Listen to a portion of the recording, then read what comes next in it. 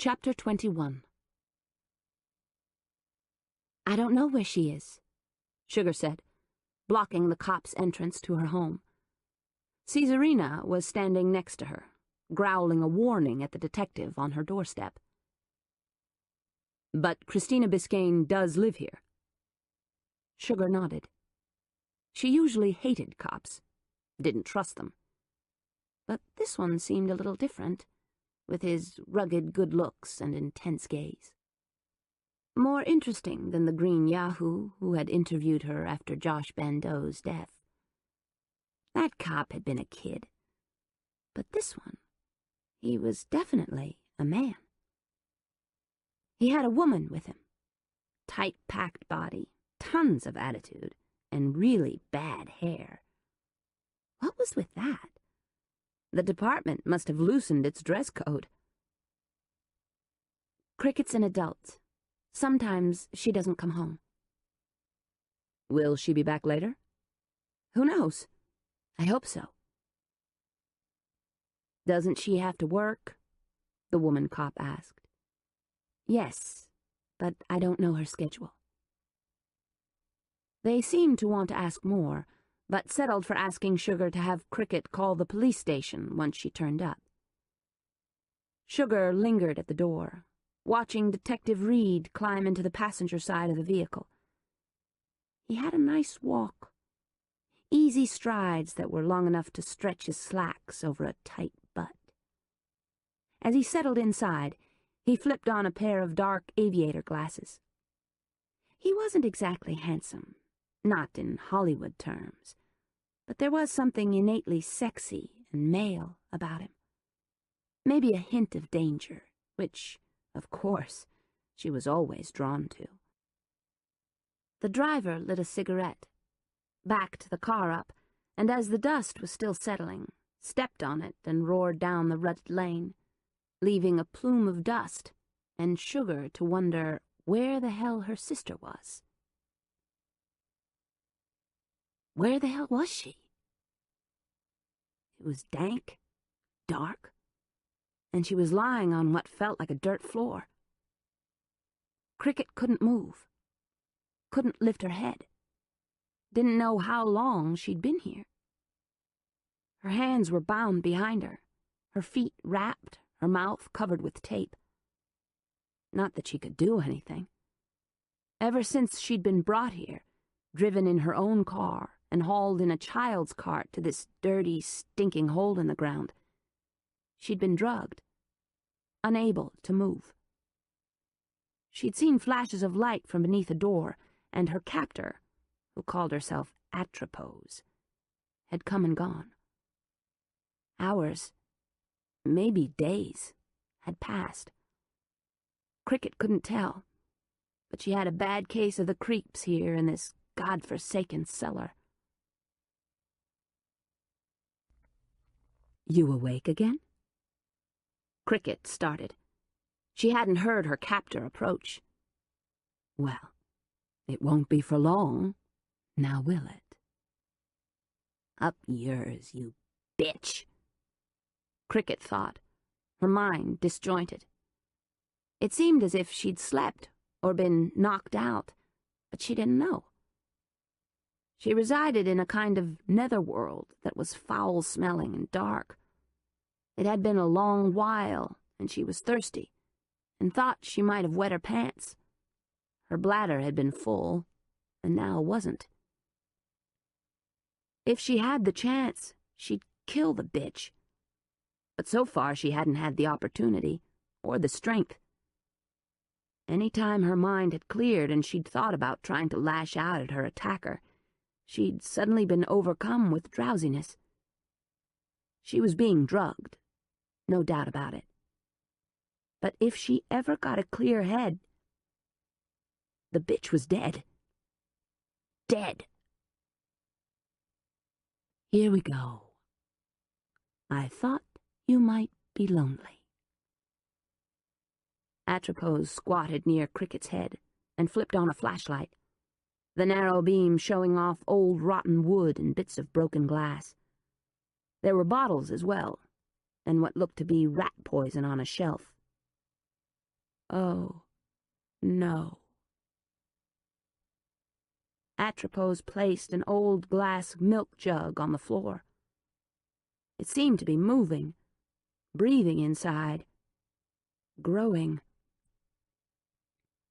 Cricket began to sweat. Couldn't take her eyes off the milk bottle. Her heart was pounding, adrenaline laced by fear, kicking through her bloodstream. Watch this. Atropos trained the flashlight's beam directly on the jar. Inside were nests of spiders, cottony-looking drifts and lacy webs, crawling with hatchlings, tiny spiders moving everywhere. Elder arachnids as well, their many eyes ever watchful, some with front legs upraised, ready to eat each other's young. I've been incubating them for weeks, she explained. Cricket began to shake. Atropos retrieved a smaller vial from a pocket in her jacket and placed it in the light. Within, atop a cotton ball, were insects. No, not just insects. Crickets. 3 or 4 of the dark bugs. Oh, for the love of God! Cricket's guts turned to water. Carefully, Atropos unscrewed the lid, and then, using a pair of tweezers, pulled one of the tiny pests from the jar. It struggled against the tight forceps, but it was no use. Adeptly, Atropos re-tightened the lid, opened the milk jar, held the cricket over it for a heart-stopping second, then opened the tweezers and let the cricket fall. Horrified, her gaze glued to the milk jar, Cricket watched the cricket land in the cobwebby pit, where it was stuck on a web. It struggled but a second. The spiders pounced. With new terror, Cricket watched the spiders fight over the struggling insect, a large brown arachnid becoming the victor and piercing the cricket's tiny body with deadly fangs. Cricket recoiled in terror. Her heart was pounding. She wanted to throw up, but she was gagged in this macabre place with its broken bottles, dark corners, and sick, sick inhabitant. Not a pretty sight, Atropos said as she tied a braided cord, red and black strands, around the neck of the milk jar, then re-screwed the lid. Ah, well, show's over. Now remember, sleep tight and don't let the bedbugs bite. Atropos flipped off the flashlight and walked up the stairs that creaked and moaned. Cricket was plunged into darkness once again, with the jar of spiders only inches from her nose. She didn't have to be a brain surgeon to guess what fate Atropos had decided for her. Tears filled her eyes. Terror stole through her heart. And, in the darkness nearby, the spiders waited. Did you do it? Did you try to murder Amanda? The horrid voice in her head, sounding so much like Kelly's, was at it again, pushing Caitlin as she drove through the city streets, distracting her so that she nearly ran a stoplight. She bit her lip, turned up the radio, and switched on the headlights. It didn't help. The damning voice couldn't be sidetracked. What about Josh? Did you kill him? It's just so damn convenient that you can't remember. You dream about seeing Josh dead and slumped over his desk.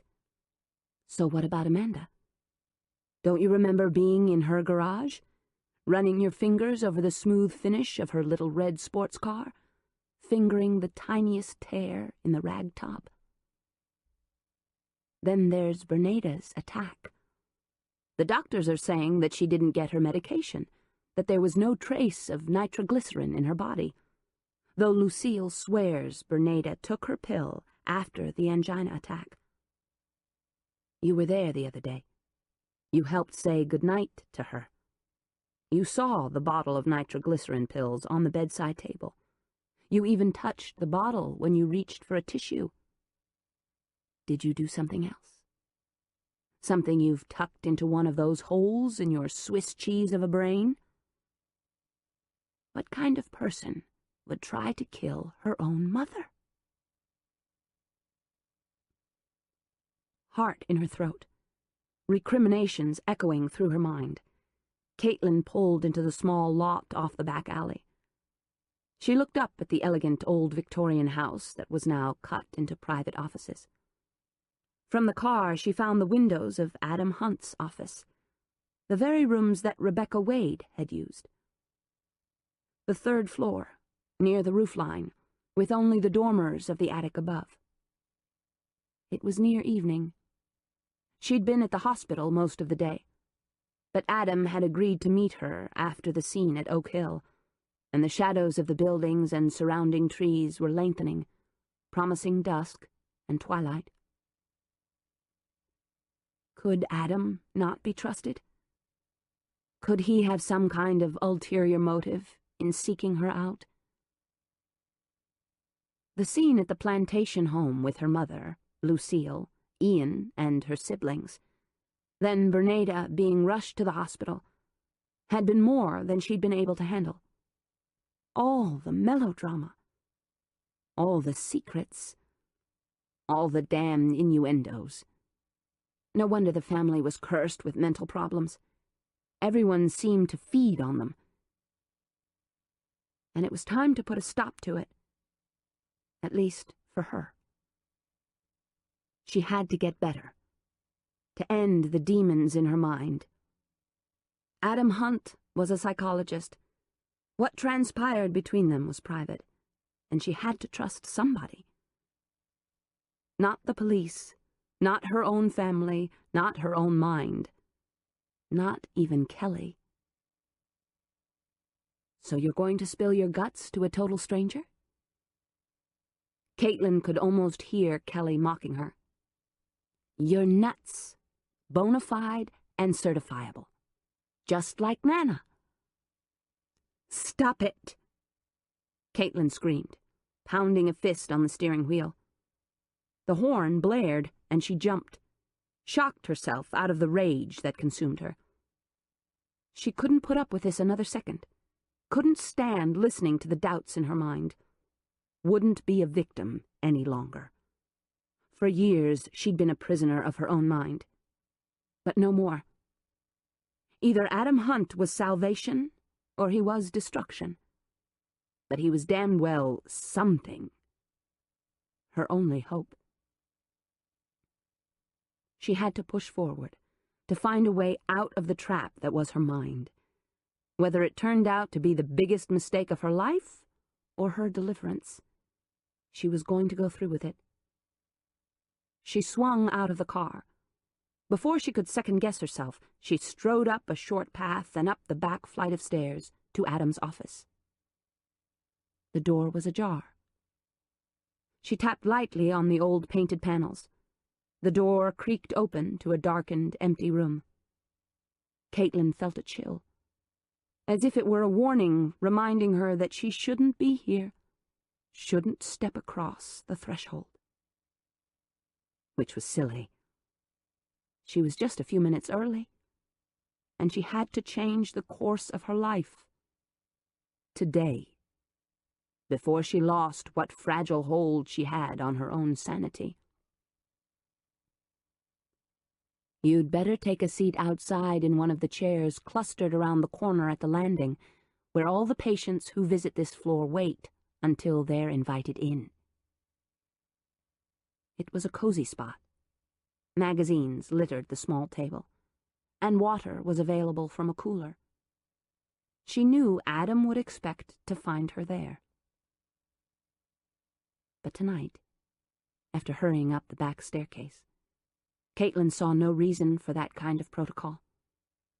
Tonight, she was a new person, bold rather than timid, forthright rather than shy. She stepped into the darkened office and noted the empty coffee cups on a small table and the crumpled tissues in the wastebasket tucked discreetly behind one arm of the couch. Were they hers from her last visit? Or did Adam have more clients? Other people he was trying to help.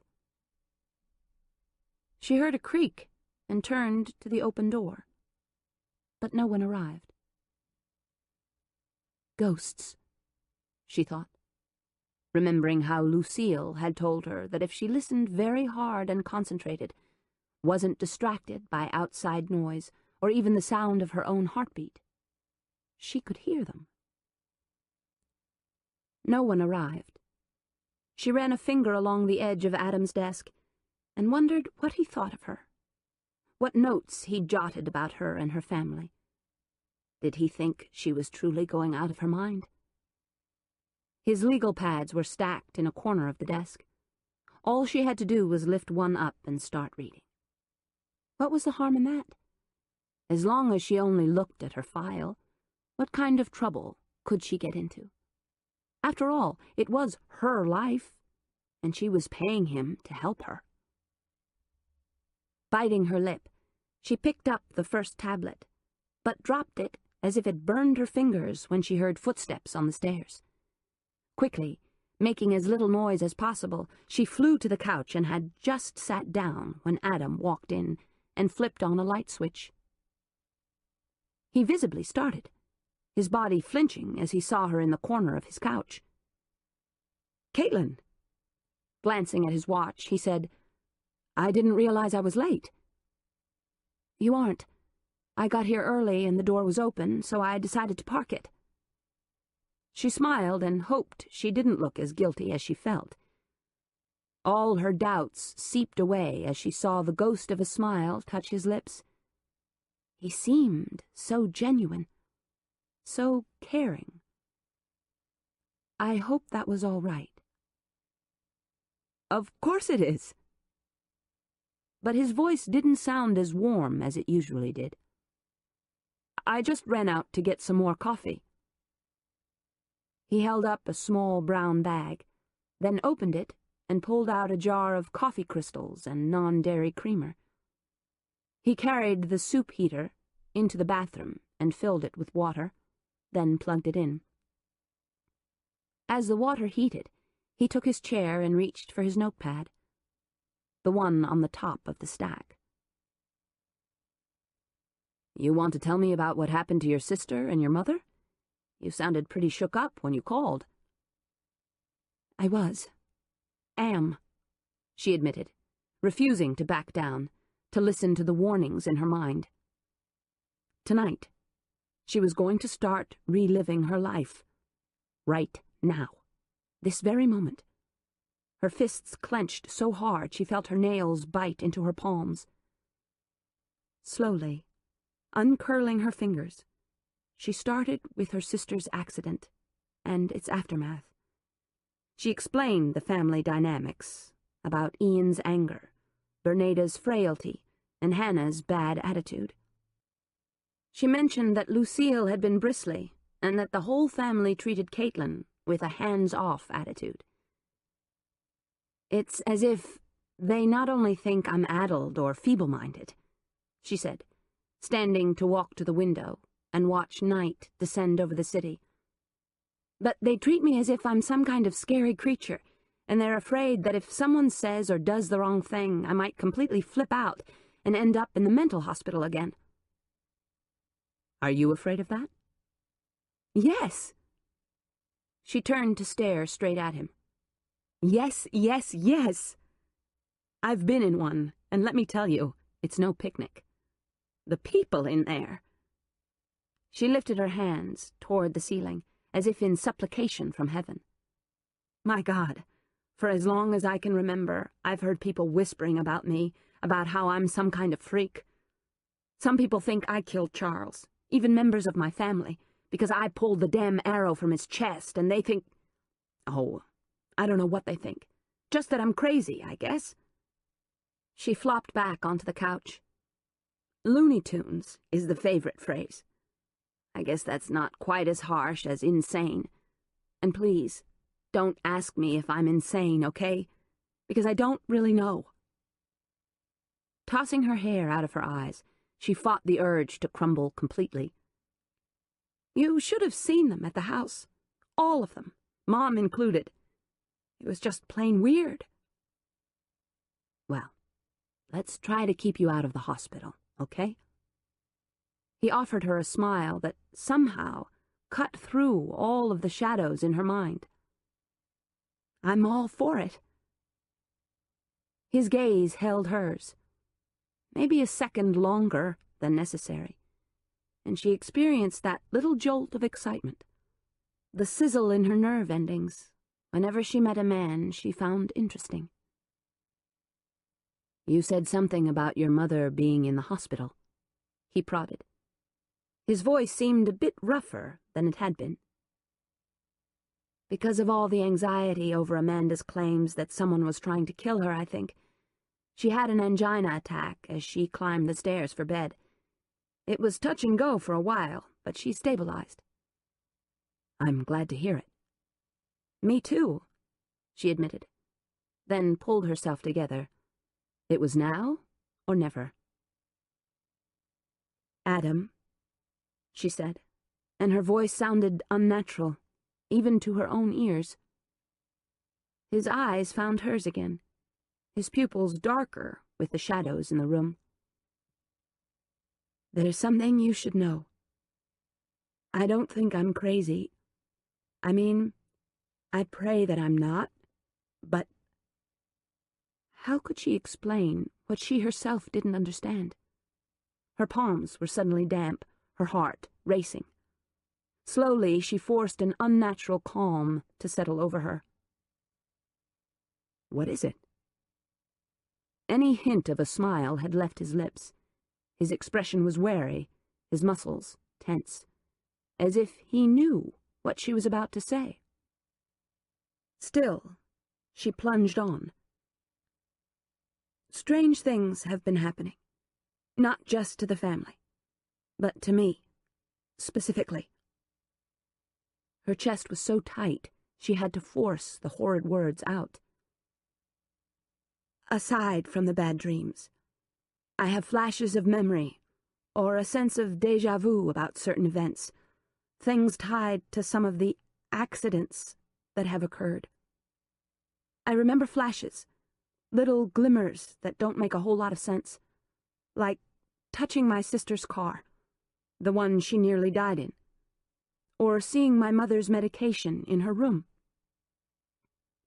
She swallowed hard and felt the quivering inside, the feeling that she was about to step into a dark void, like opening the locked doorway to the forbidden cellar stairs and taking the chance that the door would slam behind her and she'd hear the turning of a key, that she'd be trapped forever in the terrifying void.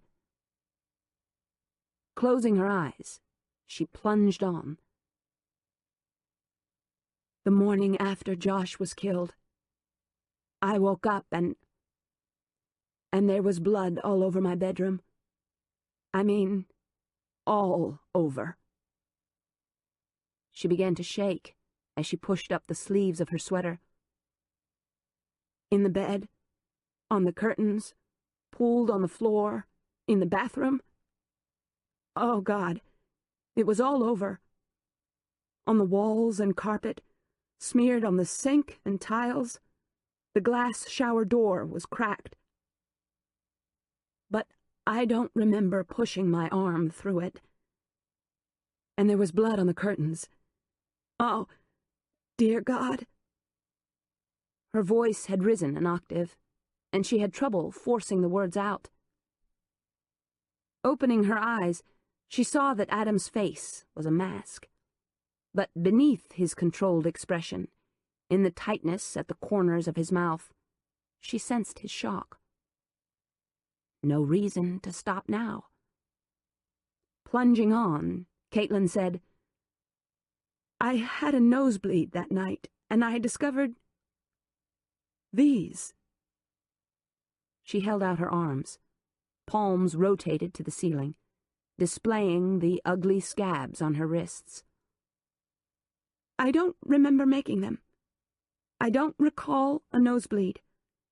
And even if I had done this, mutilated myself, I don't think I bled enough to make all that mess. And I'm afraid...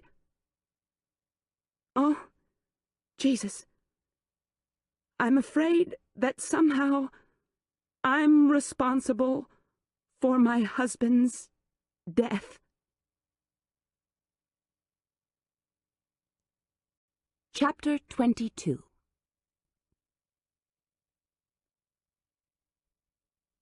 "You think you killed him?" Adam asked, the skin on his face drawing tight. "That's just it. I don't know. I don't remember. But the police are saying that my blood type was at the murder scene, and then there was the blood all over my room. I kidded myself into thinking that it was all mine, but that would have been impossible." She took in a long breath, not certain if she'd made the right decision to confide in him. "What do you remember?" His voice was gentle, not filled with accusations, no hint of judgment in his tone. She explained everything that she could, from waiting for Kelly at the bar, to drinking too much and not remembering if she'd left and gone to Josh's house, only to somehow wake up twisted in blood-stained sheets. "It's been awful. Hideous. I was scared and I couldn't stand looking at the mess, so I cleaned it up as best I could. Washed the linens, walls, bedclothes, sinks, carpets, anywhere I saw the blood. I just had to get rid of it." She plowed the fingers of both hands through her hair, fought a headache beginning to throb at the base of her skull. "I think I'm cracking up. I think I should go to the police, but I'm afraid to. Detective Reed already has me pegged as his #1 suspect." "Do you think you're capable of murder?" "No, of course not." She shook her head as she pulled the sleeves of the cotton sweater lower on her arms, covering the wounds. "But I don't know what to think. I have glimmers, little fragments of thoughts about the crime scene. In my mind's eye, I see Josh dead at his desk, and there's more." She related her feelings of déjà vu and her bits of dreams, little pieces of memory that connected her to the accidents and tragedies within her family. "And that's not all. I feel that I'm being watched, and I don't know if the police have set up a surveillance of my house, or if someone sinister is stalking me, or if it's just my own wild imagination." She let out a weary breath. "I feel like I'm running, but I don't know where I've been, and I have no idea where I'm going. It's disconcerting. Crazy-making." "You're not crazy." "Stick around. You don't know me that well." "Well enough to know you're not crazy. So let's not even go there." He was serious as he laid down his pen. "Let's take a break. This is pretty heavy stuff. Why don't we go out for real coffee or dinner? My treat, and the professional time clock will be turned off." She was wary. "I don't know." "Come on," he said. "I'm hungry. I promise we won't talk shop." Setting his notes on the desk, he stood. There's a great restaurant just around the corner. Guaranteed authentic local cuisine. We'll walk. But my treat. Come on. He was already walking to the door, jangling his keys. What could it hurt? So he was her counselor. That didn't mean they couldn't get to know each other, did it? Oh, Caitlin, this is trouble. Big trouble. But then, it wasn't as if that was anything new. Outside, he took her hand and led her through an alley and across a square to a house built 200 years earlier. Up the front steps to a reception area, where a waitress led them upstairs to what had once been a bedroom and covered veranda outside the glass French doors. Potted plants decorated with tiny white lights separated the tables. From their vantage point, they could observe the square and look down the tree-lined streets. A warm breeze carried with it the smell of the river, the warm scent of baked bread, and a trace of cigarette smoke. "Can I get you something from the bar?" the waitress asked, after she rattled off the specials. "Caitlin?" he asked, and she thought about the last time she'd had a drink. The night that Josh had died. The night her memory was riddled with huge holes. "Iced tea with sugar," she said. One side of his mouth lifted, a hint of a smile touching his eyes. "I'll have scotch. Neat." As the waitress disappeared, he glanced at the park where a few people strolled through the pools of light cast by the street lamps and the oaks grew tall and dark. Caitlin wondered who lurked in the shadows, if anyone was watching. She opened her menu, realized she had no appetite, and scanned the list of entrees without much interest. "Do you think I should go to the police?" she asked, pretending to study the appetizer choices. "I thought we were leaving all that talk back at the office." She lifted a shoulder. "I'd like your opinion." "I don't have a law degree." He snapped his menu shut and dropped it onto the table. "I think you might need a lawyer." "I'm getting one. My sister's an attorney, remember? Not criminal law, at least not anymore, but she gave me some names and I've got an appointment with one of them the day after tomorrow." "Good." This is such a mess. She felt that pressure again, the one that felt like a 2-ton weight on her chest, the one that didn't allow her to breathe. Adam reached across the table, placed one hand over the back of hers. His eyes were dark with the night, his pupils dilated. The hand over hers was warm, calloused, strong. It gave her more comfort than she expected, more than she wanted. "It's time to relax," he said softly. "We'll figure it out." "Will we?" "Yeah." Again the hint of a smile in a jaw that was darkening with beard shadow. He was handsome, not in a bold, rugged way, but more quietly good-looking. Not the first man you would notice in a room of strangers, but one you might gravitate toward, one you would trust, one, if you looked beneath his aloof veneer, was a strong, passionate man with a few secrets he kept locked away. "Do you have any other patients?" she asked, withdrawing her hand as the waitress, a slip of a girl with streaked blonde hair and a mouth too big for her face, returned with their drinks. "Have you decided?" she asked.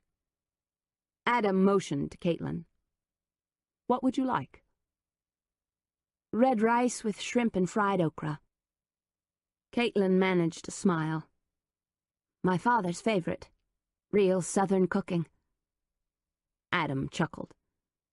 "And I'll have pork chops with cornbread and country gravy." "Anything else?" the waitress asked. Wine? Adam lifted an eyebrow in offering, but Caitlin shook her head. Couldn't take the chance. Maybe a slab of praline pecan pie for dessert. Adam stage whispered to the waitress as he handed the girl their menus. I'll see to it. She sauntered to the next table. For the first time since Josh had been killed, Caitlin felt safe, could unwind a bit. Adam made a couple of corny jokes, caused her to laugh, and she managed to quit worrying, at least for a while. By the time the waitress returned with steaming platters, Caitlin's appetite had returned, and she dug into the plate of spicy rice and succulent okra. I think I owe you an apology, Caitlin said when she caught him observing her. For? Being a wet blanket. This, she gestured to the veranda and restaurant, was a great idea. I thought so. I think I could make it even better, she said as she sipped her iced tea. How so? We could play doctor. She lifted her eyebrow in a naughty invitation, and when she saw him turn serious, added, I'll be the doctor, and you be the patient. He set down his fork. Caitlin? I'm talking about the kind of doctor you are. You know, a PhD. My turn to psychoanalyze you for a change. Oh, he grinned. You did that on purpose. Gotcha. She laughed.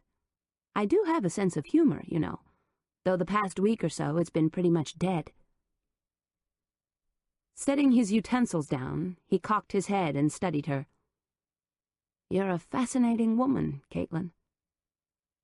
You think? She teased, but was flattered. Complex. I'm the doctor, remember? My turn. She pointed her fork at his chest. Turn it off for a while. You know, the trouble with psychologists is that they're always working. Every time they meet someone, it's like a new case study ready to be pounced upon. That's a pretty general statement, but true. He lifted a shoulder, and she saw the amusement in his eyes, the slight upturn of the corners of his mouth, the intelligence etched in the features of his face. Okay, doctor, what do you want to know? First of all, have you ever been married? The smile tightened. Once. It was brief, a long time ago. As I said before, no kids. You ever see her? Rarely. Any steady girlfriend? At the moment? He shook his head. No. Remember, I just got into town. But I thought there might be a woman waiting for you at home. In the Midwest? No. No woman waiting. I thought you might have been running from something. Some deep, dark, shady past. And that's why you're here. Maybe I was running to something. What? That remains to be seen now, doesn't it? He teased, his smile stretching more widely now that they were out of dangerous conversational territory. Maybe it was kismet, or fate, or the alignment of the planets. You think? She asked, amused. Who knows? But I am here, and right now I think it might have been one of the best ideas I've ever had. I mean, how great is it to be sitting outside in Savannah, eating fabulous food and spending time with a fascinating, beautiful woman? One who told you she can't remember if she was involved in her husband's death, she reminded him, and some of the magic of the evening seemed to dissipate. Hey, for the rest of the meal, let's put that aside. It's not as easy as that. Try. He motioned to the waitress and ordered the pie with ice cream and 2 forks. Just a few more minutes. Okay. And she did her best, laughing, joking, letting him feed her a bit of the sweet confection, looking into the dark square across the street and trying not to imagine hidden eyes staring at her from inky hiding spots. She was safe with Adam. She trusted him, and when he paid the bill and refused to let her help, she didn't fight him. Together they walked to his office, and when he took her hand as they cut through a back alley, she didn't fight him. They reached her car, and she felt a little disappointed that the evening was over. "Maybe you should come by tomorrow," he suggested. "We can discuss anything you want. And you have my home number, right?" "On your card in my purse." "Good. You can call me any time." They were standing beneath a security lamp for the small parking area. He squeezed her fingers. "Any time." "You might regret those words." "I don't think so." His teeth flashed white against his dark skin. His eyes found hers, and her breath stopped short in her lungs. He was going to kiss her. She was certain of it. A tingle of excitement swept up her spine, and he leaned down and brushed his lips against her forehead. "Take care." He opened the car door for her. "You too." Ignoring the open door, she stood on her tiptoes and put her face next to his. "Thanks for a lovely evening." She pressed a quick kiss to his lips and then slid into her Lexus. While he was still standing there, looking stunned, she slammed the door shut, jabbed her key into the ignition, and put the car in gear. She backed up, waved, then nosed into the alley. She was grinning at her reflection in the rearview mirror when she glanced back and saw him standing just where she'd left him under the street lamp. Kissing him had been a bold move. Unlike her. But then, she was doing a lot of things that weren't like her these days. And she loved it. Bernada opened a bleary eye. For a moment she was confused by the quiet surroundings. The only light was from a few backlit fixtures in the outer hallway. Then, slowly, she remembered that she was in a hospital, sleeping on an uncomfortable bed, tubes running in and out of her body. Her mind was sluggish, her thoughts not running in any particular order, except that she wanted to go home. To the big plantation home that spoke of more genteel times, to her own room, her own bed. She wanted Lucille to wait on her. Lucille was patient and kind, unlike some of the snippy young things that poked and prodded her all the time in the name of health care. What was she doing here in this private room? Another spell? Yes, that was it. Or was it?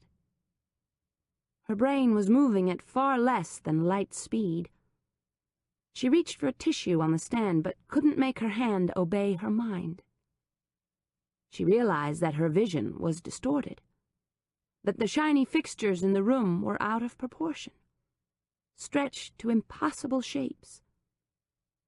She licked her lips, and her tongue was thick. Whatever they'd given her was powerful. She needed more sleep. That was it.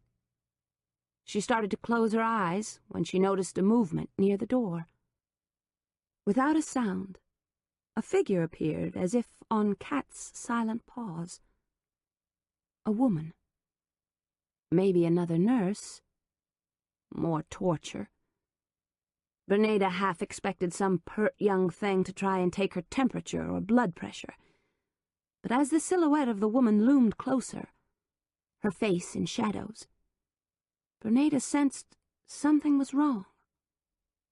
Squinting against her blurred, distorted vision, she started to say something, but as swiftly as a cottonmouth striking, the woman pulled something from behind her back. A pillow. Bernada opened her mouth just as it was covered.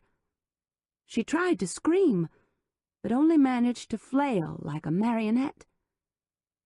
The woman was strong, surprisingly so, and Bernada was weak and drugged. "Help me!" She silently screamed as her lungs burned, feeling as if they would burst. Pain screamed through her body, and the angina kicked in, the heavy oppressive weight on her heart reminding her of her condition. She tried to gasp for air and felt the cotton cover of the pillow pushed down her throat. No, this couldn't be happening. Who was trying to kill her? The edge of the pillow partially covered her eyes, and her eyesight was already warped. But as her attacker pressed harder on her chest, shoving the horrid pillow over her nose, as her lungs turned to fire, Bernada caught a death's eye vision of her murderess. A familiar, if distorted, face. "I am Atropos," the killer whispered harshly against Bernada's ear. "And you have met your fate." Chapter 23. He woke up covered in sweat. His cock was rock hard, his skin drenched, his breathing erratic. Adam threw off the covers and walked into the bathroom, where he found a washcloth and wiped it over his face. He'd been dreaming, and in the dream, he'd been with Caitlin, kissing her, touching her, nearly making love to her. He'd wanted her as badly as he'd ever wanted a woman. But it was only a dream. The vision of her lying on a chaise lounge on the deck of a sleek cabin cruiser had been nothing more than a figment of his imagination. She'd been naked, aside from a pair of sunglasses. Her skin had been gleaming in the hot tropical sun, and she'd looked up at him with a sly, seductive smile. He'd been walking on the oiled teak planks. He, too, was naked, ready and knowing that she wanted to make love to him. He'd reached her and knelt, kissing her belly button as she'd moaned and arched upward. Her skin had tasted salty. Her flesh had been warm. He'd slid upward and run his tongue over a hard, expectant nipple. "Oh," she'd moaned, and he'd looked up to her face, watched as she'd languorously removed her sunglasses and stared at him in amusement. Except that when she'd uncovered her eyes, she was no longer Caitlin Montgomery Bandeau, but Rebecca, and the smile that had curved her lips had turned to stone, her eyes growing glassy, her features waxen, her body as cold as marble. Now, as he stared into the mirror, he faced what he'd feared for weeks. That Rebecca wasn't off on one of her flighty sojourns, that she hadn't even left him to find a new lover, that, in fact, there was a very real possibility that she was dead. And the answer was tied to Caitlin. From all the notes Rebecca had written, he'd pieced together that Caitlin Bandeau was Rebecca's most fascinating client, that she was planning to do more research on her and her twin sister Kelly. But the information was spotty, tantalizing, but incomplete. Pages and pages were missing. Wrapping a towel over his neck, He walked into the den. It was 4 in the morning, but he wasn't tired. He pulled out his desk chair and turned on his computer. Caitlin's image came to his mind as the machine whirred to life. He imagined her dark hair spread upon a pillow, her face turned up to his, her skin as soft as silk. Oh, hell. It had been too long since he'd been with a woman. Way too long. Turning his thoughts away from the provocative image, he checked his email. He was hoping for word that the hard drive he'd taken to a private company could be reconstructed, that any information that had once been stored on it might be retrieved. So far, his friend at the company hadn't responded. So he'd have to wait. But he was running out of time. Soon he'd have to come clean with Caitlin, with the police, with himself. Because he was getting in far too deep. His involvement with Caitlin had already gone past the bounds of professionalism. He was skating on thinner and thinner ice. Soon it would break and he'd be plunged into the black oblivion, a whirlpool of emotions dragging him under. He found her intriguing. Extremely so.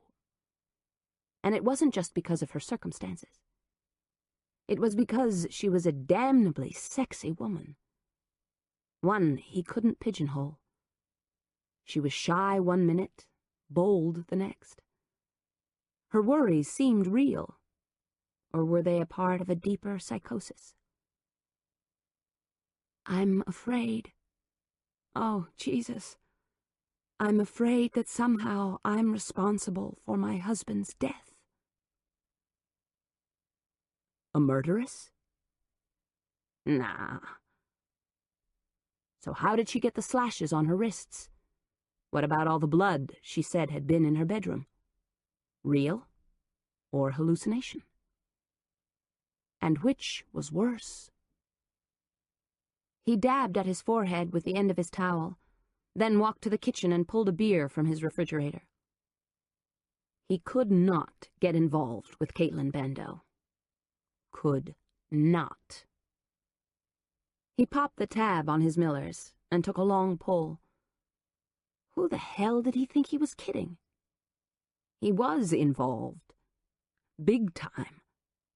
It was already too late.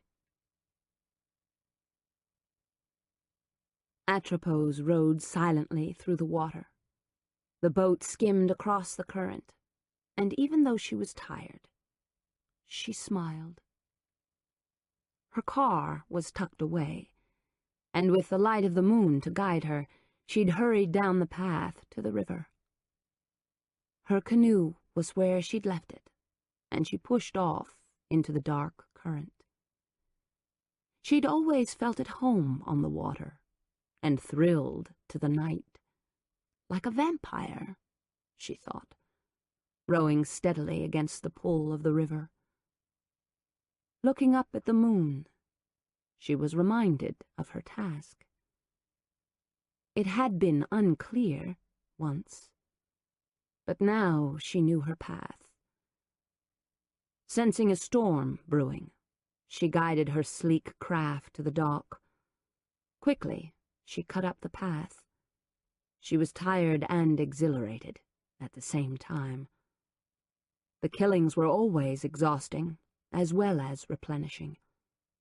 But she needed a little time to rest, to consider what she'd done, to reflect.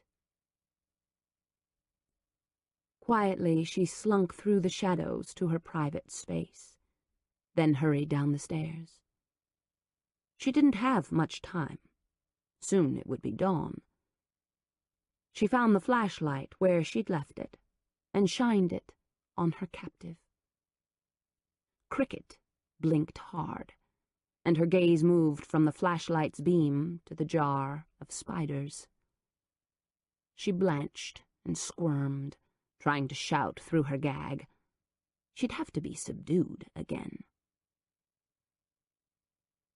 I took care of another one, Atropos said, reaching into her pocket and withdrawing a life cord. Cricket froze. Bernada.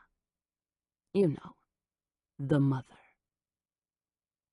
Atropos sighed and shook her hair over her shoulder. She could use a cigarette, but not yet. Cricket was squirming away on the dirt, trying to put distance between herself and the milk jug.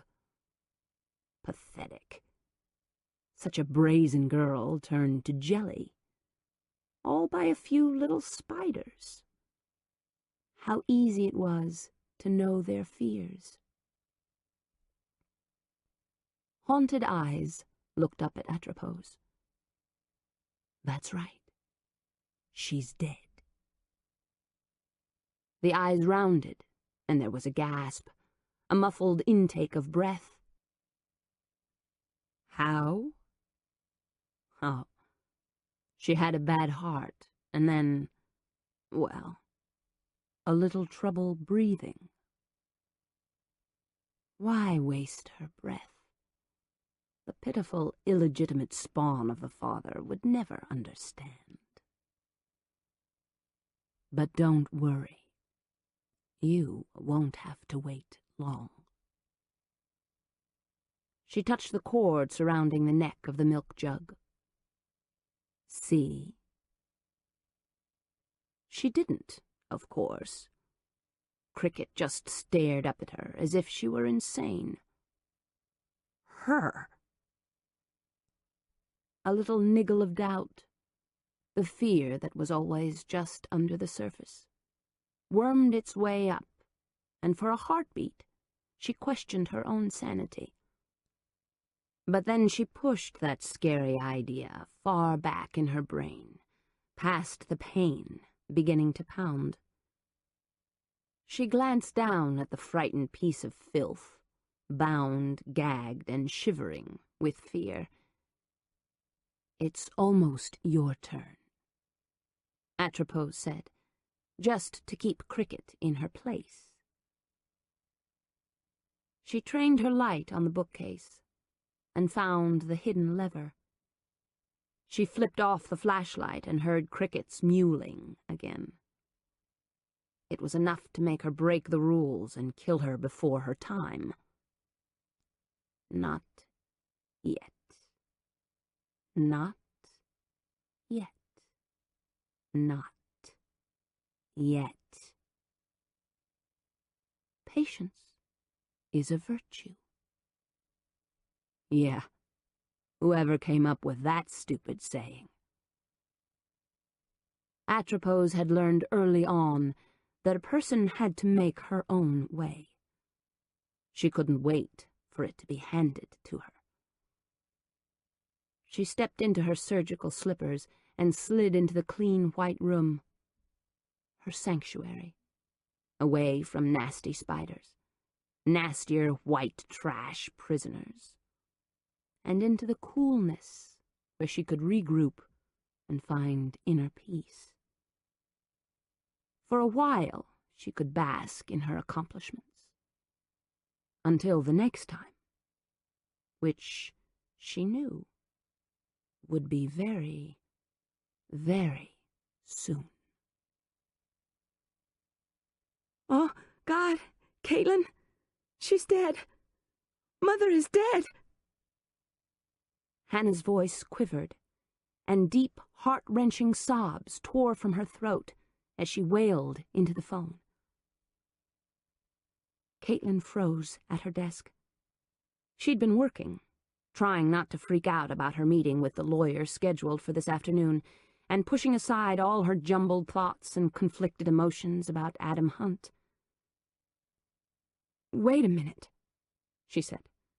She couldn't believe what she was hearing. Steadied herself against her desk. Just calm down. There had to be some mistake.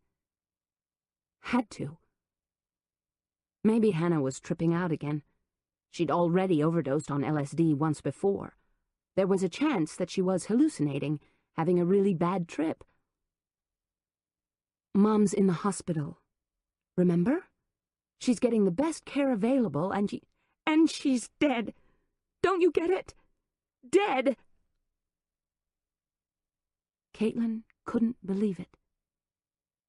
Yes, her mother had been frail, but Bernada was in the hospital where she was monitored as she recovered.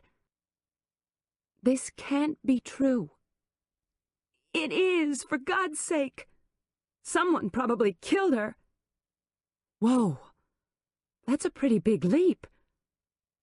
Caitlin was still trying to sort fact from fiction. Is it, Caitlin? You really think so? Haven't you been paying attention to what's been happening? Hannah was frantic, her voice rising. Look, I know she was okay. Stable. That's what the doctors and nurses at the hospital said. And then... Troy got a call from East Side this morning. The doctor in charge, I can't remember his name, and he claims that Mom died in her sleep. Why? How could that happen?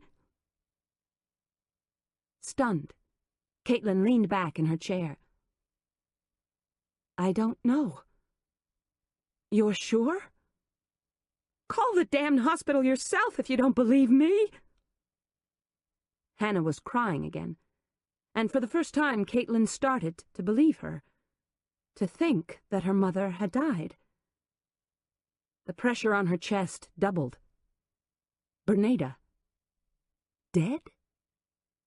Was it really possible? She was sick. Maybe she just passed away. Oh, yeah, right. Hannah sniffed loudly. I think someone helped her along. Why didn't the fucking nitro pills work at home, huh? And Amanda, someone just happened to run her off the road the week after Josh was killed. No, this is being done on purpose. Someone's picking all of us off, one by one.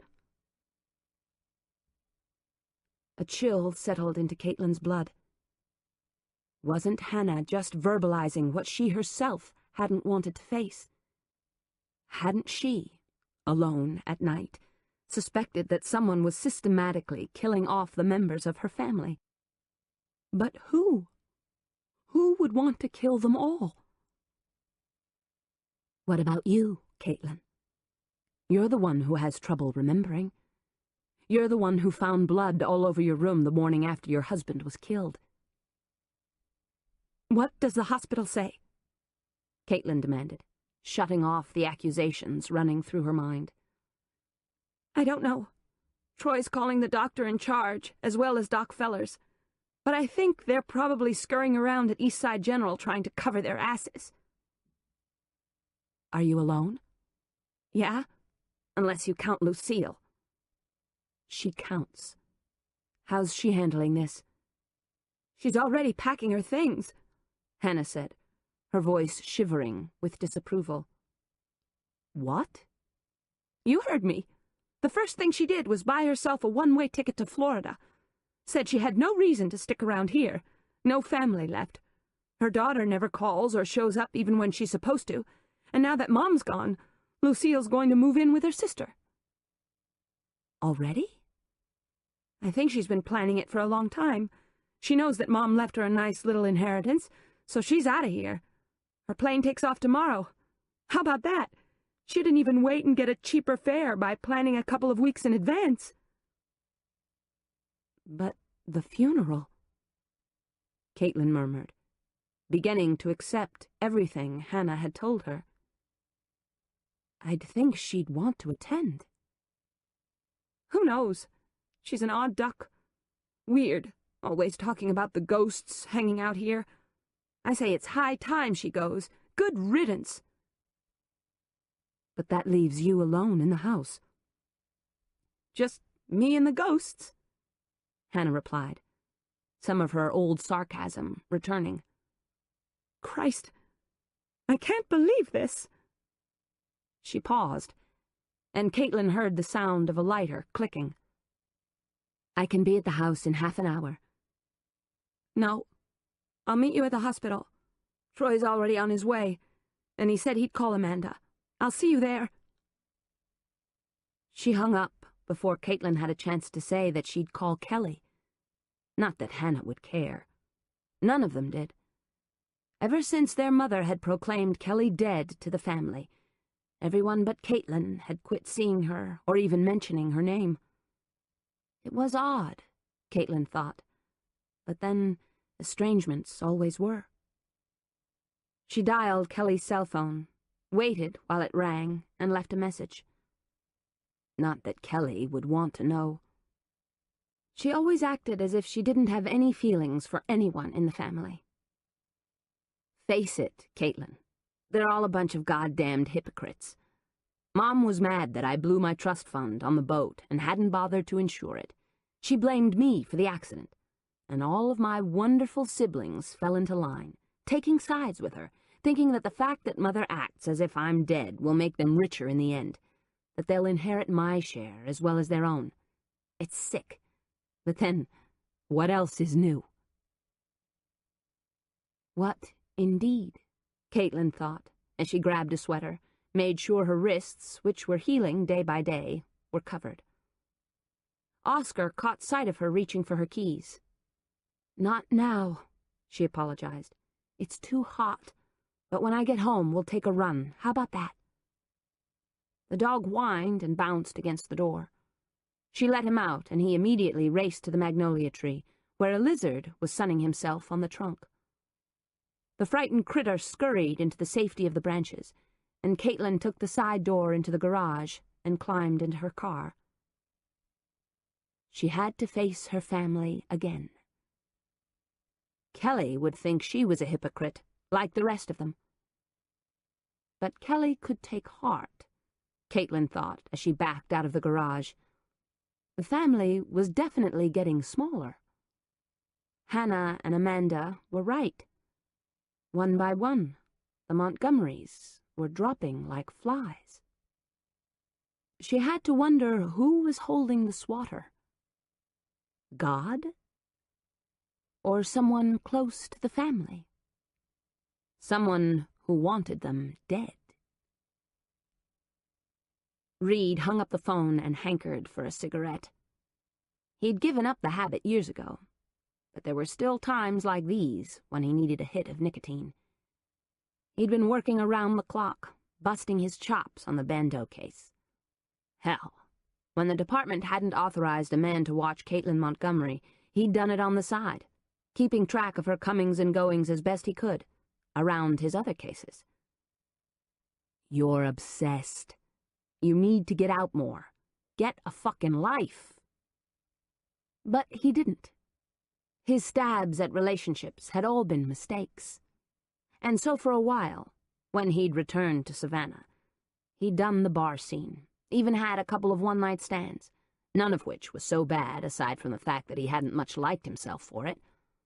The sex had been fine at the time, but like cheap whiskey, had made him feel tired, worn out, and just plain old the morning after. So he'd sworn off. Didn't need the bloodshot eyes and recriminations. How many times could he say, "I'll give you a call," when he knew, even after too many drinks, that he was lying through his teeth, that one roll in the sack was all he wanted? Maybe he should take up bowling, or golf, or even rock climbing. Just something. He rubbed 2 days' growth of beard, down the rest of a cold cup of coffee, and decided to mosey on over to Kathy Okano's office. Hit her face to face with questions. She'd been the one pushing the Bando investigation, and now she was backing off, like a virgin in the back seat, all ready to go until the moment of truth. He cut through the offices and down a short hallway, and was about to step into her office when he was roadblocked by her secretary, Tanya, who looked like a card-carrying member of the World Wrestling Federation. Tons of makeup, black wild hair, sharp tongue, and a sculpted, slightly bulging and, in Reed's estimation, not very feminine physique. She took off. Where? Had a lunch date, the secretary said. But I was just on the phone with her. That explains the mad dash out of here, Tanya said. I'll tell her you stopped by. Thanks, he groused, stuffing his hands into his pockets and jangling his keys. He made his way back to his office and picked up the pace as he heard his phone. He snagged the receiver and heard Morissette's voice breaking up a little on her cell phone as she swore at, he assumed, another driver. God damn asshole! I should write you up. For what? Reed asked. Hey, you heard the news? She asked over the roar of background noise. The police band was crackling, and the sound of traffic rushing by competed for airspace. Bernada Montgomery kicked the bucket last night. The mother? Yeah. She's admitted to Eastside General for heart problems, and within 24 hours, she croaks. How's that for bad luck? Hey, watch it! That old lady cut me off! Son of a bitch! You'll live. Tell me about Bernada Montgomery. Don't know much, but the hospital is in an uproar. It looks like Bernada didn't just die in her sleep. She struggled. There's speculation that someone slipped into her room and killed her, either suffocation or drugs. Shit. He remembered Amanda Montgomery's warning that someone was trying to knock off the members of her family. It was beginning to look like she was right. Meet me at the hospital. I'm already on my way. He reached for his jacket as he saw a movement from the corner of his eye. Turning, he spied Sugar Biscayne, some of her bravado from the day before, missing. Detective Reed, can I talk to you a minute? He checked his watch, more to make a point than to note the time. Sure, come in. He waved her inside. She was a pretty woman, and wasn't afraid to flaunt her assets. A tight T-shirt sprinkled liberally with sequins stretched over impressive breasts and was cropped short enough to show off a nipped-in waist. Her long legs were accentuated by platform sandals and shorts that barely covered her ass. It's about my sister, Cricket. You wanted to talk to her, and I blew you off. Well, the truth of the matter is that I haven't seen or heard from her for a couple of days. That, unfortunately, sometimes happens, but with all that's been happening lately, I'm worried. Have you called her friends? Boyfriends? Sugar nodded, and he noticed that her hair barely moved. Platinum blonde. It feathered around her face and down her shoulders. Have you filed a missing persons report? No. I thought I'd talk to you first. I'm listening. She sat in a side chair and crossed her long legs. I'm not going to bore you with family history. You know that we're related to the Montgomerys, and that they've been having a passel of trouble. That's why you were at the house the other day. You also know that we're suing the family for part of our grandfather's inheritance. He died a long while ago. Why sue now? Because it's all caught up in trusts with provisions and all. Some of it was distributed, but some wasn't. It's held until all of his children and their spouses are dead. Reed perked up his ears. So it's just a matter of time. Both of his legitimate children, Cameron and Alice Ann, are dead already, as is Bernada and my mother, who was his illegitimate daughter. Ugly word, illegitimate, she muttered, and her foot started to swing, bobbing up and down, the heel of her sandal slapping her foot. Anyway, we hired an attorney, Flynn Donahue, to help us claim what we think is our rightful share of the estate. What does this have to do with Cricket? I'm not sure, but I've been getting some threatening calls at home. At first I wrote them off. I work at a club downtown, and there's a certain amount of risk involved. Weirdos who follow you home or get your number or address. I'm pretty careful, don't give any information out, and neither does the owner of the club. But there are ways around that. If a creep really wants the information and has any brains at all, it's just a matter of bribing one of the employees, or taking down my license plate information, or whatever.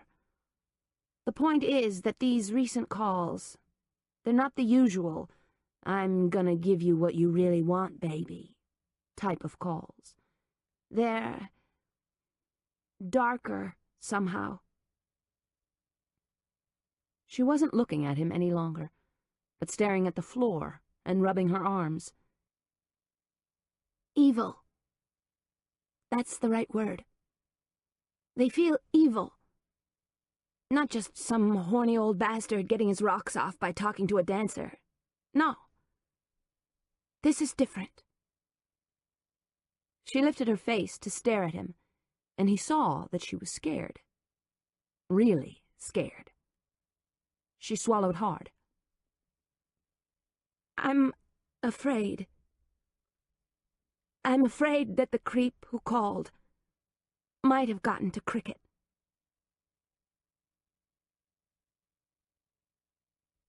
Chapter 24.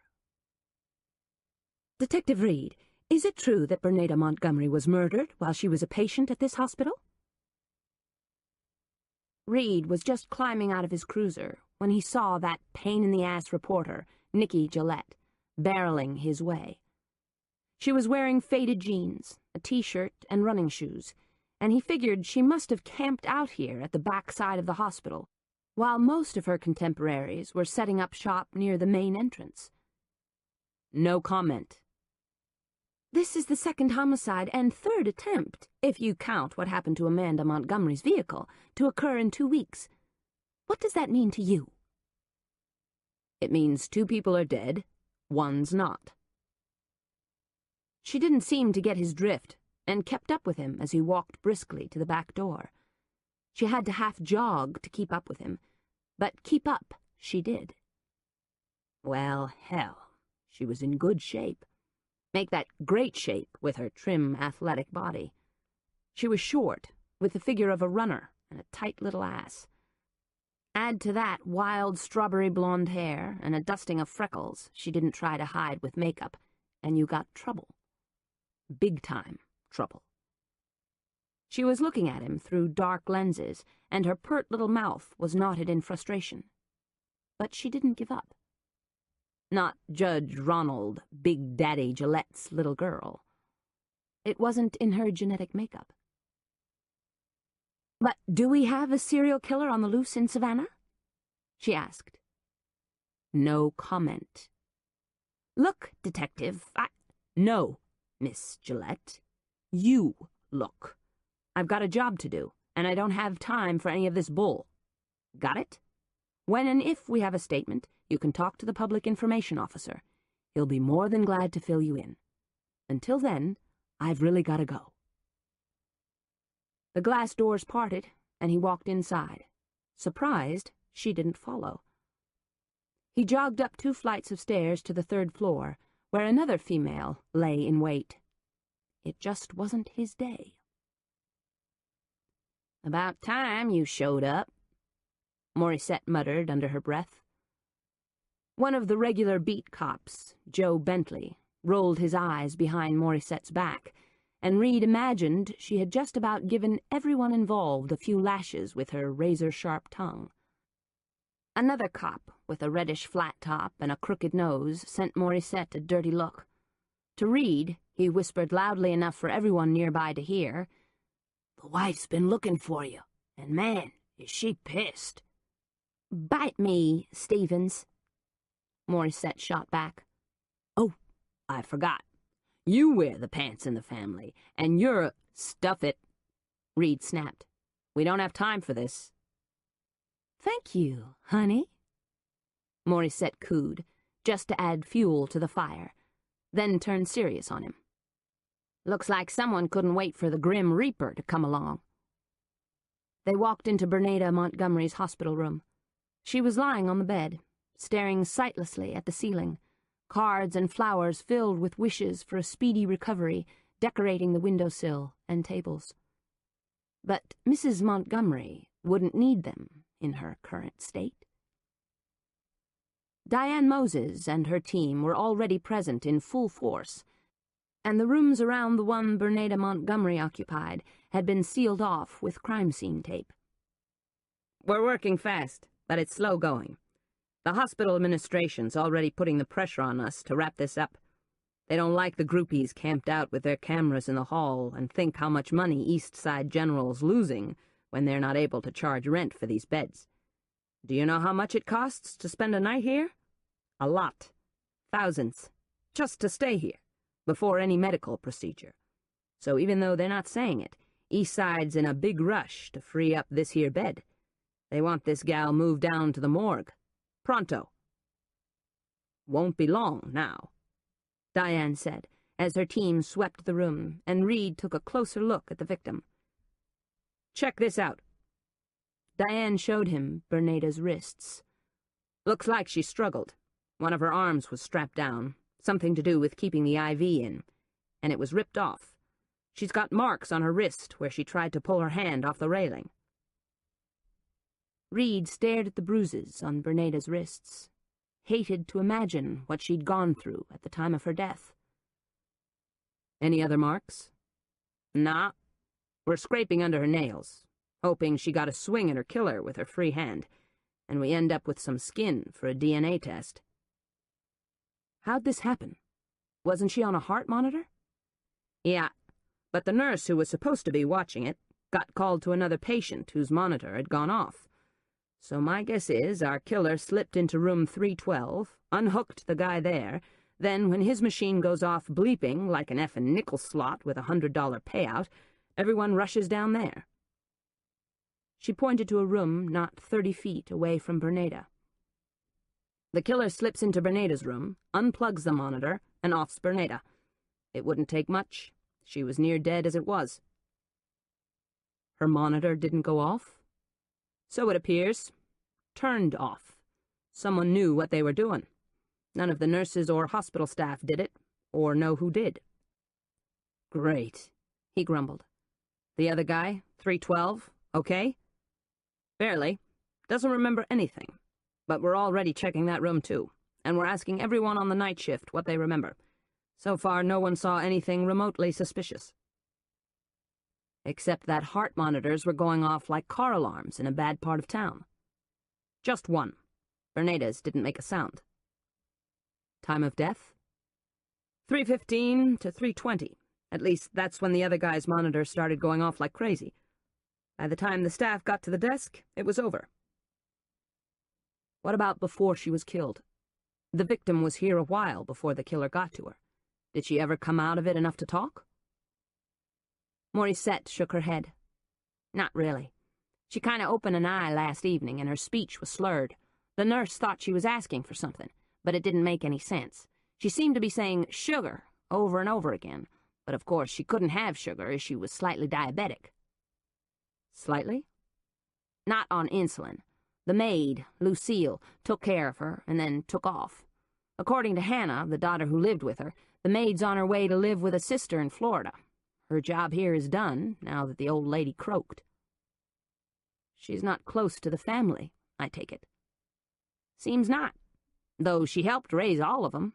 From what I understand, she'll get a cut of the estate. Maybe that's the cause of the current friction." Reed didn't like it, especially when he considered that according to Detective Montoya of the New Orleans Police Department, Lucille's daughter was missing. "Is she coming back for the funeral?" "Who knows? I chalk it up as weird, but then everything about this case is." He wouldn't argue that particular point. "So is the family still here?" "Gathered in the waiting room. I thought you'd like to talk to them." "That I do." He followed her down the hallway to the room in question. As she'd said, the Montgomery family was waiting. And none too happy about it as they slumped on uncomfortable couches, their features tortured with grief. All eyes looked his way as he opened the glass door. "I told you," the oldest, Amanda, said as he stepped into the private area. I told you this would happen. She'd been standing near a potted palm and practically flew at him when he showed up. The bruise over her eye had turned a shade no amount of makeup could hide, but other than the obvious discoloration, she seemed to show no ill effects from her accident. Well, aside from her current state of agitation. Reed was willing to bet the wreck didn't have much to do with that. Amanda Montgomery Drummond was just hardwired in a natural state of turmoil. "Look what happened," she insisted. "Mother's dead. My God, are you guys ever going to catch this creep?" "We're doing our best." "Well, it's not good enough. Can't you see? You're running out of time. Whoever is doing this is stepping up his pace. I think we'd be better off hiring a private investigator." "Amanda, calm down," the brother, Troy, ordered. He sat on a corner of the couch, hands clasped between his knees, his face a mask of grief. His shoulders drooped, and he looked as if he hadn't slept for days. "Don't tell me what to do. Someone killed our mother, and I think a PI would be a good idea. Obviously, there's a maniac loose, and he's picking us off one by one. For some reason, he's got this thing for the Montgomerys. None of us are safe." The youngest one, Hannah, was sniffing loudly and wiping at red-rimmed eyes with a tissue. Huddled in a corner near Caitlin, she eyed Reed as if he were the enemy. Caitlin visibly tensed at the sight of Reed. Dry-eyed, she stiffened as he approached. "I'll need to take statements from all of you." "Oh, great. Because you think one of us did this?" Amanda checked her watch. "I do have a job, you know, and there are people who need to be contacted and a funeral to be arranged." Her throat caught at that, and some of her tough-as-nails exterior crumbled a little. "I wish Ian was home." "Just bear with us. I know it isn't easy, but we are trying to figure out what's going on," he said, trying to keep the frustration from his tone. These people weren't the only ones feeling the pressure. He wanted to put an end to this immediately. "Let's start with you," he said to Caitlin. He reached for his pocket recorder, and Morissette opened up her notepad. They'd take the statements, one at a time, add them to those already extracted from the hospital workers, and try to narrow the field. "Where were you last night around 3? "I feel badly about Mother, in a way, but I'm not coming to the funeral, so please, don't try to talk me into it. I would have called, but I knew I'd get a guilt trip about why I should show up." Kelly's curt email message was waiting for Caitlin when she got back from the hospital. It had been grueling, talking to the police when they were treating her like a suspect, then battling late-afternoon traffic that had been stalled for an accident. She'd had the sunroof open and the air conditioning on and still baked, only to arrive home to this. Great. So much for mending fences. Didn't Kelly get it? Mother was dead. As in forever. Everything else seemed small in comparison. Gone. Forever. Caitlin's heart twisted, and she blinked back tears. She'd made it through the damned interview with Reed, hadn't broken down, had maintained her cool. But now, driving home, she was beginning to fall apart again.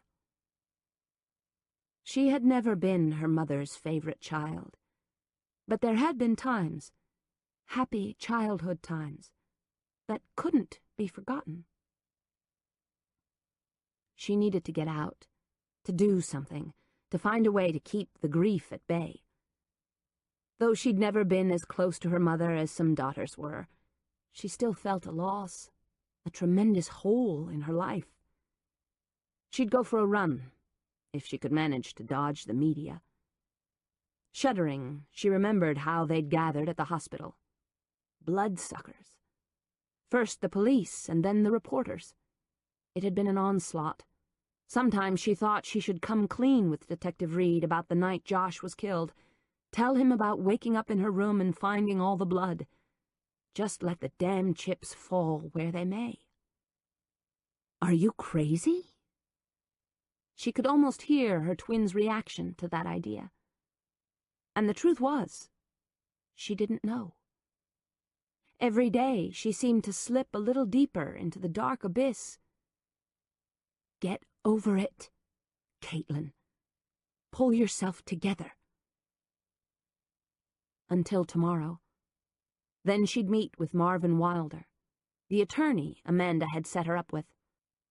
He'd advise her on what her best course of action should be. She sat in her desk chair and clicked off the computer. "I didn't do it.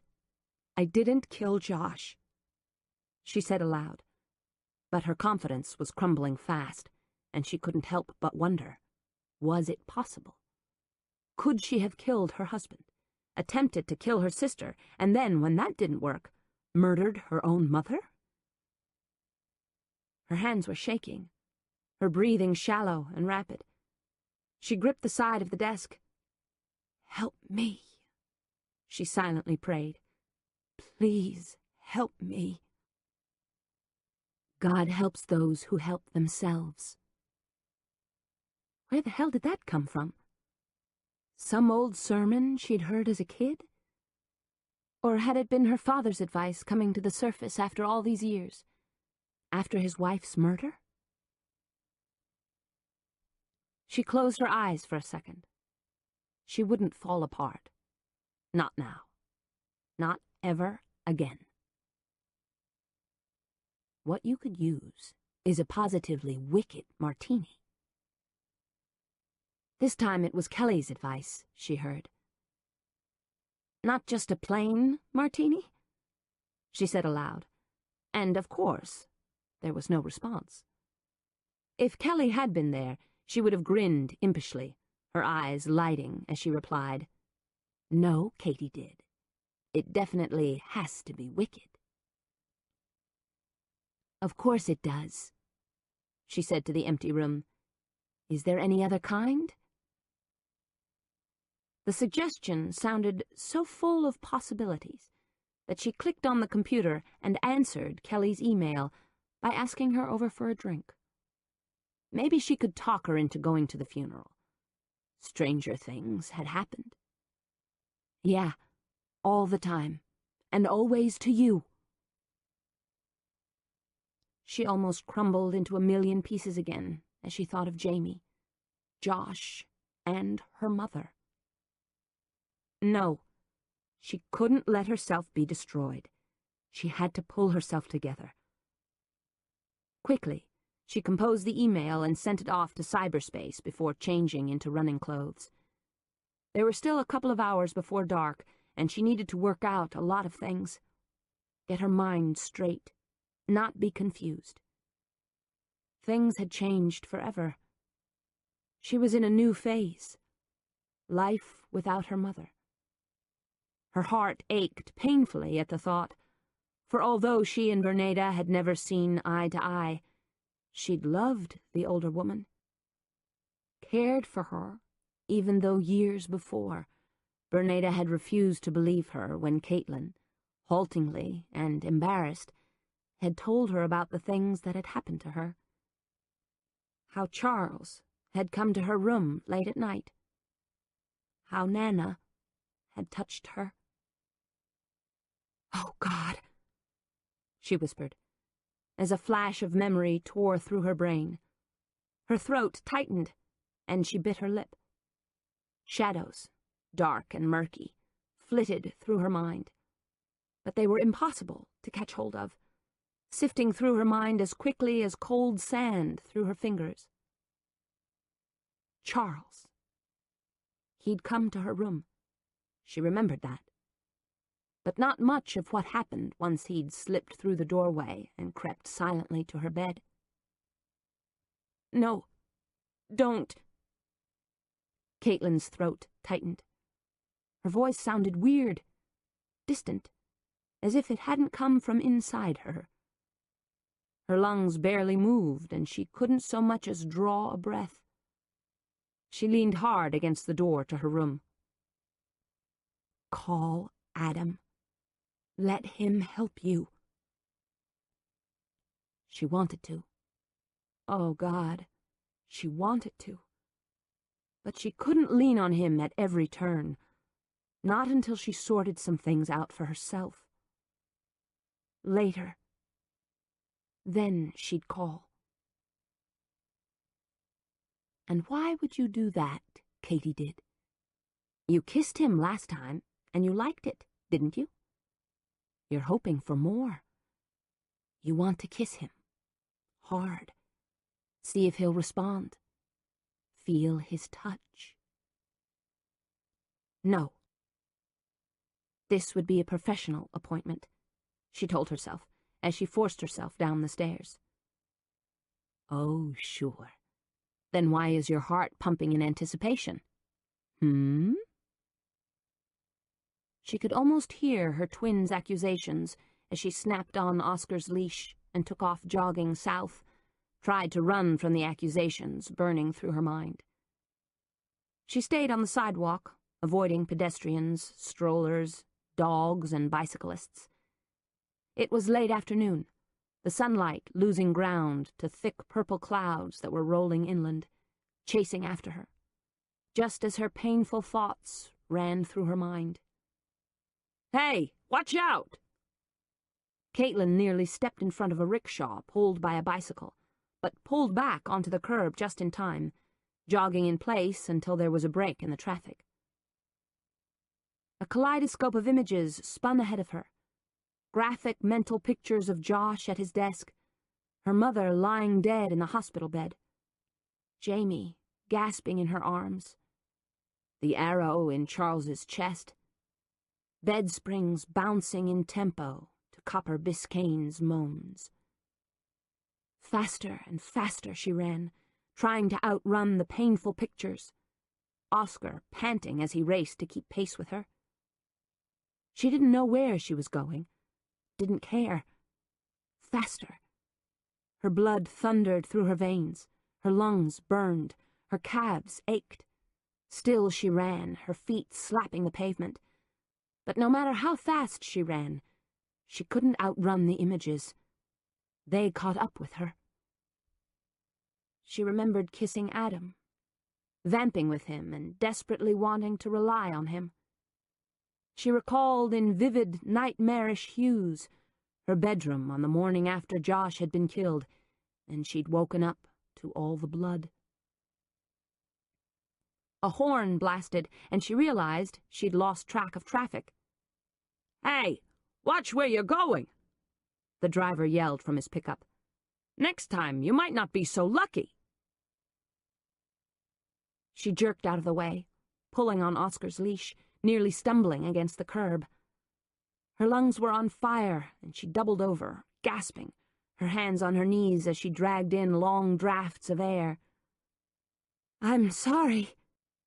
She apologized to the dog, and finding a couple of crumpled bills in her pocket, tied him to a parking meter and went into a corner Quick-Mart, where she bought a bottle of water. What are you running from? Katie did. Is it what happened to you? Or is it that you can't face who you really are? What you've done? No, she whispered. Outside again, she opened the bottle, took a long swallow, and knelt near her pet. Here you go, she said, helping him drink by holding some of the water in her cupped hand.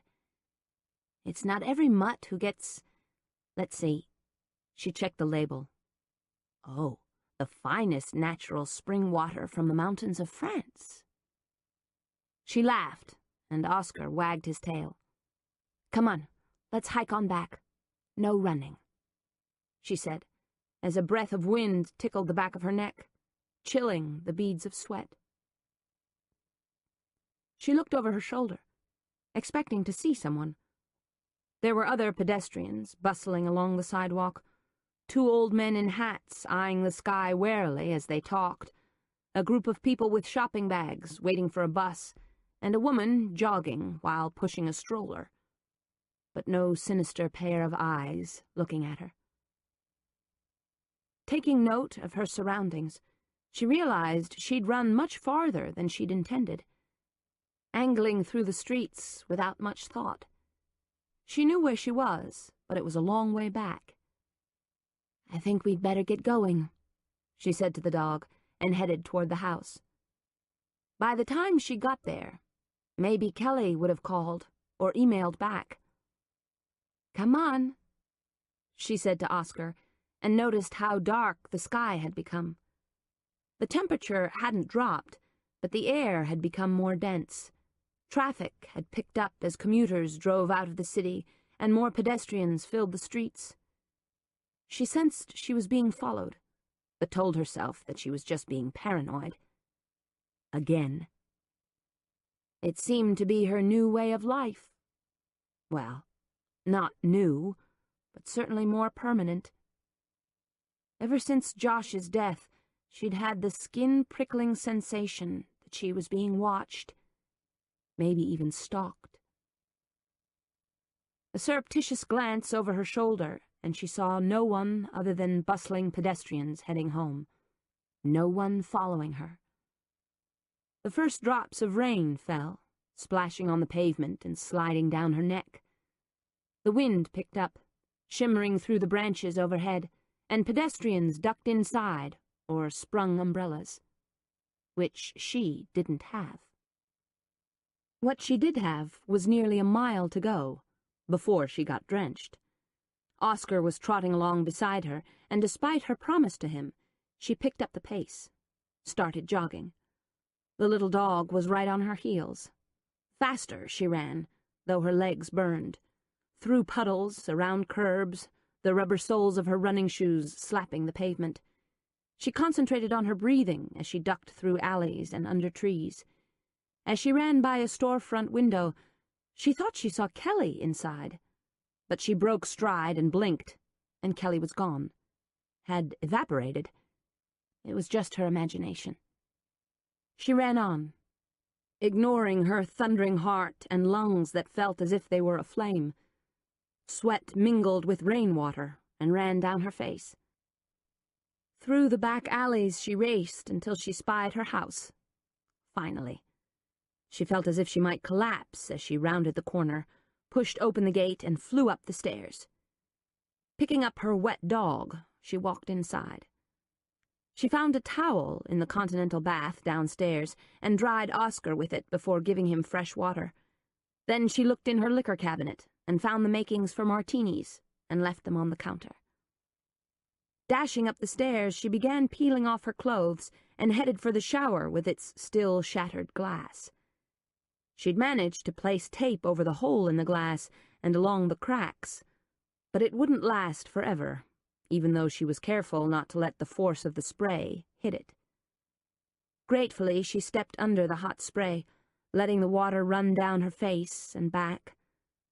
Closing her eyes, she let the hot water pulse into her muscles and refused to think how eerie it was to shower here, to sleep in her bedroom, to live in this house that had been so violated.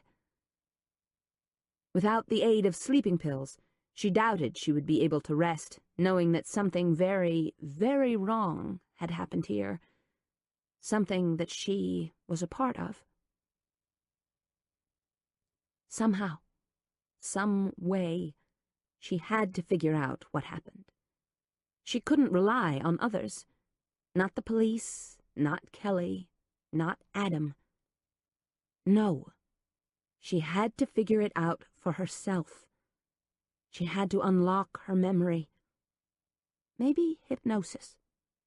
Rebecca had once used hypnosis on her, and though Caitlin hadn't remembered what had transpired when she was under, Dr. Wade had assured her that it had been very good progress. "I think you'll be pleased," Rebecca had said with a smile, as Caitlin had climbed step by step out from her hypnotic state. "Will I?" "Yes." "What happened?" Rebecca had looked at her watch. Let's just say it's a breakthrough. I'm not sure what it all means yet. Let me do some research.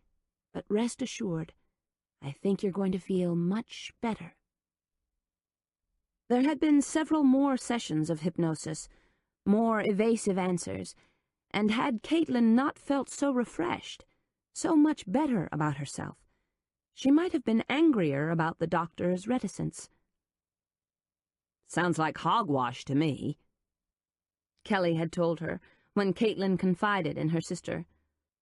What reputable shrink hypnotizes someone and then doesn't divulge what happens while she's out? For all you know, she could have you hopping around like a chicken with your head cut off. It's not like that. How do you know? I know, okay? If I was doing something really weird, I'd feel it. As it is, I just feel refreshed. For the record, I think it's mumbo-jumbo. Freaky stuff, Katie did. Freaky stuff.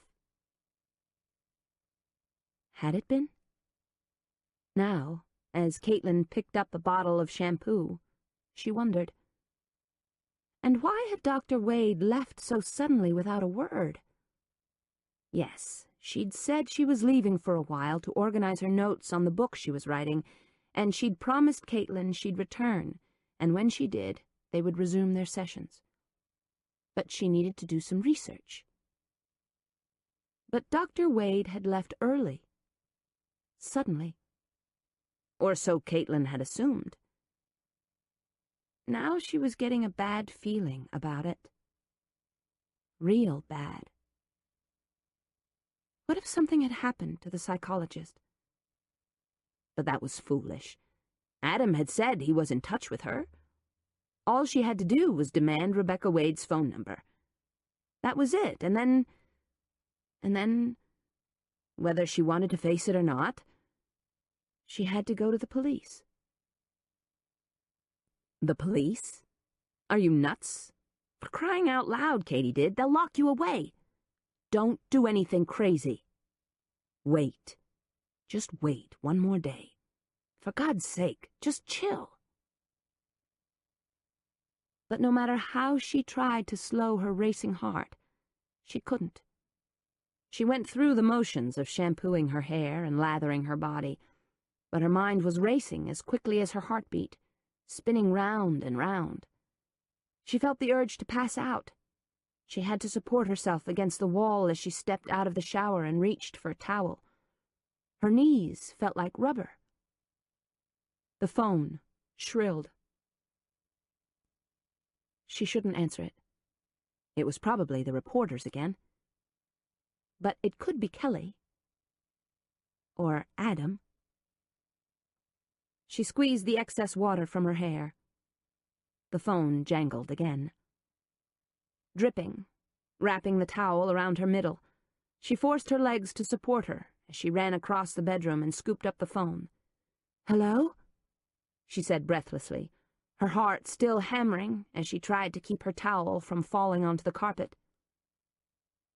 "Mommy?" A child's voice called. It was soft, muted, as if coming from a long distance.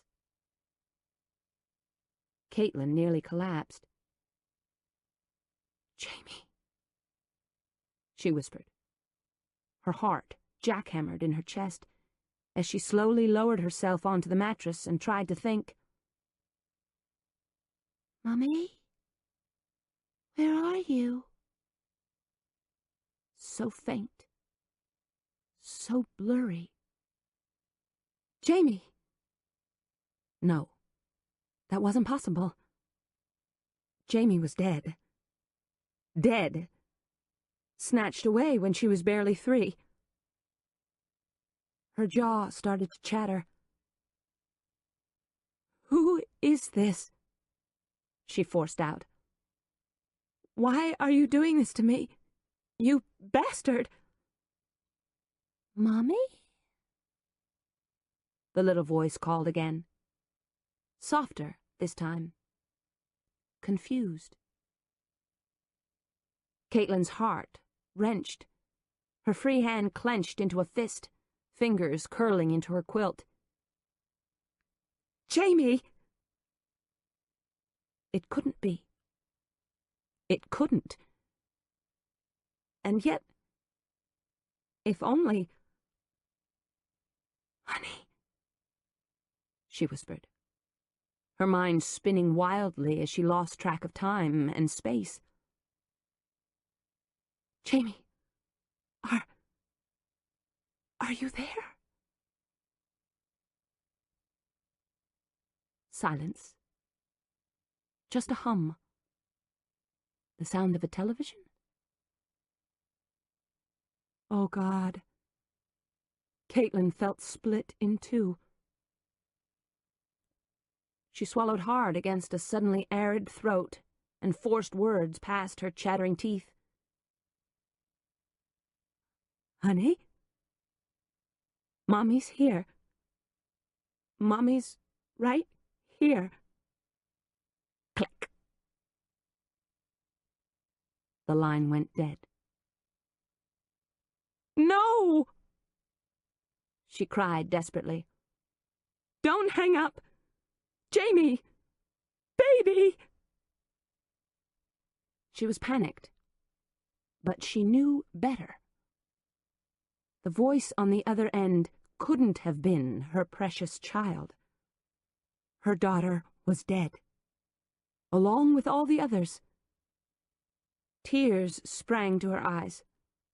Her bedroom swam in her vision, and she thought she might pass out. The call had been a ghastly, cruel trick, made by someone who wanted to push her over the edge. Blindly, Caitlin struggled to hang up the phone, slapping at the bedside table. The receiver rocked in its cradle. Rock-a-bye, baby, in the treetop. When the wind blows, the cradle will... No! She sat bolt upright, the towel falling away, her damp skin exposed to the air. This was all just a bad, macabre joke. Shaking, she tried to get to her feet. Couldn't. The room seemed darker, and she remembered the bloodstains that had smeared the walls that Saturday morning, the handprints on the door casings, the smears on the curtains, the sticky pool on the floor. Her head pounded. Her heart raced. When the bough breaks, the cradle will fall. Down will come baby, cradle and all. Tears rained from her eyes. She couldn't move as the blackness came, and above it all, in the faintest of childish whispers, she heard her daughter's voice. Mommy? Mommy? Where are you? Chapter 25. In his office, a cold, congealed cup of coffee sitting on a stack of unread policies and procedures just handed down from the brass, Reed studied his list of suspects to the Joshua Bandeau murder. Not suicide. Murder. The list was long enough. More than long enough. He scanned the now familiar names. All the Montgomerys were included, along with the Biscaynes, Naomi Chrisman, Maud Havenbrook Bandeau Springer, Gil Havenbrook, Lucille Vasquez, Flynn Donahue, Bandeau's clients, his ex-partner, Al Fitzgerald, Morissette's friend, Millie Tormé. Pretty damn much half the citizens of Savannah. But most of them did have alibis that were confirmed. He'd had people working around the clock, checking and double-checking, and he'd narrowed the field considerably to close friends and, of course, the Montgomery family. Even Millie Tormé had checked out, and though she'd expressed no regret at Bandeau's untimely passing, she'd sworn she'd been spending the weekend with her feeble mother in Tallahassee. Which had checked out, unless all the senior citizens in Laurelhurst adult community happened to be consummate liars. Millie had also indicated that Morissette had never approved of her fling with Josh Bandeau, had insisted that Morissette hadn't had her own quickie affair with the cad. But Reed, suspicious by nature, wasn't convinced. Not with Morissette's track record. As far as he was concerned, the jury was still out on that one. However, he had a new little wrinkle in the Bandeau case. Some of the suspects who had wanted the bandit dead would have had no reason to kill Bernada Montgomery or to make an attempt on Amanda Montgomery Drummond's life. At least, none that he knew of. But the others? Who the hell knew? More than half had O-positive blood, and the department wasn't even certain that the secondary blood at the scene had been spilled that night. Even the maid, Estelle Pontiac, couldn't convincingly say that the few drops hadn't been in the den earlier. The person most tightly connected to the deceased was, of course, Caitlin Bandeau. She had talked to or been seen with each of the victims and potential victims within 48 hours of their untimely demises. She had called Bandeau on the night he was murdered. Her car, or one like it, had been spotted at the scene by the neighbor. It seemed as if she was the person who had last seen him alive. The police had gone over Bandeau's last 48 hours, and nothing had been out of the ordinary. He'd seemed normal, according to his secretary, whatever the hell that meant. Then there was the evidence. Caitlin Bandeau wore the kind of lipstick smudged on the wine glass in his dishwasher. She had a dog with hairs that probably matched those found in the den. Her damned blood type had been found mixed with that of Bandeau. Her fingerprints had been found on the premises, though she had, once upon a time, lived there and visited often enough. Probably with that damned mutt of a dog. The yappy little thing had belonged to Josh Bandeau once as well. There wasn't a lot of hard evidence. No murder weapon, no witness to a fight, no accusations, no DNA yet. But there was the divorce and wrongful death suit, and she did have a history of mental problems. He figured he had enough circumstantial evidence to arrest her and take the case to the grand jury. But he would like something more. A substantial link that would make the case airtight. As for Bernada Montgomery's death, no one suspicious had been at the hospital. But Caitlin Bandeau, along with her brother and sister, had been at Oak Hill, the Montgomery mansion by the river, and any one of them could have doctored the nitroglycerin tablets. But someone else could have done it as well. The doctor, or an intruder, a repairman or servant. Rubbing the back of his neck, he considered bumming a cigarette from Morissette, but fought the urge. He'd quit once before, and then, after the debacle in San Francisco, had started up again. It had only taken one drag, and he was hooked, doomed to the weeks of nicotine withdrawal once more when he'd quit again, just before rejoining the force here in Savannah. He walked into Morissette's office and found her talking on the phone. Okay, I'll be there. Give me 20 minutes. She hung up and rolled her eyes expressively. I've got to go home. Looks like Priscilla might have a case of the chicken pox. It's a big panic. The sitter's freaking out. Morissette was picking up her purse. I'll be back once I calm her down. Maybe I can find someone else. Someone who's not afraid of a damn virus to watch the kids. Oh, shit. Oh! This is such a pain. She reached into her purse and scrounged in the bottom until she came up with 2 quarters and a ruined piece of gum. At this rate, I'll be in the poorhouse by the end of the month, and the kids'll be rich. collecting fucking dividends on their stocks. Wincing at her own language, she pulled another quarter from her fringed bag and dropped all 3 in the pencil shelf of her desk drawer. The coins joined enough change to buy beer for the department for a week. Well, maybe for 1 round. "Don't say anything, okay?" she asked as the quarters clinked together when she slammed the drawer shut. She tossed the stick of gum into the trash. "At least I'm trying self-improvement." "And for once, it's not another piercing." "You know, Reed," she started, shooting him a look that had made stronger men cower. "There are other body parts that could be used for adding metal, and it's not just a female thing. For Christmas, I think I'll get you an engraved dick stud, and it'll either say, 'This dick's a stud,' or 'This stud's a dick.' Depends on my mood. That is, if you don't piss me off. And what's the chance of that? 0? And piss is not a swear word." "If you say so." "I do," she muttered irritably. "Now, did you want something, or did you drop by just to yank my chain?"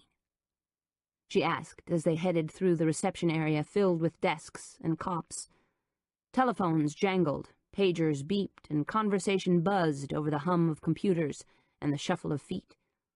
They walked toward an outside entrance, passing a couple of beat cops escorting a surly-looking suspect with stringy hair, dirty jeans, and "don't fuck with me" expression tattooed over his face. His hands had been cuffed behind his back, and he reeked of booze as he struggled to walk without stumbling. In an outer hallway, Reed said, "I was on my way to visit Caitlin Bandeau again. I went through her phone records. On the night Bandeau died, she called him. 11:18. They talked for 7 minutes. Wonder what that was about." "Could be interesting," Sylvie said. "Thought you'd like to tag along." "Let's get something straight. I don't tag along anywhere. I'm not just around for the company." "Prickly today, aren't we?" "We sure as hell are. Single parenthood will do that to you." "So I've heard." "But it's worse when the ex sticks his nose in where it doesn't belong. Bart's coming over later," she said with a smile that looked as if she'd been sucking on lemons. "I can't fucking wait." Rolling her eyes, she shouldered open the outside door and started walking across the wet, steamy parking lot. "I'm getting out of here before I say something that costs me my next month's pay." She was already at her little truck with its V8 engine, standing in the dripping rain, when she stopped and snapped her fingers.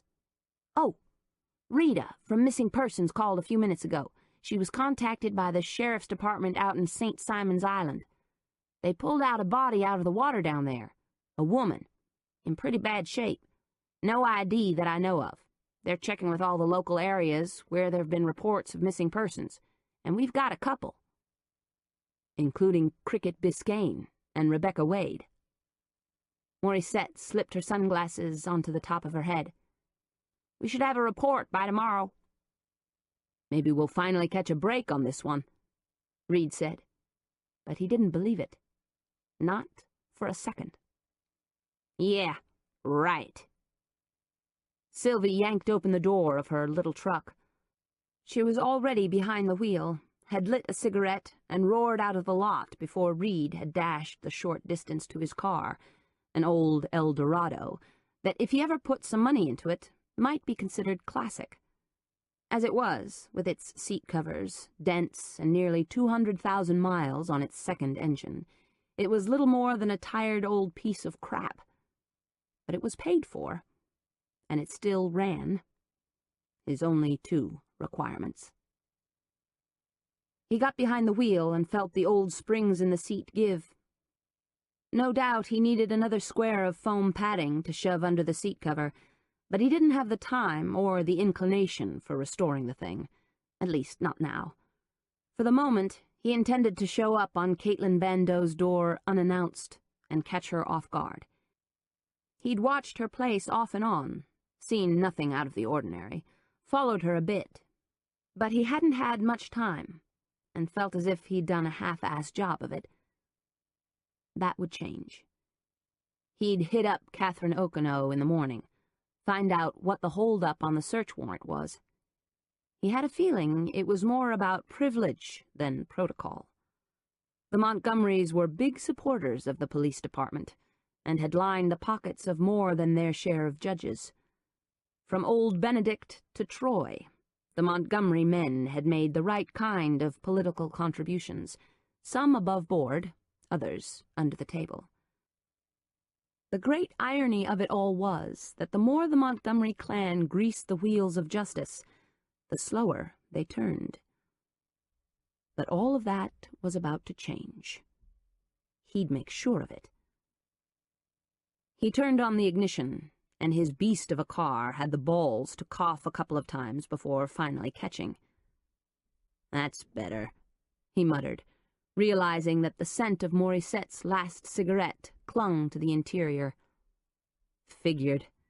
He couldn't seem to get away from that woman. He flipped on the wipers and cracked the driver's window in one motion. It wasn't yet twilight, but the dark clouds overhead turned the usually bright city to gloom. Trees dripped, rain pelted, people dashed, and cars threw up sprays of dirty water. And it was still blasted hot enough to steam the windows. With a flip of a switch, the air conditioner roared to life, defogging the glass as he backed out of his spot and nosed out of the lot. It only took him a few minutes to drive the short distance to the Widow Bandeau's place. A nice little nest, he thought, gazing up at the gracious old home, all nicely redecorated to the period in which it had been constructed, sometime after the Civil War, or, as the locals insisted, the War of Northern Aggression. That would never fly in San Francisco, but here, where the city's pride rested in its rich Southern history, it was a local way of thinking, or perhaps, to some, a joke. Caitlin's home had been updated with all the modern conveniences, he knew. He'd been inside before. And this house, in the heart of the historic district, with a view of the square, had cost her a pretty penny. Which wasn't a problem. She had a lot more tucked away. He'd already checked bank statements. She made a little money at her job designing web pages, but the bulk of her income, and it looked like a lot of Josh Bandeau's, was the result of the investments in her trust fund. But there was something odd as well. Big monthly disbursements that didn't look like regular bills. Perhaps another kind of investment? Or something else? Like what? Blackmail? Or hush money? He pulled around the corner and parked on a side street a block away from Caitlin's house. No reason to let his less than inconspicuous car be noticed. Jaywalking, he cut through an alley to the back of Caitlin's house and her garage, where he peeked through a narrow window. Though the garage was dark, he was able to make out the lines of her white Lexus. So the lady was home. Good. That made his job easier. He felt a little satisfaction as he rounded the house and walked through the front gate. A squirrel, hidden in the leafy branches of a sassafras tree, had the nerve to scold him as he walked up a brick path through a small garden. "Get over it," Reed mumbled, as the squirrel launched himself from one quivering branch to the next. Things only got worse when he climbed the front steps and pressed on the front bell. Caitlin's ratty-looking dog went apeshit, barking like mad, as if Reed were some kind of burglar stupid enough to ring the bell. He waited. No one came. But the smell of cigarette smoke wafted in the air, thin and high. Again he rang the bell. He was sure she was home. The dog was running loose, lights were turned on, and then there was the Lexus parked smack dab in the middle of her garage. He wiped the rain from his face, silently cursed his luck, and hankered for for a cigarette. There were times when he still yearned for the calming effects of nicotine. Still nothing. Son of a bitch. He nailed the doorbell again, leaned hard and insistent. He was about to give up when he heard the footsteps. Quick, light footsteps, tripping downstairs. A face and body appeared in the long window, next to the door. A beautiful face and great body. Intriguing hazel eyes met his, and instead of the usual fear that flitted through her gaze, he found steely, angry determination. Her chin was thrust defiantly, her mouth curved into a hard-as-nails frown. Quickly she unlocked the door, but barred his way in with her body. It was hard to believe, but she actually looked intimidating, or tried to, as if she'd had some positive reinforcement training along with a couple of martial arts lessons.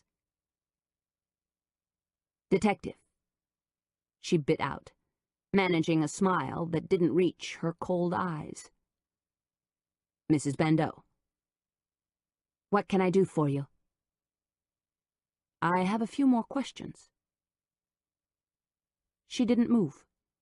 Her hair was wet and piled on her head, little makeup remaining on top of the attitude that didn't quite fit. For me? Yes. She didn't move. I think they'll have to wait. I don't want to answer any unless I have a lawyer present. And he's not here right now. Smart-ass bitch. It's just about your phone records. She dropped the smile. Didn't you understand me? I've been advised not to speak to you without my attorney, so I don't think we have anything to discuss tonight. With that, she slammed the door in his face. Through the window, he watched her disappear into the back of the house. What the hell was that all about? He pressed the bell and waited. The dog went crazy again. No one came. Damn it all to hell. He felt like a fool standing on the damn porch like an unwanted suitor. Come on, he said under his breath. I know you're in there. He glanced at his watch. What the hell kind of game was she playing? He jabbed hard on the bell again and waited. Checked his watch again. 3 minutes passed, then 5. For the love of St. Mary! If only he had the damned search warrant, he'd break the door down. The dog was putting up enough of a ruckus to wake the dead in the next block. Christ, what a disaster! Another jab on the bell. She suddenly reappeared, though as she opened the door, he noticed she'd changed her demeanor, along with her clothes. She'd let her wet hair fall to her shoulders, and she looked at him as if she'd forgotten he was standing on her porch. She'd taken the time to change from jeans, sweatshirt, and badass attitude into a fluffy white robe, cinched tight at her small waist. He caught a glimpse of her cleavage, then kept his eyes on her face. Oh, detective, she said, seeming confused, tucking the wet strands of her hair behind her ears. She didn't bother trying to smile, and looked as if she could sleep for 1,000,000 years. I'm sorry. I didn't hear the bell. I was in the shower. I'd been caught in the rain earlier, and your dog was barking his head off. He does that a lot. And the water was running. I was upstairs, and... She stopped short, as if she realized she was rambling. Was there something I could do for you? I wanted to ask you questions. Remember? Her eyebrows drew together. About Mother, I assume. But I already answered them at the hospital. Were there more? With a shaking hand, she brushed a stray strand of hair from her eyes, and she looked suddenly vulnerable, undone, as he would have expected a woman to appear if she'd just lost her mother. Not yet. I'm here about your husband's death. Oh. One hand fluttered to her throat, and she clutched the lapels of her robe, closing the gap. Your phone records, he said, hoping to jog her memory. But she stared at him blankly, and he wondered if she was stupid, confused, or acting. What better way to avoid a murder rap than to plead temporary insanity? With her history, the insanity defense was a given. What about my phone records? They prove that you called your husband that night, talked for about 7 minutes, then went to visit him. No. Wait a minute. They prove someone used my phone, right? My phone, not my cell. And then someone visited him after that time, not necessarily me. I have an eyewitness who saw your car there. She stared at him hard. Did you come here to arrest me? She asked suddenly, and he noticed that she looked pale and drawn, sick. No. I just wanted to talk to you. I don't think that's a good idea. Until I speak with my lawyer, or have him present. I could call him if you'd like to wait. That would work. She opened the door, and he followed her inside to the kitchen. Could I get you some coffee, or... She glanced at the counter, where a half-full bottle of gin, a smaller flask of vermouth, and a jar of olives were gathered around 2 stemmed glasses. A drink had been poured, and from the looks of the empty toothpick resting against the side of the glass, half consumed. I'm expecting company, she explained, and frowned at the open back door. She pulled the door shut. If you'd like a martini, I'll pass. I figured. She managed what was the ghost of a smile, then reached for the telephone with one hand and picked up a business card she'd laid on the windowsill over the sink. Growling and snorting his disgust, the dog settled in beneath the table, head resting on his paws, distrusting gaze ever vigilant, never once leaving Reed. Caitlin punched a series of numbers, then stood on the other side of a bank of cupboards, fingers tapping nervously on the counter as she waited. She glanced at Reed and shook her head, then said into the phone, "This is Caitlin Bandeau. I'm a client of Mr. Wilder's. Would you please page him and have him return my call? I'm at home." She added her phone number and hung up. Looking at Reed, she confided, "His office is closed for the day. I don't know when he'll phone. So let me answer your one question. If you're asking me about calling Josh on the night of his death, I don't remember it. I already told you everything I do recall about that night." Did you visit your mother at the hospital last night? No, She stopped. Her eyebrows knitted in confusion, and color washed up her wan face. Wait a minute. Are you asking me if I visited my mother in the hospital and then killed her? My God, that's what you're getting at, aren't you?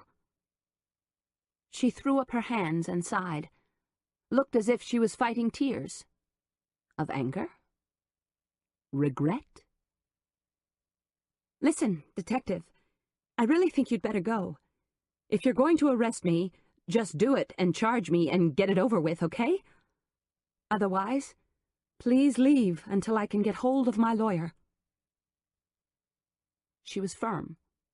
her skin stretched tight across her face, her small fists clenched. But beneath her show of bravado, he sensed something else, something akin to desperation.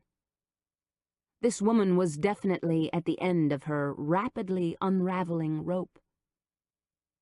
From beneath a table, her little dog growled. "Oscar, hush!" He knew when he'd pushed it as far as it could be pushed. For the moment, it was game over. "I'll be in touch," he said, as he walked to the front door and swung it open. "I don't doubt it, Detective." Reed stepped onto the porch, but turned to face her. Across the threshold she was standing ramrod stiff, her shoulders square, her gaze level. Hard again. He had the feeling he was in the company of a great actress, one who couldn't only make him question his own convictions, but one who would be able to play a jury any way she liked. "I only wish I could say I was looking forward to it." She slammed the door in his face. Again. But it was the last time. It wouldn't happen again. He'd make certain of it. Chapter 26. Adam's grandmother had always told him there was more than one way to skin a cat. He'd thought it an odd analogy for a woman who at any given time kept 5 or 6 strays on the back porch and even allowed them to stay in the kitchen around the stove in the cold Midwest winters. Nonetheless, with her cat-skinning example, she'd taught him to look at different ways to solve a problem, which he was now doing in his rented rooms, sitting at his computer, searching through the internet for any mention of the Montgomery family of Savannah. But he'd been at it for hours. He'd finished a pot of coffee, and the information on the screen was starting to blur. He was getting nowhere. Fast.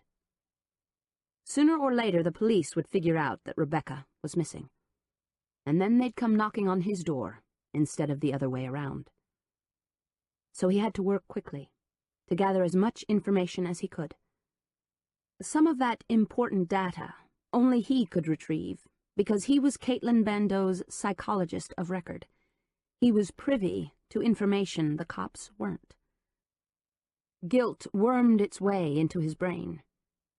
He was using her for his own purposes, no matter how altruistic they might be.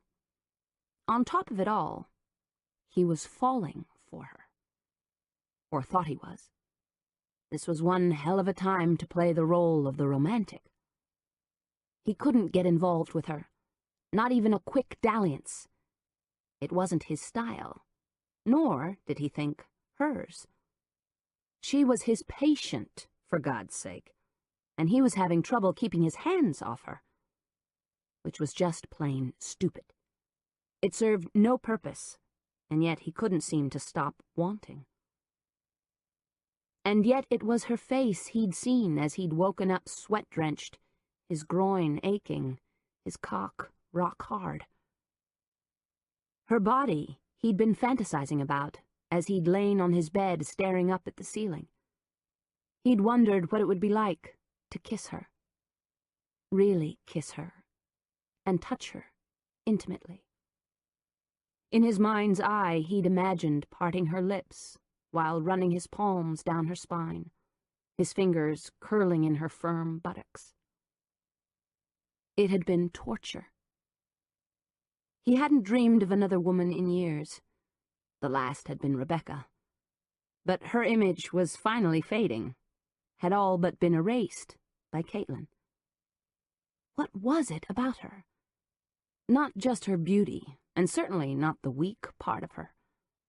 He'd never considered himself for the role of great protector. He certainly didn't see himself as some kind of white knight, ready to ride his charger to her defense so that he could take care of her. Nope. It was more than sex, and had little to do with a need to defend and protect. He closed his eyes for a second. Damn it. He just liked being with her. Too much. It would have to stop, along with his damnable fantasies. He felt as if he was walking a tightrope high over a dark abyss that seemed to have no bottom. One misstep and he'd fall, and if he wasn't careful, he'd take Caitlin down with him. With difficulty, he turned his thoughts to the problem at hand, dismissing his lingering visions of Caitlin, refusing to walk down that dangerous path. Even the slightest bit of sexual or romantic contact with her would spell disaster, potentially taint and ruin everything. Jaw tight, he glared at the computer screen. Since he hadn't yet been able to find any of Rebecca's missing notes, he'd started surfing the internet, looking for articles on the Montgomery family. He'd read through all of Rebecca's other patient files and found nothing in them worthy of her excitement, and claimed that this case was sure to make her a millionaire, as well as gain her national recognition. Which he didn't care about.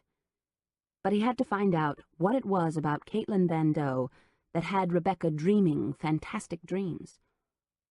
Therein lay the key to her disappearance. He was certain of it. He grabbed his keys and hurried down 3 flights of creaky stairs. Outside it was still overcast and gloomy, but he barely noticed. He drove to the offices of the Savannah Sentinel, where a bored-looking receptionist, with nails polished in different colors, sleek glasses, and a short-cropped, wind-blown head of hair, asked to help him, then looked pointedly at the clock. It was after 4. When he asked to see the archives, she made a quick call, then led him to an area where all of their old editions were kept on compact disc. "The real old stuff is on microfiche," she added, pointing to a viewer and giving him a long once-over before leaving him to his devices. "But we're closing soon." "I'll be quick," he promised, and settled into the musty room with its single broken-back office chair. He started with the most recent articles and went back in time, using important dates as a reference. He read about Caitlin's daughter's death, about her marriage, about a merger with a smaller institution and Montgomery Bank and Trust. There was information on Hannah Montgomery's drug arrest and later acquittal, and Troy Montgomery's short-lived marriage. There were also articles about Amanda's marriage to Ian Drummond, and, long ago, the death of Charles Montgomery. He printed all the articles, but the ones that held his interest, the information that caused him to sit up and take notice, were the line inches dedicated to the boating accident involving both of the Montgomery twins. It was a series of articles, starting with the date of the accident, complete with pictures of both girls, identical as far as he could see, and some of the boat wreckage. Caitlin's recollection of the string of events was intact. The 2 girls were going out to a party to celebrate their 25th birthday. They'd drunk and danced until after midnight, then headed back to the mainland. On their way home, there had been an explosion, the cause of which was under investigation. The boat sank. That was where the story veered sharply from Caitlin's account. 180 damned degrees. As Adam read the article, every muscle in his body tensed. His jaw was rock hard, his stomach churning. According to the front page of the Sentinel, some 10 years earlier, Caitlin Montgomery, injured and knocked unconscious, was found by a couple on a sailing boat who witnessed the expensive cruiser being blown to smithereens. But just Caitlin. No Kelly. In fact, Kelly was never found. Not that night, not the next day, not in the next week. Adam's heart beat faster. Caitlin had altered the truth. Bald-faced lied to him. As you've done to her, from the get-go. Mr. Hunt? The receptionist was poking her head through the doorway as he pressed the print key. We're locking up. I'll just be a second, he promised, and she, rolling her eyes, jangled her keys impatiently, but left him alone. There was article after article about the search for Kelly Montgomery. Adam printed them all as he skimmed each page. He read where the Montgomery family had gone into seclusion, that the police feared the worst and hoped for the best. After a week, the search was called off, and the articles became fewer and far between. Until the last newspaper mention of Kelly Griffin Montgomery. Her obituary. Her headache was immense, clanging, making it impossible for Atropos to concentrate. Even her quiet place with its cool white walls and sparkling clean floor didn't help. She'd tripped over that awful white trash girl in the other room and almost forgot to put on her surgical slippers. Almost. But before she made that mistake, she slid them on, then quickly walked to her desk and tried to think. She was Atropos. That was it. Atropos, the inevitable. She had Cricket held hostage for a reason. A reason. Think. Remember your mission. You are one of the three fates, the most important. Yes, that was it. Atropos. She cut the string of life that her sister, Clotho, the spinner, had spun for each person's life, and her other sister, Lachesis, the apportioner, had measured so carefully. The sisters, 3 strong, all of one mind. But that mind hurt right now. It hurt like hell. She opened the drawer. The strings of life were waiting, red and black, symbolizing blood and death, braided and wound intricately together. Fate, destiny, kismet. Think. You are here for a purpose. She found the 2 pictures of her latest victim. The mother. In the still frame, Bernada was young, a slim woman in a knee-length black dress. Her head was turned coquettishly to one side to show off her stunning profile. Her red-brown hair piled on her head and pinned with a diamond tiara. Silk gloves hugged her slim arms, and a cigarette in a long-stemmed holder smoldered, sending a curl of smoke aloft. It was a posed picture, the backdrop solid white, and it was entirely unmotherly. She, who had borne 7 children. She, who had time and time again complained at her loss of figure, of the sacrifices she'd made for her brood. She, the once beautiful and often betrayed by a philandering husband, had lamented her loss of beauty, vitality, and youth. She whose weak heart had been her downfall. She who had hated the bastards her husband and father-in-law had sired. Poor, long-suffering Bernada. Finally, she suffered no longer. Atropos thought as she pulled at the strands of the mother's life, seeing where it had been measured, unfolding her unique instruments from their soft sack. She found her cherished surgical scissors.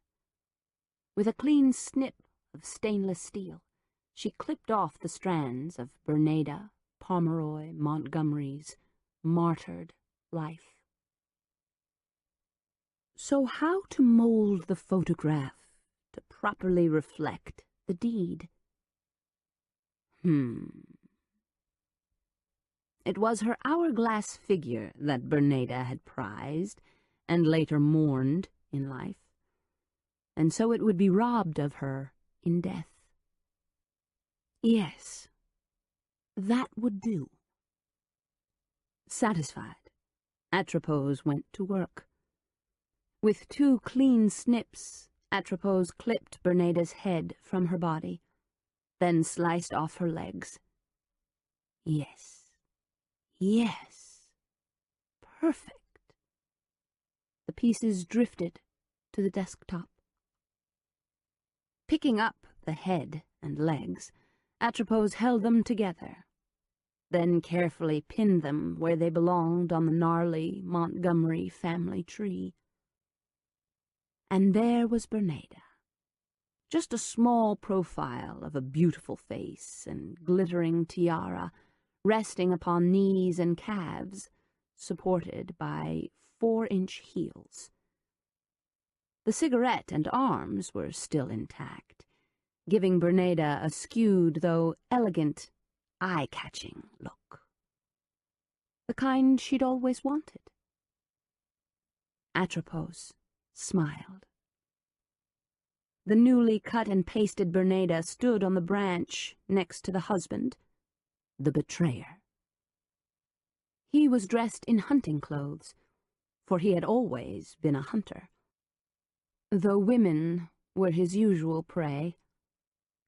His body was intact, aside from a hole at the juncture of his legs, to one side, a small, jagged perforation where his testicle had once been. She scanned the others who lived on the tree as well. Little Parker, robbed of his stupid little pacifier and crying his lungs out.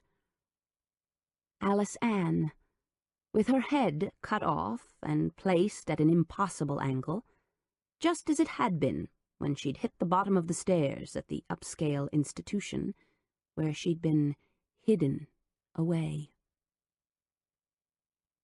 If only she had more time to look at her artwork, to sit back and enjoy her work. But not yet. Atropos was running out of time. Finding the picture of Amanda, the eldest, she snipped the car away from Amanda's slim body.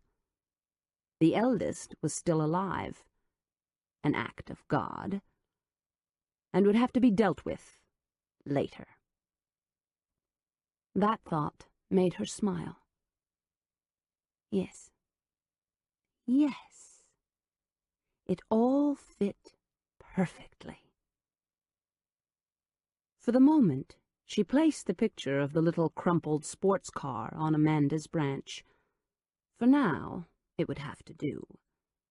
But Amanda's life string couldn't yet be cut. The sister of fate had decided.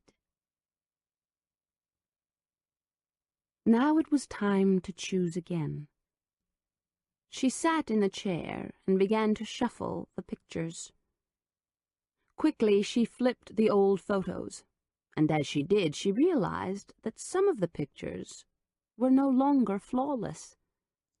Some had faded, others had yellowed. Still others were bent and cracked from all the handling. Too much time had passed. Too many years. she felt a new anxiety. Where once she'd been patient, she was now nervous, edgy. From the other room she heard her victim moving. God, was it not her time yet? Time. Atropos was running out of it. She needed to finish this, and yet there was so much work to do. She didn't even have the luxury of taking time to pick her victims at her leisure. Where once she could wait months or years, now she felt an impending sense of panic to get the job done. Faster. And faster. She flipped a photograph over and saw Caitlin's face. Again. It seemed as if destiny was pointing in the weaker twin's direction. But was it the right, precise moment in time? Atropos had planned for Caitlin to be the last, to accept the blame for all of her doings. But perhaps that was a miscalculation. Now where the hell was the wimp's life cord? Sorting through the strings in her drawer, the braided cords marked appropriately, by inches and in years, Atropos noted that Caitlin's time was just about due. There were others as well, and as she flipped up the next pictures, she felt a cooling sense of satisfaction. Her anxiety eased. 2 more victims. One looking sullen, the other trying to shy away from the camera, her image in the background. Too late. You can't hide. Atropos smiled peacefully. Even though she heard Cricket thumping and pounding, trying to free herself. The girl was terrified, sensed what was coming. Good. Maybe it was time for a little reminder. Yes, that was it. Atropos had never before taken a hostage. Her victims knew they were dying at her hand, and she dragged it out beautifully with Josh Bandeau. But now the slow mental torture of the captive was a new high, a rush, one she couldn't indulge in too often for fear of being caught.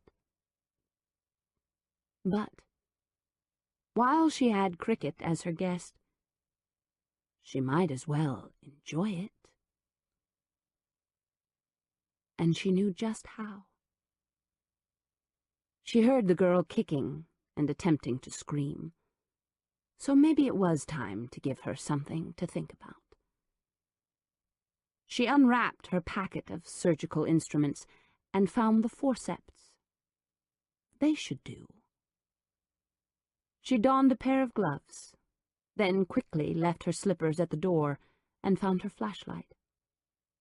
Her gloved fingers curled around the flashlight's handle, and she felt the thrill of anticipation run through her body. This basement was so foul, so perfect.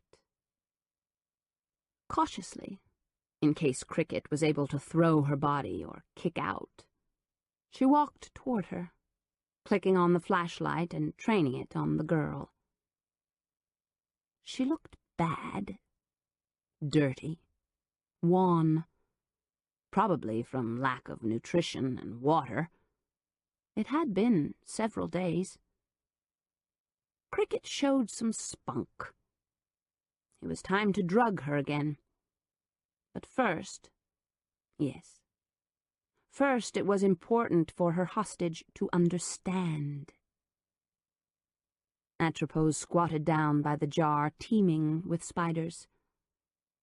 The girl was angry and scared, shouting behind her gag, and Atropos could only imagine the words. Ugly words. Not that it mattered. Slowly, Atropos unscrewed the lid of the milk bottle and checked the life cord. Time was fast running out. Then, using her gloved hands, she slid the forceps into the bottle, gently angling them around a particularly thick webbing where tons of the tiny spider babies were crawling. "You know, you're lucky your name is Cricket," Atropos said, and glanced back at the girl. Her eyes were round with fear. She couldn't take her eyes off the surgical tongs as they extracted a slowly elongating silken sac that was pulsing with life. "If you'd been called Bunny, or Rosebud, or Chrissy, I would have had a lot more trouble determining your fate. But as it is..." She turned, waving the bit of spider web into the flashlight's beam and dangling it over Cricket's head. The girl was sweating now, scooting back farther into the corner. "I wouldn't go there," Atropos warned. "I've seen rats and snakes in here, and..." Cricket was going nuts, kicking and screaming behind her gag. Atropos would have none of it. She held the bit of fluff over the girl, then let it drop. Cricket screamed. "Now, let's see. We wouldn't want to separate a mother from her babies. Which one do you think it is? Oh, here she is." She found a particularly nasty-looking creature staring at her through the glass, all of its 8 eyes reflecting the light spinnerets visible. "Oh, here we go." With the precision of a surgeon, Atropos slid her forceps into the milk bottle again, and while Cricket wriggled and shrieked behind her gag, she gently grabbed the silken tuft on which the dark creature resided. A bit of red, in the shape of an hourglass, showed on the glistening black abdomen. Atropos was pleased. She'd had to gather some of the creatures herself. Others she'd found on the internet and had shipped to a post office box, paid by an anonymous check, and this one, the Black Widow, with its pear-shaped egg sac, had been her favorite. "Come to Mama," she said, nudging the shy creature into her tongs. Black Widow. How appropriate. For surely Caitlin Bandeau would be blamed for not only her husband's death, but all the rest. All according to plan. Cricket was screeching now, scooting and shaking as if she could feel each and every little spider and mite on her. Tears raining from her face. Slowly, Atropos turned, holding the tongs over Cricket's head, watching her tremble as she closed the gap until the forceps, with their wriggling prey, was just inches above the panicked girl's nose, the red hourglass visible. "They're not as poisonous as most people think," Atropos said. "But with enough bites..." The girl squeaked pathetically. It was time to end this.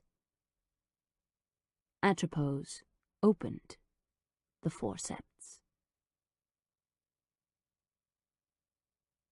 Chapter 27. Rolling over, Caitlin opened her eye and squinted at the bedside clock. 8:30? Was that possible? She glanced at the French doors to the veranda, where shadows were lengthening over the flagstones, promising night. She must have dropped off after the drinks with Kelly and... Oh. The heart-wrenching phone call from a child. Dear God. She'd thought it was Jamie. Who would play such a sadistic trick on her? Who would derive pleasure from making her think, even for a fleeting moment, that her daughter was still alive?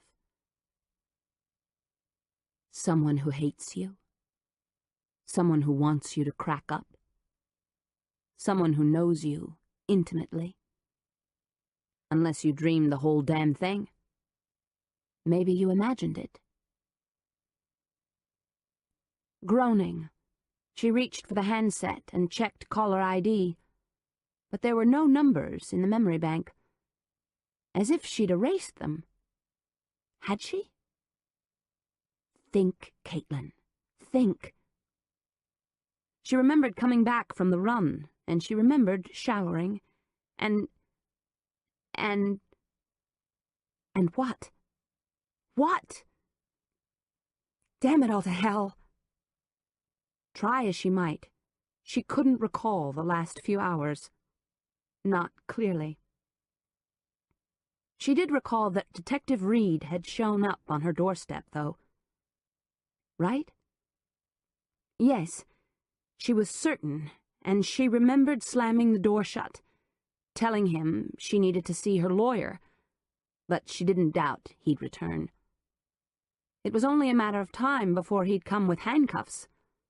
Oh, Lord, how had she gotten herself into such a mess? Everyone in her family was dying. One by one, they left this world.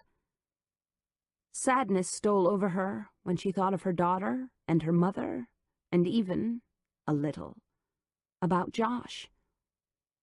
He had been a bastard, but he didn't deserve to die so horribly. At his desk. She blinked, remembered the tiniest bit of conversation. Wine, Josh? She'd teased. But you're allergic. Not to this kind. Now get the hell out. He'd smiled, so sure of himself as he'd drained his glass. What a fool. Now her skin crawled. What had she done that night? She'd been there, at Josh's home, in his den. But he'd been alive. So the blood. How had the blood gotten here? Maybe you brought it back here, you crazy loon. You're just about nuts enough to do something like that. Didn't the bloody handprint fit your own? Oh, God, oh, God, oh, God! Her heart thundered, and she imagined the room as it had been. The sticky sheets, dark smudges on the tile and carpet, cracked shower door. Fingers scrabbling on the bedside table, she knocked the remote control for her television to the carpet, then snapped on the bedside light. The hairs on the back of her neck lifted as she took a quick look around, just to make sure there were no half-open doors, no smeared blood stains, nothing out of the ordinary. But all seemed quiet. Maybe too quiet. Don't start this, Caitlin. Don't start jumping at shadows. The dog, lying beside her, stretched and yawned, displaying his black lips, pink tongue, and sharp teeth. Lazy bones, she said, scratching him behind his ears as she tried to quell the rising panic clawing at her. Both of us were just two lazy bones. But her pulse was leaping erratically, her nerves jangled, her peace of mind stretched beyond its limit. Forcing herself from the bed, she managed to make her way to the bathroom, where she caught sight of her terrified expression. Get hold of yourself, she growled, her fingers curling over the rim of the pedestal sink. Don't fall apart. Don't. Shaking, she ran cold water, leaned forward and took a drink, then splashed her face, hoping to shock herself out of the panic attack. Then she slammed her eyelids shut and dragged in several deep breaths. Slow down. Don't listen to the voices in your head. Don't. Slowly opening her eyes, she glowered at her reflection. So weak, so scared, so frail. Pull yourself together. Determined not to succumb to the fear, she brushed her teeth and finger-combed her hair. She began to calm down, saw her reflection in a different light.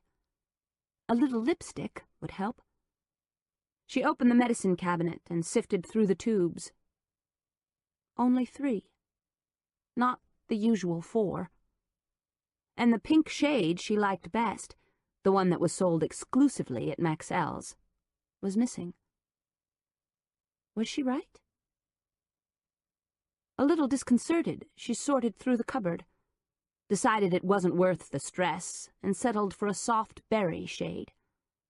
The lipstick had to be in her purse. That was it. Lately, she was always losing things, misplacing her cell phone, her makeup, her favorite pair of shoes. Comes with the territory, nutcase, she grumbled as she threw on a pair of shorts and t-shirt. The marks on her wrists had faded enough that she didn't need to be so careful, she decided, as she walked past the door to Jamie's room. It was closed. How odd. Caitlin didn't remember shutting it. In fact, she rarely did, but kept it ajar so that she could look in and remember. But then Kelly had been over, right? Or had she? She opened the door and was instantly assailed by memories of her daughter. "Mummy, Mummy, read me a story, the bunny one," she had insisted, all smiles and ringlets and bright eyes. Caitlin's heart wrenched, and she started out the door when she glanced at the bed. It seemed wrong, somehow. Something was missing. The bunny. Jamie's favorite stuffed animal wasn't on the bed, or on the bookcase, or... Caitlin felt a breath of fear slide down her back. "Mummy, where are you?" Again she heard Jamie's frightened voice resonating through her mind. Had her daughter... No. Had someone posing as her daughter really called? Or was it all in her mind? What had Lucille said once? "You hear him too, Caitlin. I know you do. The ghosts, they talk to you." Well, Lucille was a bit off. Everyone thought so. That's the only reason she stuck it out with Mother. Or had stuck it out. But Jamie's voice had been real. She'd called. Caitlin ran back to the bedroom, checked caller ID, but all the old numbers had been erased. She froze. Someone had been in here. Someone had done it. She hadn't. She would have remembered. "I told you Katie did. You're crazy as a fucking loon." How many times had she heard Kelly's recriminations thundering through her brain? Hundreds? Thousands? Way too many to count. Shaken, she walked across the landing to her computer.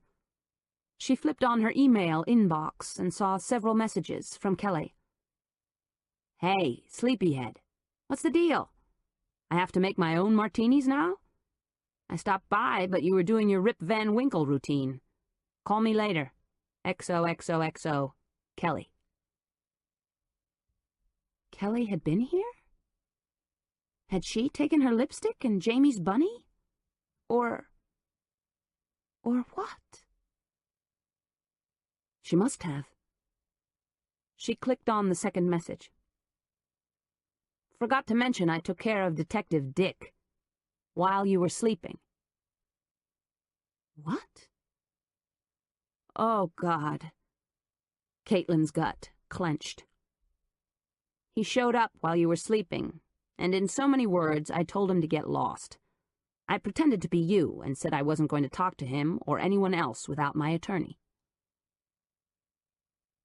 No, that couldn't be right. Caitlin remembered Detective Reed showing up.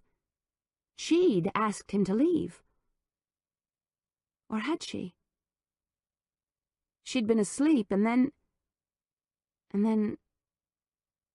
Oh no.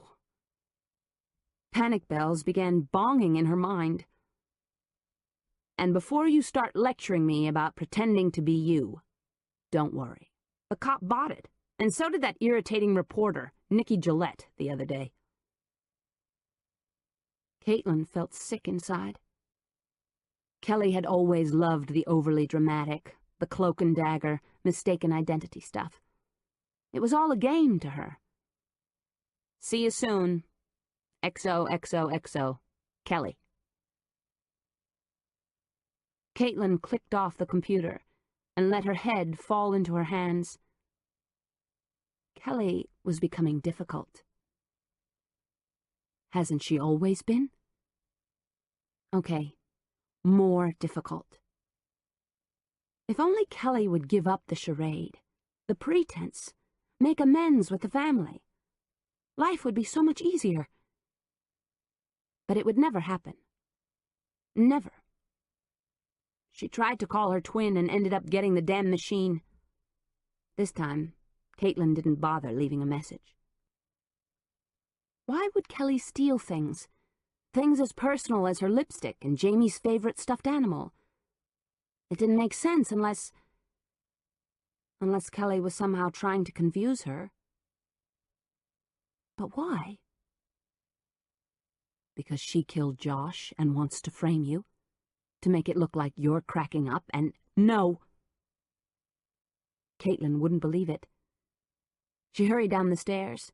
In the kitchen, she hit the lights. 2 empty martini glasses and an open bottle of olives sat on the counter. She froze in the doorway. Her skin crawled. She didn't remember having drinks with Kelly. You didn't. You slept through it. But she'd talked to the detective. Before or after Kelly? Oh, God. She dropped into a chair in the nook, and Oscar, lying on the rug beneath, looked up at her and thumped his tail. She has to quit this, Caitlin said to the dog, as she absently reached down and scratched him behind his ears. She has to. But she'll never do it on her own. She's having too much fun. She'll just keep on the way she has been since the accident, until someone stops her. That someone will have to be you. I can't, Caitlin said. I just can't. She had too much to do already, and her life was unraveling strand by strand, faster and faster. It was true.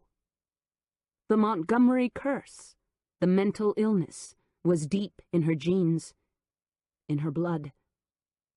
There was no escape. Panic spurted through her. Her head pounded. Her pulse was out of control. For God's sake, don't lose it. Not now. The phone rang, and she jumped. Damn the reporters! On her feet in an instant, she snagged the receiver before the second blast. Hello? She barked. Caitlin? Adam's voice was as near as if he was in the room with her. Tears sprang to her eyes. Relief washed over her. He was just the balm she needed. So why did she want to break down and cry at the sound of his voice? Hi, she managed, fighting tears, but the sound was strangled. Are you all right? He asked. No, I'm not all right. I never will be. You, of all people, should know that. Cradling the phone to her ear, she slid down the cabinets, sinking to the floor. "I heard about your mother," he was saying. "I'm sorry." "So am I," she admitted, and struggled against hot tears. She wasn't used to kindness from a man. It was hard to accept, harder still to understand. "I thought you might want to talk." "I do. Yes." She nodded, as if he could see her. She had to see him, touch him, feel something solid in her life, someone she could trust. Trust him? Are you nuts? A guy who flashes his business cards at a funeral? For God's sake? A shrink culling clients out of the obits? Come on, Katie did. This is crazy. You want to see him because you've got the hots for him. That's it. Kelly's voice echoed through her head. These days it seemed as if her twin was her conscience, as well as her tormentor. "I can be at your place in half an hour," he said, and the timbre of his voice touched her heart. He cared. She knew it. "Or would you rather come here?" She looked around her home, the empty glasses, half-filled bottles, mud the dog had tracked through the kitchen. Beyond all that, there was the restlessness she'd felt here lately, the feeling that she was being observed. "Maybe somewhere in between. Neutral ground," he prodded. "Either the office or a coffee shop." "Tell you what, why don't you come by and pick me up?" She dashed the remainder of her tears away with her fingertips. "We'll decide then." "I'll be there," he promised. She hung up, and forcing herself to her feet, she gritted her teeth. She couldn't fall apart. What good could a nervous breakdown do? No, she had to find some inner strength and sort all this out herself. Forcing herself, she pushed all the demons in her mind back into their dark, cobwebby corners as she raced around the kitchen, putting glasses in the dishwasher, stuffing the bottles back into the cupboard, and swiping at the countertops and floor with a wet dish rag. "Mission accomplished," she told the dog as she did a cursory survey of the room. "Make that mission impossible accomplished." Tossing the dirty rag into the hamper in the laundry room, she headed upstairs, then threw on a long cotton dress and found the matching sweater that covered the nicks on her arms. Then she frowned at her reflection. A couple of passes with a mascara wand over her lashes and a quick brush of blush was all she had time for. Her hair, well, forget it. She hurried downstairs and dialed the plantation. Hannah was alone. Really alone. For the first time in her life. And Caitlin wanted to check up on her baby sister. Oftentimes Hannah was a pain, but then who wasn't? Kelly, Amanda, and Troy weren't all that great at times either. One ring. She waited, checked her fingernails. 2. Come on. No such luck. 3. Great. On the 4th ring, the answering machine clicked on, and Caitlin froze as she heard the soft, dulcet tones of her mother's drawl, instructing her to leave a message. "You all have reached the Montgomerys out here at Oak Hill. If you'd be kind enough to leave your name and number, we'll get back to you." Caitlin's knees threatened to buckle. "Oh, Mama, how could this happen?" She remembered sitting on her mother's lap, smelling the scent of her perfume mingled with smoke, the look of sadness that seemed to linger in her green eyes.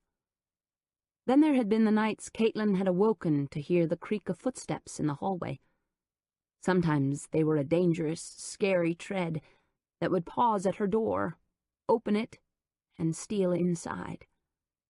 Other times they belonged to her mother, as Bernada, an insomniac without her sleeping pills, would pace the upper hallways and stairs.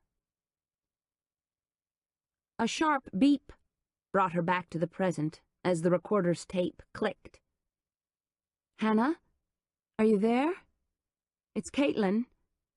I just wanted to see how you were doing. Pick up if you're home, okay?" She waited. No answer. "Hannah, give me a call, okay? If I'm not here, try my cell. Please, call me." She hung up with the uneasy feeling that something was wrong. But then, what else was new? Everything these days was wrong, with a capital W. She heard a car pull up outside about the same time Oscar started barking like a maniac. "You stay here," she said as footsteps sounded on the porch and the doorbell chimed. Peering through the narrow window near the door, she caught a glimpse of Adam, his dark hair shining in the glow from the porch lamp, his eyes sober. In jeans, a dark sweater, and tennis shoes, he stood, hands in his pockets. Her stupid heart skipped a beat when his gaze collided with hers. She couldn't help but smile and feel a little thrill of excitement thrumming through her veins. There was something sexy and slightly mysterious about him, a secretive side he'd tucked beneath his college athlete good looks. It intrigued her, seduced her, made her want to find out more about him. Face it, Caitlin, you're attracted to him on a very basic animal level, female to male. For a split second, she imagined what it would be like to make love with him, then caught herself. That was nuts. She couldn't allow her wayward mind to go there. Hastily, she unlatched the door. Before Oscar, hovering at her heels, could make good his escape, she stepped outside and pulled the door shut behind her. "Hi. You look..." He let his gaze move up and down her body, then shook his head. "You look damned incredible, but maybe we shouldn't go there." "What? Forget compliments? No way." She winked at him and blushed. "You look pretty incredible, too." He threw back his head and laughed, then took her arm in his. "Enough already. We still have a patient-doctor relationship to protect." "What a bummer," she muttered, and he laughed again. The night was quiet. Few pedestrians on the streets. No breath of wind ruffling the leaves of the trees overhead. "Where to?" she asked. "Wherever you want to go. This time it's your choice." She considered for a second. "What about Nickleby's? It's 3 blocks over, past the square.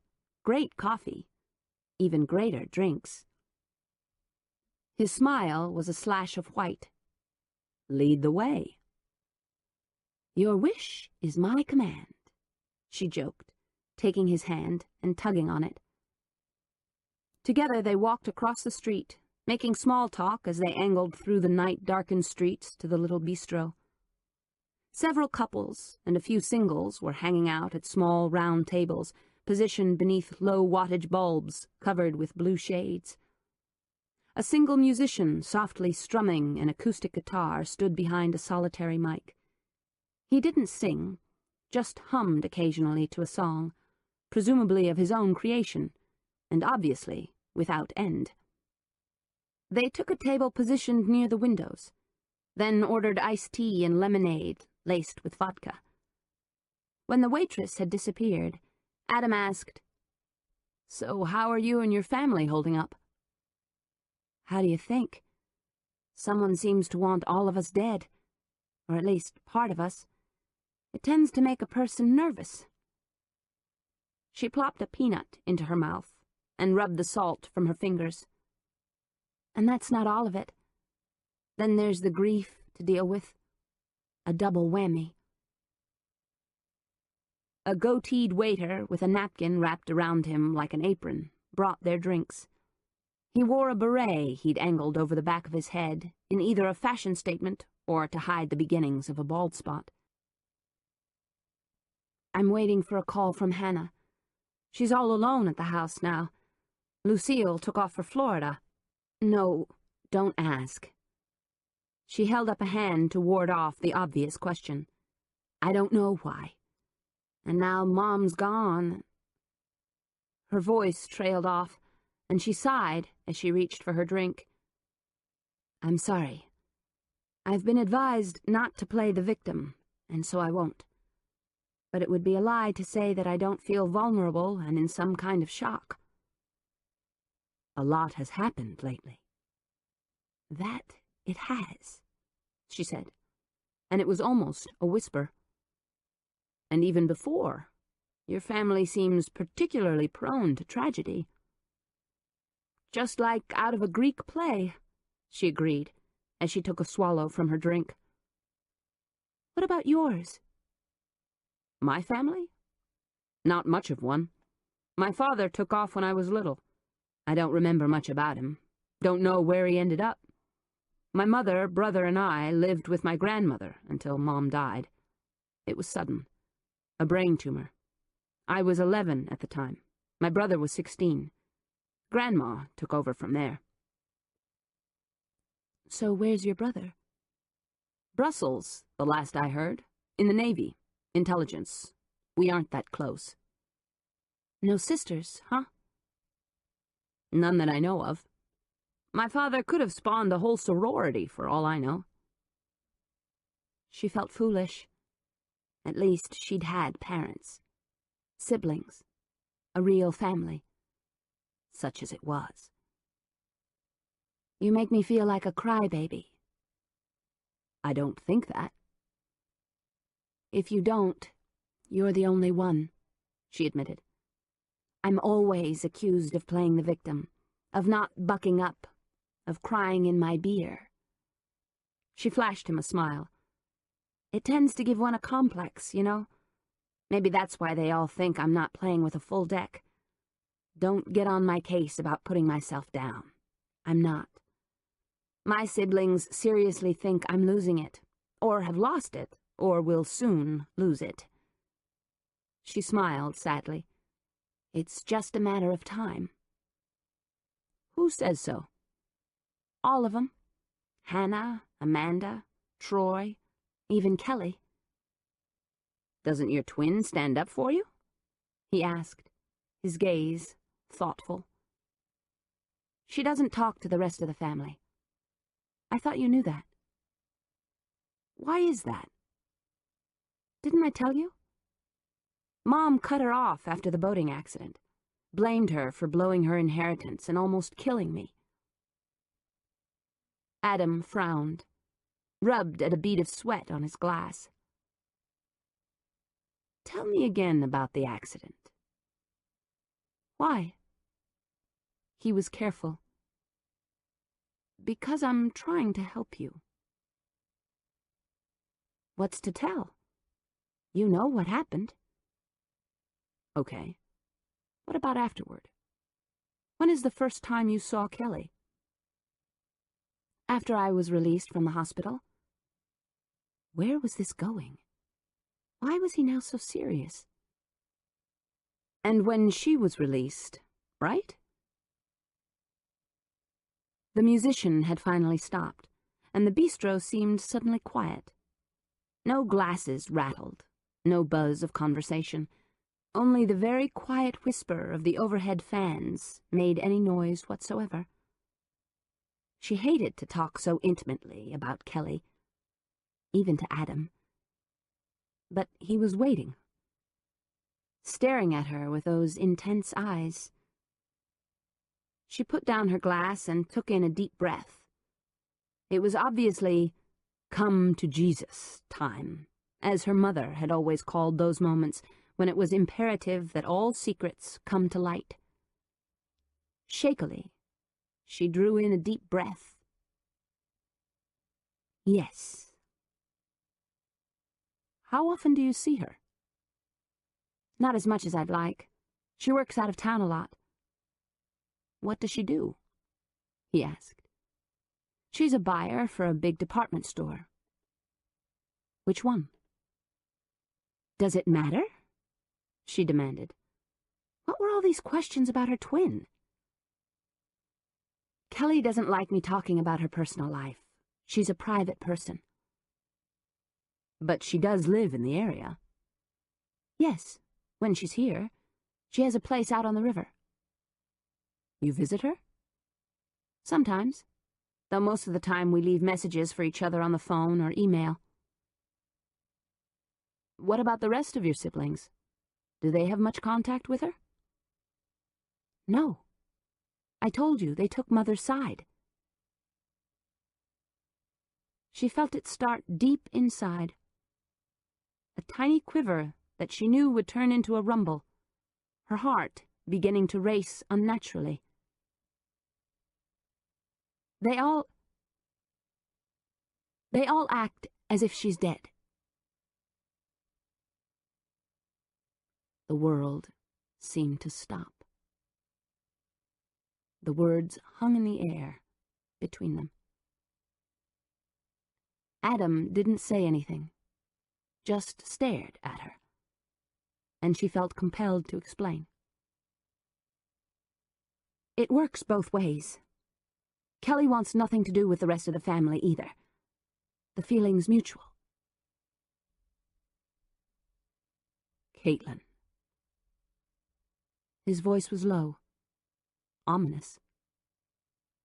She swallowed against a throat suddenly as dry as sand. I read Kelly's obituary today. She closed her eyes. She's dead. No. Caitlin had known it would come to this. She took a swallow of her drink, shook her head vehemently, denying his every word. Her body was never found. Not officially. But she survived the accident. It was a miracle. Or maybe not. She forced the quivering of her insides to subside, the roar in her head to quiet. I only know what she told me. Which is? If he was skeptical, he managed to hide it. That she was in and out of consciousness. That she floated downstream. That she was fished out of the river by a drug runner who saved her life, but wanted to remain anonymous, as there was a warrant out for his arrest. So she built a new life for herself.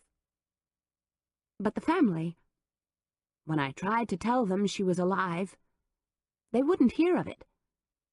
As you know, they think I'm suffering from some kind of mental disorder. No, wait. A condition. I think that's the term my mother used. I see.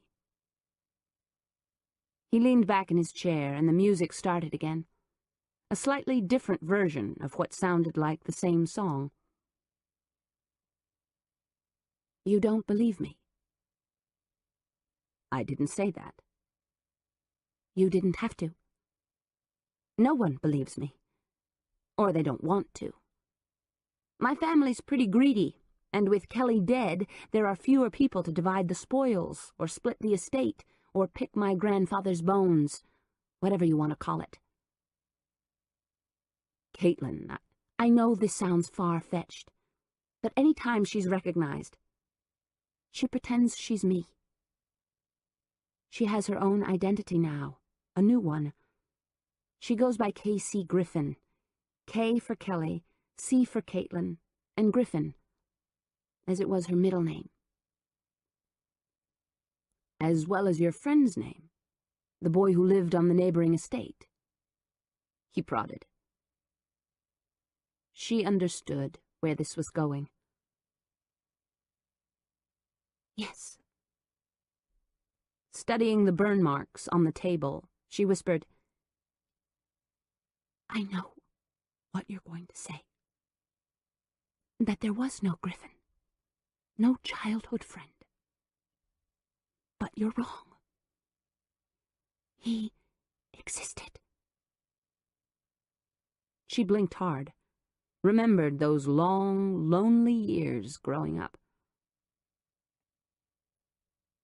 He existed for me. Adam reached across the table, took both her hands in his, rubbed the back of her knuckles gently with his thumbs. If he was real to you, he did exist. Then. But now? She shook her head, fought the tears. Now I know he was imaginary. But necessary then. Oh, yeah. She sniffed and bit her lip as she thought of the nights she'd slipped out of her window, climbed onto the roof and sat staring up at the stars. Griffin beside her, ready to catch her if she fell, ready to tell her everything was going to be all right, never letting her down. Not like the other people in her life. Not like her older brother, who had crept the halls, slipping into her room, into Kelly's room, brushing foul kisses across her cheeks, smelling of beer as he'd slid a hand beneath the covers to touch her. Not like her mother, who doubted her and suggested that she was making up tales. Not like her father, who was rarely around, never took the time to know her or any of his children. Griffin was real necessary, she admitted. Just like Kelly is now? He asked gently. But she shook her head. Wouldn't go there. He didn't understand. But then, no one did. Not when it came to her twin. Kelly's real, Adam, she insisted. As real as I am. Chapter 28. Reed leaned back in his lazy boy and tried to pay attention to the Braves game playing on his new 36-inch flat-screen TV. The thing had cost him an arm and 2 legs, but he loved it. He figured he'd finish his man-sized microwave meal that tasted like shit, then hit the streets again, taking a swing by Caitlin Bandeau's home. He'd asked Morissette to watch the place, which she had agreed to, even though her daughter was in the throes of a major case of chickenpox. Reed needed a break. He'd been working the Bandeau case round the clock, and it was time to step back and gain some perspective. Before Caitlin Bandeau slams the door on your face again. Hell. The Braves were down 7-1 in the bottom of the 8th, with 2 outs. It didn't look good. The Mets were on a roll. Reed washed the remains of his meal down with the rest of his beer, did his dishes by tossing the plastic plate into the garbage, flicked off the set, and was out the door just as his cell phone chirped. He answered as he climbed into the Eldorado. Reed. Hey, it's me, Sylvie Morissette said from her cell phone. I'm on my way. About time. The sitter's called twice. Where are you? On the side street, catty corner from a little bistro called Nickleby's, she said, and gave him the street number. Get this. Our widow seems to be on a date. Her and that shrink of hers, having drinks together. Real cozy. Interesting. I'll be there in 20, he said, as he pulled out of his drive and headed into town. He turned on the police band and was slowing for a red light when his phone jangled again. No doubt Morissette's sitter was pressuring her. He hit the talk button. "Reed. This is Deputy Bell, down at St. Simon's. You said you wanted to know when we got a positive ID on the Jane Doe we pulled from the water on the north side of the island." Reed tensed, hung a left. "That's right. Rebecca Wade. The ME got her dental records and matched them up." Reed was beginning to get a bad feeling about this. "Any idea on the time of death?" "She's been in the drink a while. Weeks, maybe months. Hasn't been determined yet." "Cause of death?" "Still working on it. I'll have a copy of the autopsy report faxed to you the minute I get one. But there is something odd about the case," he added, and the tone of his voice had grown heavier, a precursor of more bad news. "Something you probably ought to know." Reed took a corner a little too fast. His tires screeched. "Shoot." "Well, her body was pretty decomposed, as I said, but one thing the ME noticed, and it'll be in the report. It looks like her tongue was cut off, clean out of her mouth." Reed's jaw clenched. His hands tightened over the wheel. "You're sure that wasn't some kind of animal? A predator that got to her?" "Don't think so. According to the ME, the tongue was sliced off clean as a whistle and found wrapped in plastic in a makeup bag in her purse. The only thing in the little case. Just her tongue, wrapped up like a goddamned ham sandwich." She let him kiss her on the doorstep. That was Caitlin's first mistake. The second was inviting him in for another drink. And the third was the fact that she wanted to make love to him. Right here in her house, while the rest of the world crumbled around them, Caitlin wanted to feel Adam's strong arms around her, needed to know that he cared, was desperate to find some meaning in life, to feel alive when so many people were dying. "I don't know if this is such a good idea," he said, as they sipped drinks. A Cosmo for her, and whiskey over rocks for him, on her couch. "He's not going for it." Adam hitched his chin in Oscar's direction. The little dog was lying beneath the arch separating the living room from the foyer, and he never took his eyes off Adam. "He's not used to strangers coming here." "But he does recognize Kelly?" Caitlin sighed, second-guessing telling him about her twin. "Would you like to talk to her?" "That would be a great idea." "Hang on." She walked into the kitchen with Oscar tagging behind, found her purse and dug out her cell phone, which she carried back to the living area. Adam was seated in one corner of her floral couch, half sprawled over the cushions. A hint of beard shadow was darkening his jaw. His hair was mussed from their walk from the bistro to the house, his long legs stretched beneath the coffee table. Serious eyes watched her every move as she took her spot next to him, punched out Kelly's number, and waited. She might not be home. "I'll bet." "I'm serious." Caitlin listened to the phone ring and the answering machine pick up. At the tone, she said, "Hey, Kelly, I'm home. Give me a call back, would you? I need to talk to you, and no, don't worry. I'm not going to try and coerce you into going to Mom's funeral, okay? Call me." She clicked off, glanced at Adam, and saw the doubt in his eyes. "You still don't believe me, do you?" "Well?" She dialed Kelly's number again and handed the phone to Adam. "You listen to her voice. You leave a message. Tell her you want to talk to her, for crying out loud." Adam's eyes never left her face. It was irritating that no one, not even her shrink, believed her. Even though the receiver was pressed against his ear, Caitlin heard the phone ringing and Kelly's answering machine pick up. Adam didn't so much as flinch. "Yes, this is Adam Hunt. You probably know that I'm working with your sister Caitlin. Would you give me a call back? I'd appreciate it." He left his number and pressed the end button on her cell, then sat holding the phone for a long time. "You still don't believe me?" "I didn't say that." He handed her the phone. "You didn't have to.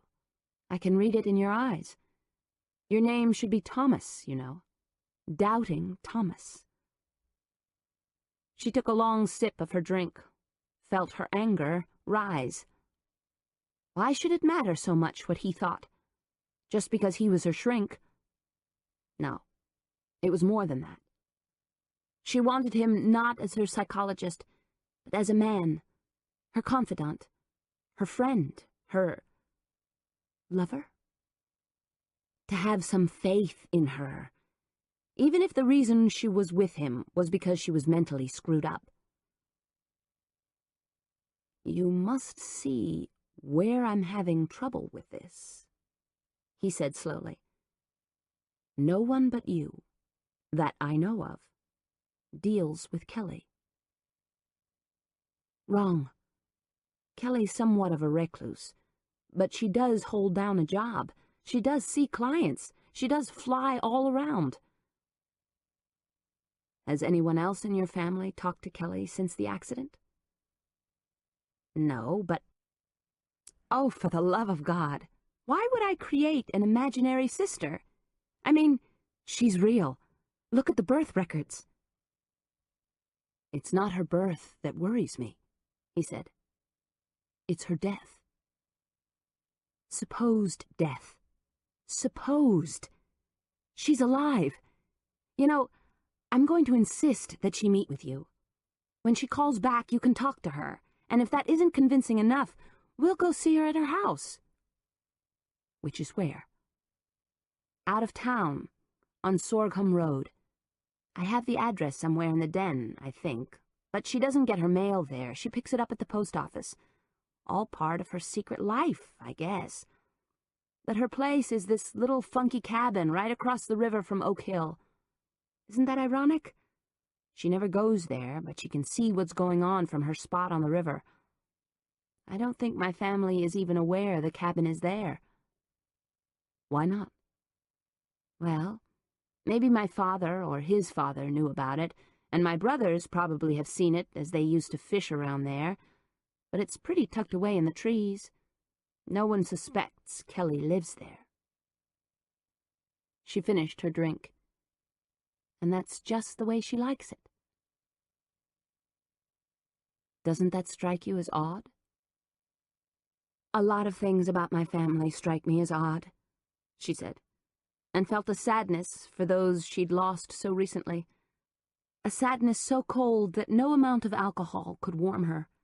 An ache so deep she didn't know if she'd ever get over it.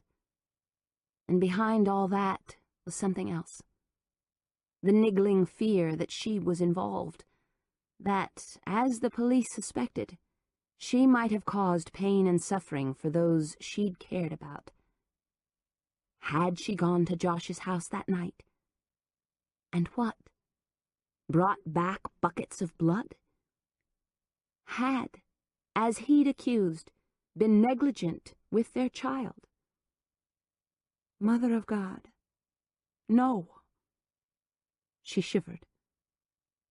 Had she climbed the steps to her mother's bedroom on the evening she'd taken ill, and while no one was looking, replaced the nitroglycerin pills with placebos, and when that attempt on Bernada's life had failed, had she snuck into the hospital and finished the job?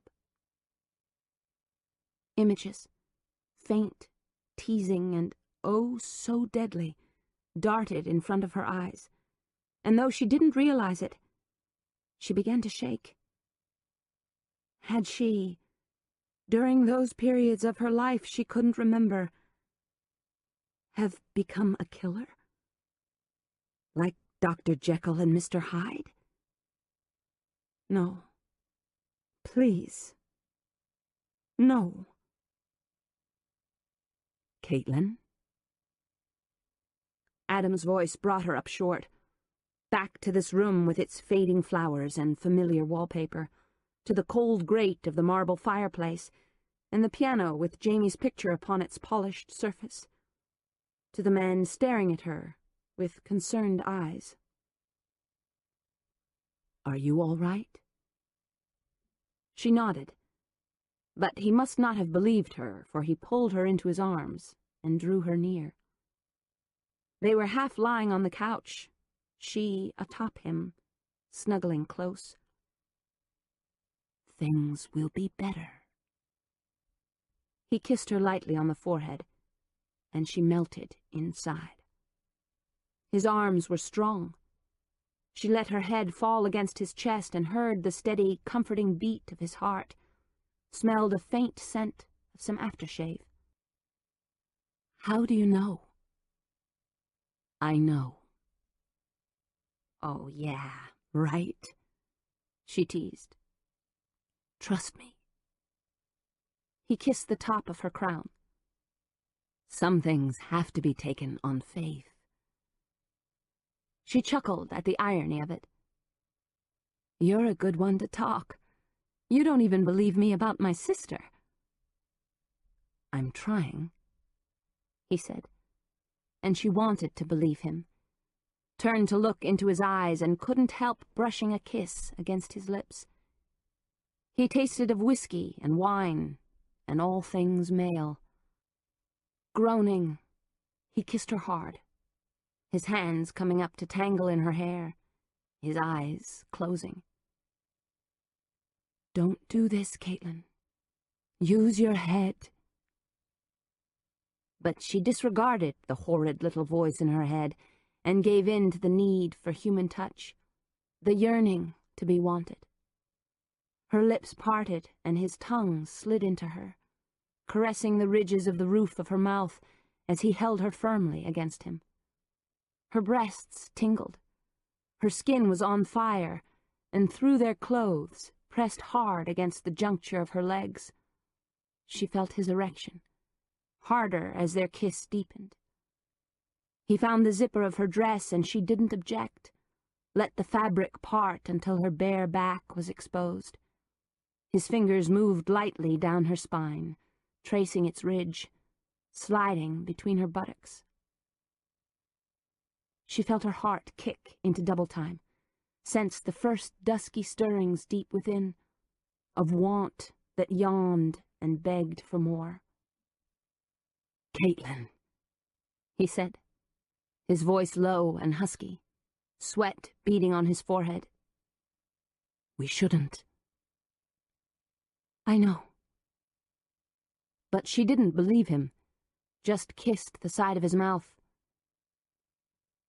This could be trouble. Only if we let it, she whispered, kissing him again, feeling his heat, his need, so much like her own, pulsing in the thick air between them, throbbing in their blood. She moved against him, her long dress bunching, and he seemed to let go. God help me, he groaned out as his hands grabbed the dress's hem and he pulled it upward, the tips of his fingers grazing her thighs, his need evident. She got lost in the smell and taste of him, kissing his lips, his eyes, his nose, as he stripped them both, yanked her dress over her head, unhooked her bra and pulled off his shirt and slacks. There was no more talk of denial, no more worry about propriety. He kissed her as if he never intended to stop, stripping away her bra and panties as her heart pounded and her blood thundered in her ears. He pulled her atop him and lifted his hips, thrusting into her from below, claiming her while she was straddling him, caressing her breasts as she moved. His eyes were closed as they kissed long and hard, the air between them dense, the heat palpable. Her pulse raced, lightning quick, moving her to that dark, dangerous beyond. Faster and faster they moved, and the room spun crazily, wildly. Her nipples hardened beneath his touch, and when he curled up to take one in his mouth, she cried out. Her breathing was rapid and shallow, her thoughts losing connection.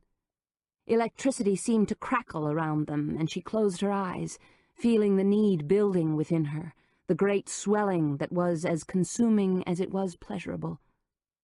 He knew just where to touch her, just how to...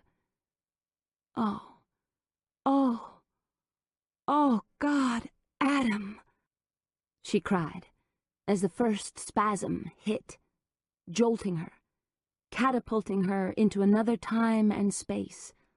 Her eyes closed, and for the moment she was lost, couldn't find herself, couldn't breathe.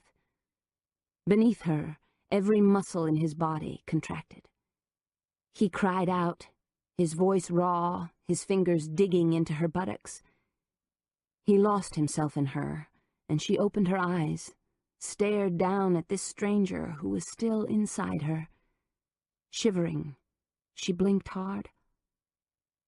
Then Kelly realized what had happened.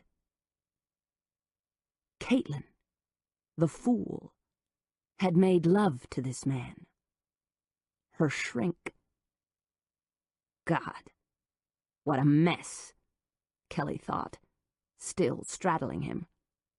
Huh, he was good enough looking, chiseled male and all.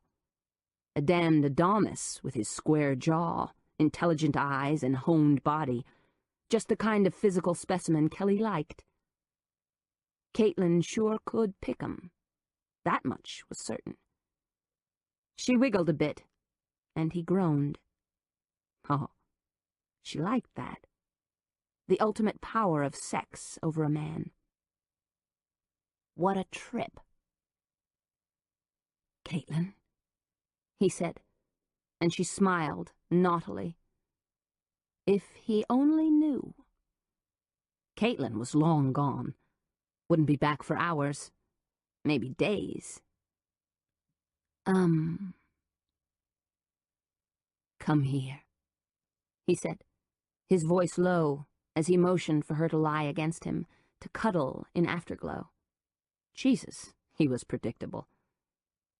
She hesitated, then lowered herself, tangling her fingers in his chest hair and getting off on the fact that he had no idea that she'd switched, that her personality had taken over wimpy, whining, always the victim, Caitlin's. She cooed against his skin and felt his fingers caressing her shoulders, holding her close, his breath whispering in her hair. So romantic, and so damned foolish. But she could play along, and he'd never know. She leaned over and kissed his nipple. His eyes flew open as if he was surprised that she could be flirty and aggressive so soon after. But then, he didn't know her at all. Didn't realize what kind of fire he was playing with. She stared straight into his eyes as the tip of her tongue rimmed his nipple, and he sucked in his breath. Tell me, Adam, she suggested throatily. Was it good for you? Chapter 29. Reed checked his watch. It was after 1 in the morning, and Caitlin's shrink had been inside her house for nearly 3 hours. Doing what? Nothing good. He remembered his old man telling him that nothing good ever happened after midnight. Reed had been 16 at the time and considered his father an idiot. But now, looking back, he decided the man was right. He tapped his fingers on the steering wheel and refused to drink one more swig of the coffee he'd picked up an hour ago at an all-night convenience store operated by a pimply-faced kid who looked pale and sick, like a heroin addict, under the fluorescent lights. He'd nearly bought a pack of cigarettes from the kid, then thought better of it. Now, as he stared through the night, he would have killed for a smoke. He'd relieved Morissette hours ago, and almost envied her the need to get back to her children, to her little family. Almost. He'd watched her juggle her duties as an ambitious cop, along with her life as a single mother, and wondered where she got the energy.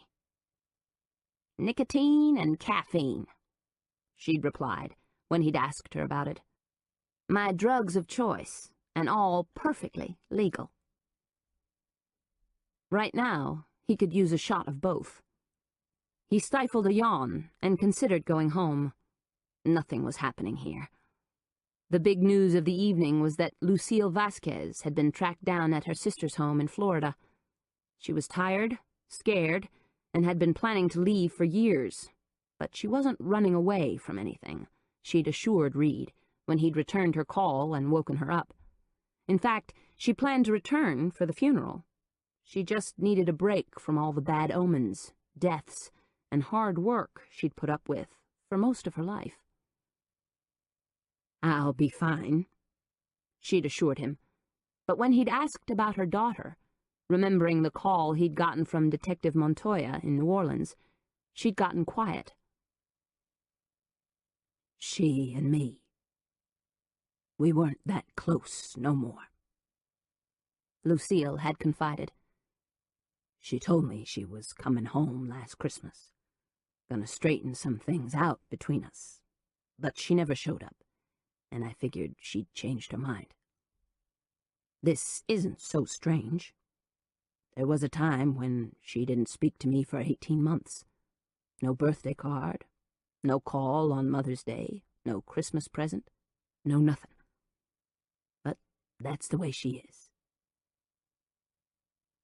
When he explained Detective Montoya's concern for Marta, Lucille had sighed.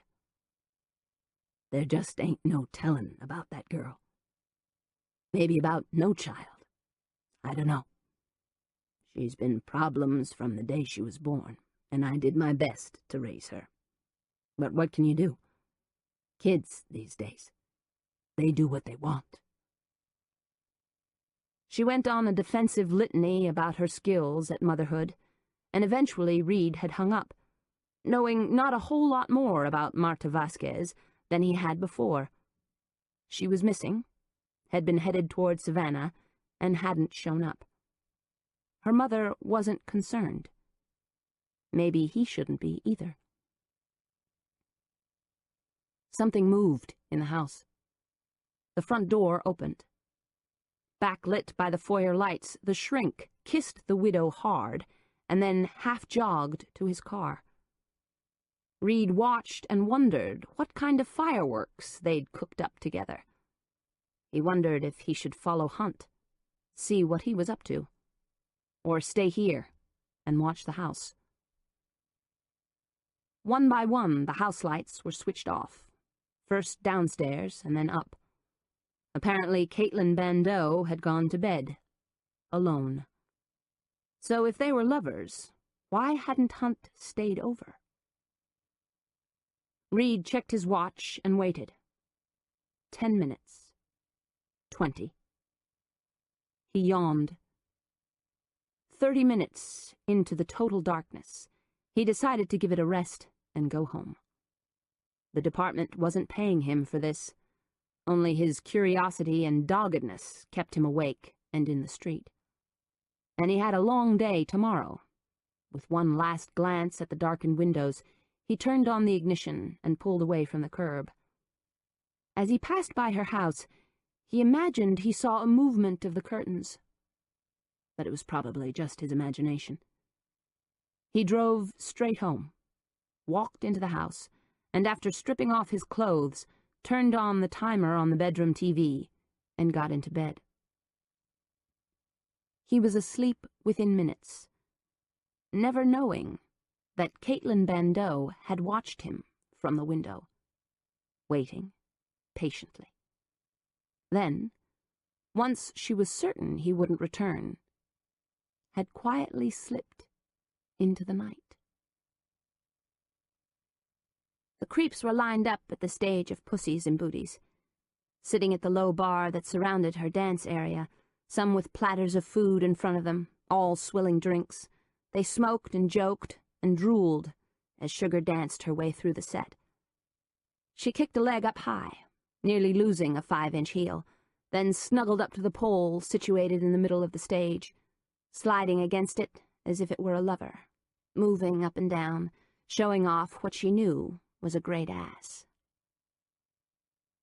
Ross had the bass cranked up on the sound system, and a couple of guys in jeans, work shirts, and suspenders were standing behind the first row of patrons and gyrating to the pulsing beat, moving so that she might notice them, like she'd give them the time of day.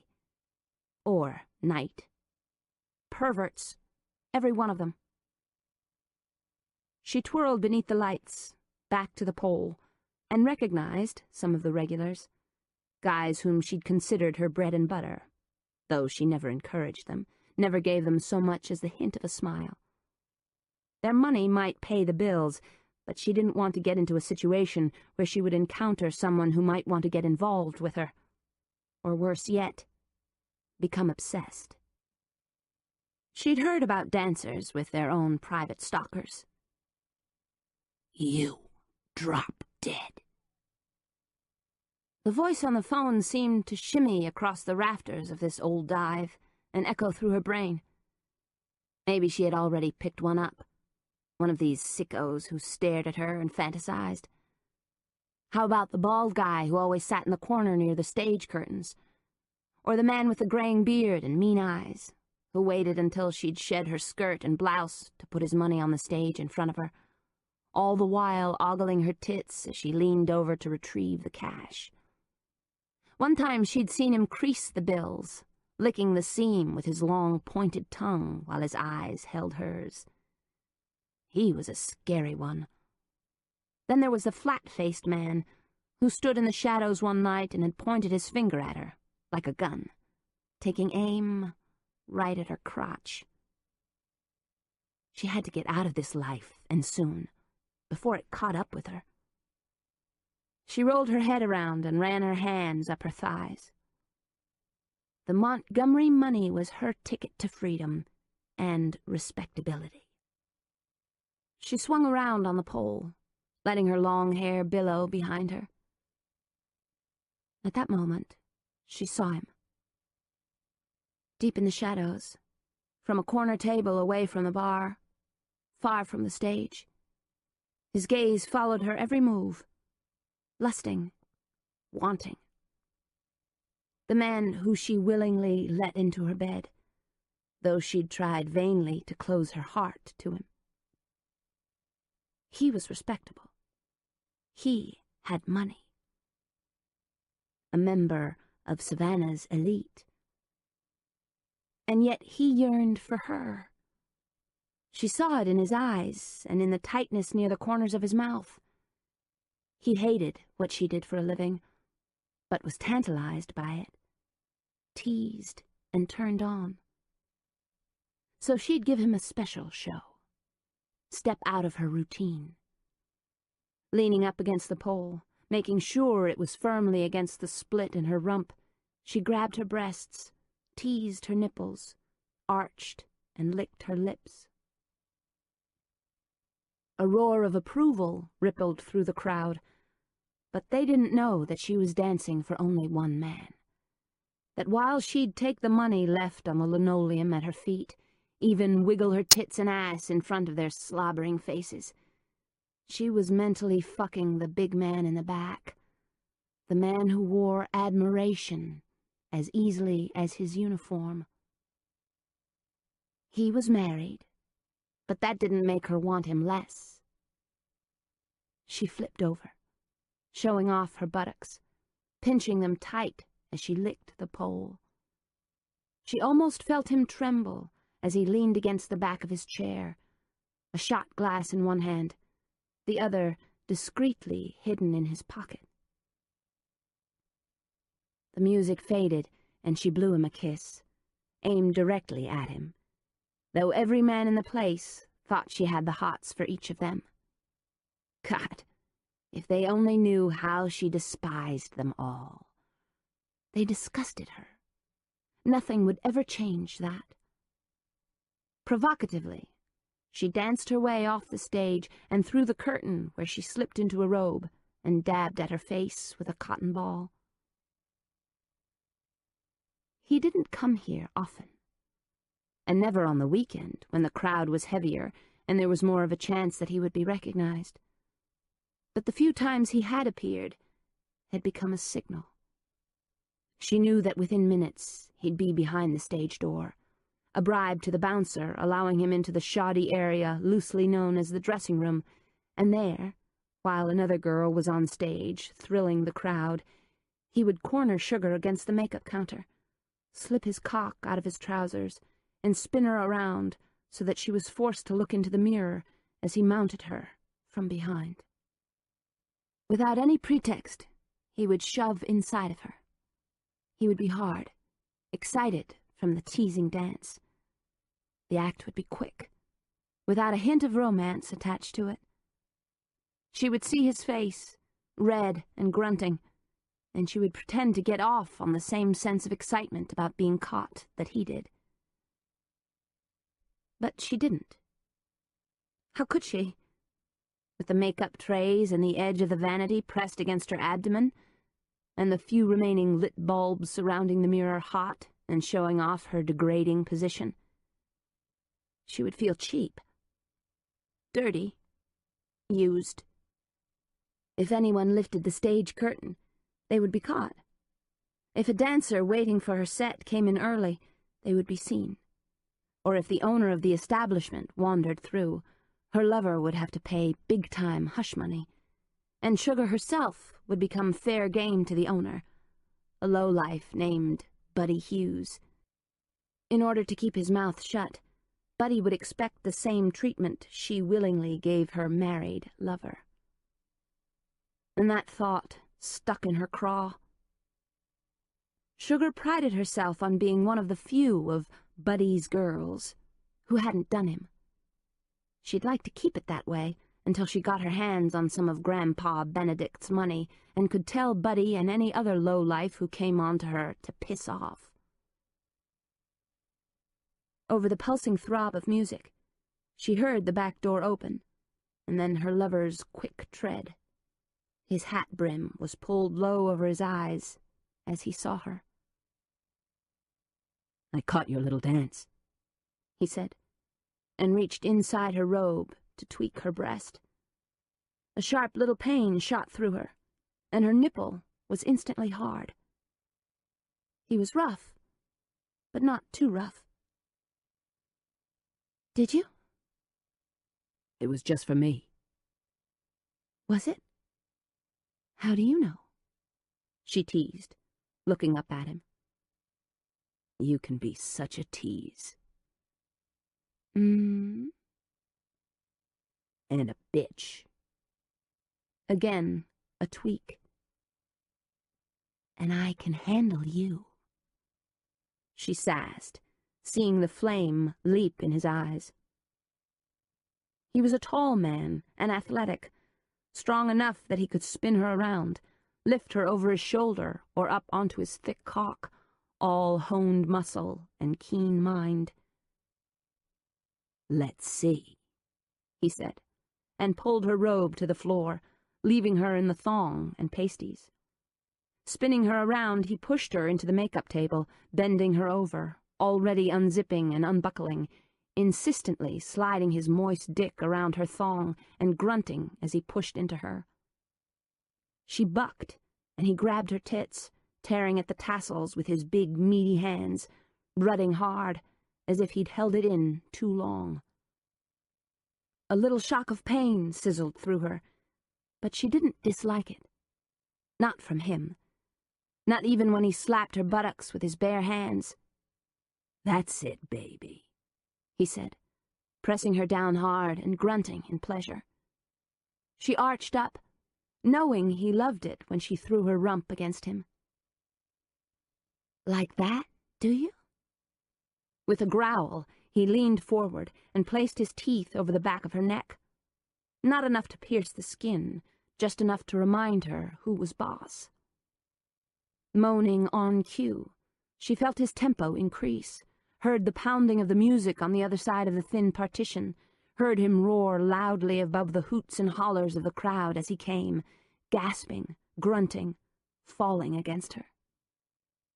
She saw his red, sweat-slicked face in the mirror and felt a moment's revulsion. She was beneath him, holding on to the edges of the table for support, her hair mussed, her face flushed, her eyes hollow. A whore, just as Dickie Ray had always insinuated. Not for the regular crowd, not for her boss, not for anyone except this one man who would never love her. Not because he didn't like her, but because she wasn't of his class. She was meant to screw, not to show off, never to marry. She was less than a dalliance or a fling. She was someone with whom he could explore his naughty side, someone he could spank or pour champagne on and lick it off. She'd do anything for him, and he knew it. It made him feel powerful, and that, above the sex, was what he craved. She knew it, but she doubted that he did. As he zipped up his pants and straightened his shirt, she felt shame that showed itself in the wash of heat that climbed up the back of her neck, the neck he'd so recently sunk his teeth into. She found her robe, threw it over her shoulders, didn't ask the demeaning question, "When will I see you again?" "That was nice," he said with a little smile as he adjusted himself and buckled his belt. "Real nice." "Yeah." He placed a small box on the vanity, a tiny gift that she wouldn't open until he slipped through the back door and into the night. It wasn't money, never money, but some little feminine bauble, nothing expensive, never anything lasting. But it was something. He patted her on the buttocks and left. Only later, as she stared down at the silver navel ring, did she realize that he hadn't kissed her. Not once during their brief interlude. There had been no tenderness, no love, just pure, raw sex. And while she'd been turned on at first by the knowledge that she was fucking one of the most powerful men in the city, she was now disgusted, or at least disillusioned. He could easily have a dozen girlfriends, women who danced for him at the Silk Tassel, or the Odd SC, or any of the places his work took him, places away from the prying eyes of his wife. She had no idea what he did with his time when he wasn't working. All she was really sure about was that he was always rock hard and cheated on his wife without conscience. What a legacy. She needed to go home, pour herself some cold vodka and take a long shower, to wash away the sweat, to rinse off the dirt, to wipe away the feeling that she was wasting her life, to find Cricket. Sugar was worrying more and more about her wayward sibling. It had been more than 2 days now since Cricket was last home, and Sugar hadn't heard word one from her sister. None. Cricket's disappearance, in and of itself, wasn't unusual, but coupled with the strange phone calls where no one responded when she answered, Sugar had gotten nervous. What if something had happened? She'd even mentioned it to Dickie Ray, who had told her she worried too much. Like that was a news flash. "Christ, Sugar, give the kid a break," he'd said, while trying to install a new fan belt on his truck. He'd turned and looked at her from beneath the hood, wiped his blackened hands on a greasy rag, and clucked his tongue. "You gotta let her live her life. She don't need you clucking after her like some mother hen. And them phone calls, hell, they're probably from the perverts you dance for. It don't take a fucking brain surgeon to figure that one out. She'd let the subject drop. Dickie Ray was an idiot. Had been from the day he was born. Like all of his nerves didn't quite touch. He was probably the one who'd been sired by Cameron and hence had enough incestuous Montgomery genes to make him stupid. She'd read about that, worried about it. But then, in that respect, Dickie Ray was right.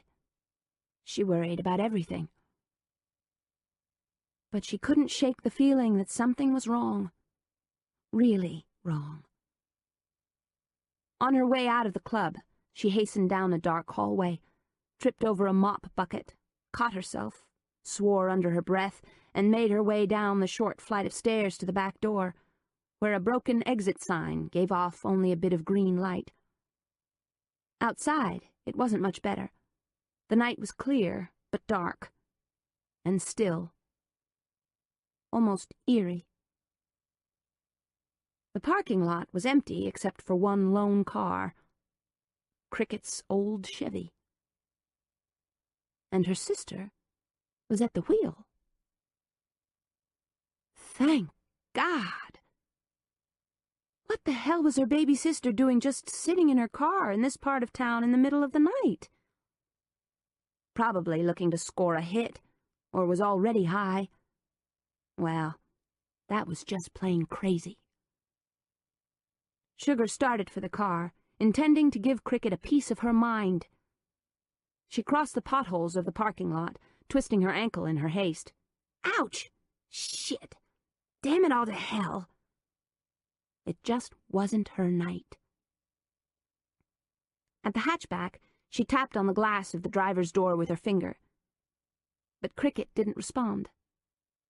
Just sat there, doped up and asleep, no doubt. Her skin looked white in the dark interior, though her eyes were splotches on it. Dark, reddish welts along with streaks of mud. Like Cricket had been strung out for days and had a bad reaction. At that thought, Sugar began to worry all over again. "Hey!" she called. No response. She tried the door. It was locked. "Damn it, Cricket! Open up!" She leaned down and saw something in the reflection of the glass. A glimpse of movement in the shadows behind her. A figure running toward her on silent footsteps. Shit! Probably one of the perverts lurking by the dumpster hoping to catch a glimpse of her. Looking over her shoulder, she said, "Listen, you warped son of a bitch. I'm not interested." She was slammed against the car. Oof! Her breath came out in a rush. Her head crashed against the doorframe. Pain exploded behind her eyes. Her purse flew across the lot. What the fuck? She couldn't see her attacker. Her face was smashed against the side of the Chevy. A foul-tasting rag was stuffed into her mouth before she had a chance to scream. What the hell was happening? Cricket was in the car, and this jackass was going to... What? Rape her? Shit! Fear fired her blood. She fought for all she was worth. Sugar was strong and athletic, the hours dancing making her firm, but she couldn't move. Her arm was twisted behind her so hard it nearly came out of its socket. Panic ripped through her. This couldn't be happening. Cricket, for Christ's sake, do something! Why wasn't she moving? Why the hell wasn't she moving? Why were her eyes so glassy, drugged out, and her skin was so pasty beneath the welts? Dozens of them all over her face. Oh, fuck! No! Oh, God! No, no, no! Finally, Sugar understood. She clawed and tried to scream, but it was too late. Another rag was held to her nose, and she wrenched away from the smell of ether. Already her body disobeyed the commands of her screaming mind. Her knees sagged. Her arms and legs were like lead. Even her brain was failing. The lights of the parking lot were spinning in slow motion over her head, moving pinpoints against the dark canopy of the sky. The pressure behind her eased. Slowly, Sugar slid down the side of Cricket's battered Chevrolet onto the pockmarked asphalt. She was vaguely aware that her attacker was swearing under his... No. Her? Breath, and scrabbling across the parking lot trying to retrieve the contents of Sugar's spilled purse. Sugar didn't care. Her entire body was numb, her thoughts floating. She wasn't even scared, though she was certain she should be. There was little doubt in her mind that she was about to die. Chapter 30. Reed pulled the autopsy report on Rebecca Wade from the fax machine and immediately got lost in it. Probable cause of death was asphyxiation, not drowning. She'd been killed first, her tongue sliced out of her mouth and probably tucked into her empty purse, then the body ditched in the water. Who would go to so much trouble? Someone who was making a point. You didn't hack off a body part and wrap it in goddamn saran wrap and tuck it into a designer leather bag unless you wanted to show off a little. Taunt the police. Say, "Hey, cops, look over here. I did this, you idiots. I'm smarter than you." He refilled his coffee cup in the lunchroom, nodded to a couple of beat cops. Still studying the report, he jockeyed his way through the cubicles as he made his way to his office. The minute the details of Rebecca Wade's death leaked out, the press would be over this like crows on roadkill. There would be concern and talk about a serial killer, a murderer focused on people associated with the Montgomery family. It was probably task force time, and the FBI would be called in, which might not be such a bad idea. There were always the jurisdiction squabbles, of course, a few power struggles, but for the most part, he didn't mind the feds.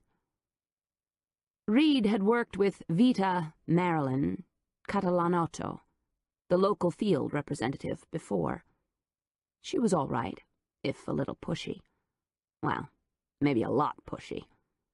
Transplanted from the Bronx in New York, which explained a lot. Christ, it seemed lately that he was surrounded by female cops. All that equal opportunity crap. Office machines hummed, and phones rang outside his door. Someone told a non-PC joke that he caught the end of, and there was a ripple of laughter in the cubicles near a bank of windows. He didn't pay much attention. Had too much on his mind. All surrounding the Montgomery killings. Caitlin Bandeau's daughter, mother, father, husband, and now shrink were dead, along with a sprinkling of siblings. The way it looked, it was just plain dangerous getting too close to the recently widowed Mrs. Bandeau. Hearing footsteps nearing his open door, Reed looked up. A tall, determined man was steamrolling straight for him. His features were even, his skin a hue that hinted at his Latino heritage, his chin, beneath a dark, neat goatee, set. "You Reed?" he asked, his dark eyes serious, a diamond stud winking in one ear. It was hot as hell outside, and yet the young buck wore all black and leather. From first glance, Reed would have pegged him as a tough, but there was something beyond his swagger, an earnestness in his expression that suggested otherwise. "That's right." Reed straightened. "Ruben Montoya, New Orleans PD. Montoya flipped open his wallet, and Reed took a cursory glance at the badge. It looked authentic. I heard Lucille Vasquez left town. Montoya stuffed his badge into an inner pocket of the jacket. That's right, Reed said, waving the younger cop into a side chair. But she turned up at her sister's place in Florida. You're looking for her daughter, right? Marta? Something flashed behind the dark eyes, and his lips drew white against his teeth. She's been missing for 6 months. A friend of yours? Yeah, Montoya admitted. A good friend. She's not with her mother, and Lucille doesn't know where she is, nor, for the most part, does she care. She's got a bad case of wounded maternal ego. I talked to her last night. She's got no clue where her daughter is. You're certain? I'd bet my badge on it. Hell. Montoya's lips pursed, and he fidgeted at the pocket of his jacket, as if searching for a non-existent pack of cigarettes. I checked around with missing persons, and heard there was a Jane Doe found down in the water near St. Simon's Island. And you thought it might be Marta? How'd you hear that so fast? I made it a point to. He was brash, cocky. Reed couldn't help but like him. I've got dental records with me. With you? This was beginning to sound strange. Copies, but they'll do for a match. Are you a little too involved in this one? Reed asked. Some people might think so, but they're wrong. Maybe you should back off, put some perspective on the case. Besides, the Jane Doe isn't Marta Vasquez. No? Relief slumped Montoya's broad shoulders. You're sure? Reed tossed the report across the table. Yep. Montoya scanned the pages, his expression hardening as he read the autopsy report on Rebecca Wade. His face grew darker than before. Sick bastard, isn't he? Or she. A woman? Quite possibly. Who cuts out her victims' tongues. Appears as such. Hell. Montoya finally took the proffered chair. I've had experience with some really bad dudes. A couple of guys into really sick shit. One called himself Father John, and the other one went by The Chosen One. Serial killers. Both had a weird, religious, sadistic bent. Our killer tends to pick people close to a wealthy family in town, Reed said, and decided Montoya might look at this case with fresh eyes. Experienced eyes. Reed had read of the serial killers who had haunted New Orleans last year. Serious psychos. Montoya had helped Detective Rick Bentz bring them down. I was going to drive down to St. Simon's in an hour. Check this out. He motioned to the report Montoya was skimming. Mind if I ride along? Montoya asked. Usually Reed would have declined, but he figured he could use all the help he could get. Whoever was taking potshots at the Montgomerys was upping the ante. The deaths were coming at rapid-fire speed. Might not be a bad idea, he said, then added, Our latest victim isn't going to look so good, you know. She's been in the water a while. I got no problem with that. Reed leveled a gaze at Montoya, and the New Orleans cop didn't flinch. Didn't so much as bat an eye. He'd be okay. After all, he'd witnessed some pretty grisly crime scenes with the killers he'd chased down. You're on. How is Rebecca Wade connected with the Montgomery family? Reed filled him in, told him about the Caitlin Montgomery Bandeau connection, just as the clip of fast-paced footsteps in the outer hallway heralded Morissette's arrival. She flew into the room with a cat-who-ate-the-canary smile pasted on her lips. Guess what I've got? Besides a serious attitude problem?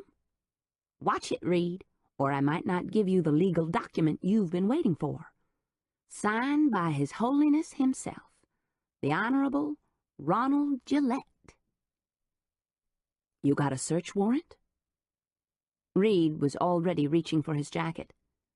Signed, sealed, and now... She slapped the damned paper onto his desk. Officially delivered. Let's go. Reed was around the desk. He motioned to the visitor. Detective Sylvie Morissette. This is Detective Ruben Montoya of the New Orleans Police Department. On loan or permanent? She asked, sizing up the younger cop. Jesus, what was the matter with her? She'd already had 4 husbands, and from the swift change in her demeanor, it was obvious that she was looking for number 5. No matter how much she protested the fact, as a seriously confirmed bachelor, he didn't understand her need to waltz up the aisle with just about anyone she'd ever slept with. Montoya's looking for Marta Vasquez.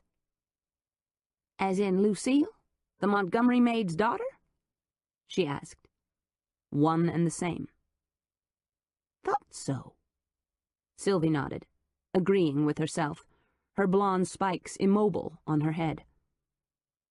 So maybe you want to come along? She invited. Already invited, Reed said, as they snaked their way downstairs. He was hoping Montoya could shed some light on Lucille's quick departure. It seemed suspicious, and yet his gut told him the old lady wasn't their killer. It's possible Marta's disappearance could be connected to your case, Montoya thought aloud.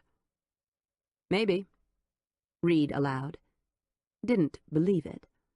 As far as he knew, Marta didn't have any connection to the Montgomery clan, aside from her mother. But I think she's not close enough to the family.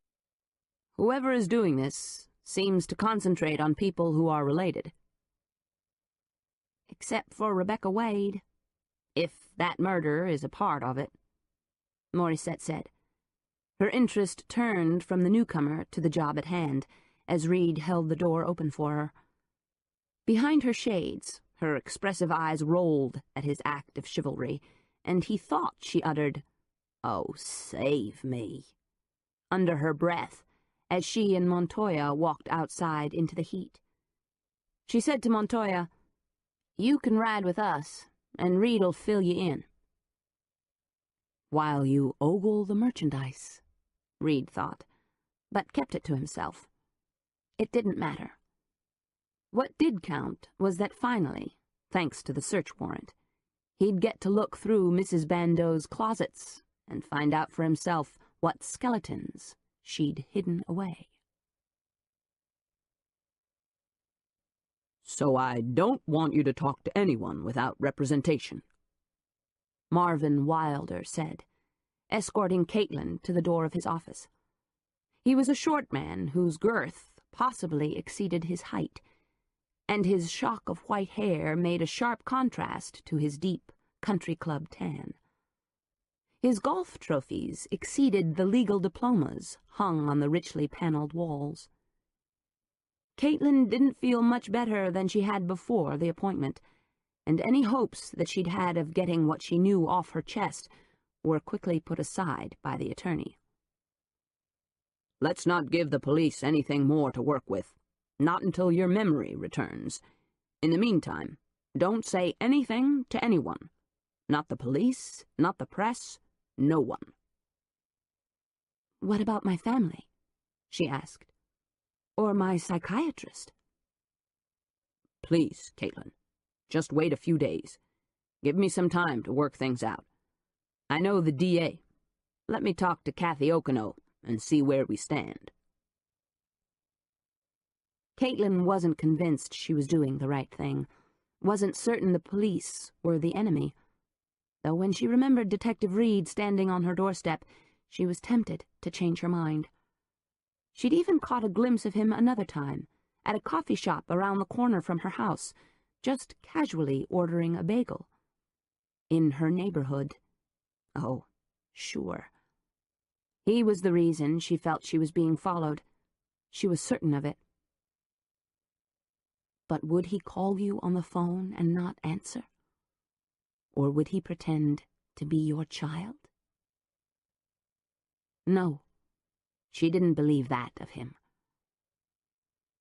He was relentless, yes, and she imagined that he was capable of bending the law a bit, but she didn't think he'd stoop to psychological harassment. She left the lawyer's office and drove by Adam's office, Rebecca's old office. The fact that Adam now used it as his office was odd. Kelly was right.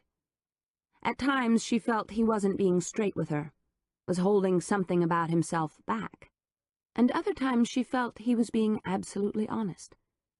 She didn't know which, but found him more fascinating than she had imagined. There was something restless about him, an impatience hidden beneath his calm veneer, and it touched her, called out to her. You really are a wacko, aren't you? Worse yet, a romantic wacko. What do you really know about him? Nothing, other than what he's told you. Bothered, she drove out of the city. She still hadn't heard from Hannah, and she was getting worried. Caitlin had called Troy, and he'd reminded her that Hannah was like a wounded dog when she was troubled, that she liked to be left alone to lick her emotional wounds. But Caitlin wasn't convinced, and Amanda was jittery. I don't like it either, she'd said, when Caitlin called her. I'd run out there this afternoon, but I'm buried at work, and I've got to meet with the minister and the funeral director for Mom. Dear God, can you believe it? She sighed. Maybe I can run out later. Oh, damn, I'm supposed to pick up Ian from the airport, but then I'll stop by. Don't worry about it. If she doesn't call me back this morning, I'll go out after my appointment with Marvin Wilder. Then call me. I want to know what Marvin says one way or another. In the meantime, let's hope that Hannah calls. Amanda sounded distraught. I'd insist upon police protection, but they're all such dicks. We'd be better off with a private service. Bodyguards all around. I'm going to suggest it to Troy, and if he won't loosen the estate's purse strings, then I'll pay for it myself. My God, Caitlin, we can't just let ourselves be sitting ducks. But I'm sure Hannah's all right, she added, with more of her usual calm. Caitlin wasn't convinced, and dialed Troy again, with no luck. She was told by a snippy secretary that Troy was in a meeting and couldn't be disturbed. So Caitlin was on her own, driving to Oak Hill and hoping like hell that Hannah was there. The mailbox was empty and covered in cobwebs. The gate to the lane was secured by a heavy, rusting chain. But the lock looked new, and there were what appeared to be fresh tire tracks in the mud. Adam double-checked the address. This was the place. He was sure of it. He'd pushed Caitlin into telling him where Kelly lived, and she'd reluctantly come up with a place. She couldn't remember the address, but her description had helped him narrow the possibilities. He'd checked with the county, done some digging, and found that this house had been rented to one Casey Griffin. According to the not-so-tight-lipped receptionist at the rental management company, the checks came in like clockwork.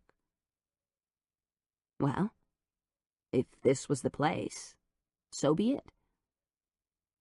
He had his picks, and the imposing lock was spring-loaded. Not much of a challenge for someone who, as a youth, had learned the skills from street kids he hung out with. Lock-picking, hot-wiring cars, slipping in and out of houses undetected. He'd perfected these skills and was on his way to major trouble when his grandmother had found out and hauled his ass to his older brother, who was then a military policeman. He'd suggested he turn Adam over to the local cops. Grandma had given him one more chance, but taken him to a state prison and had a friend walk him through the place.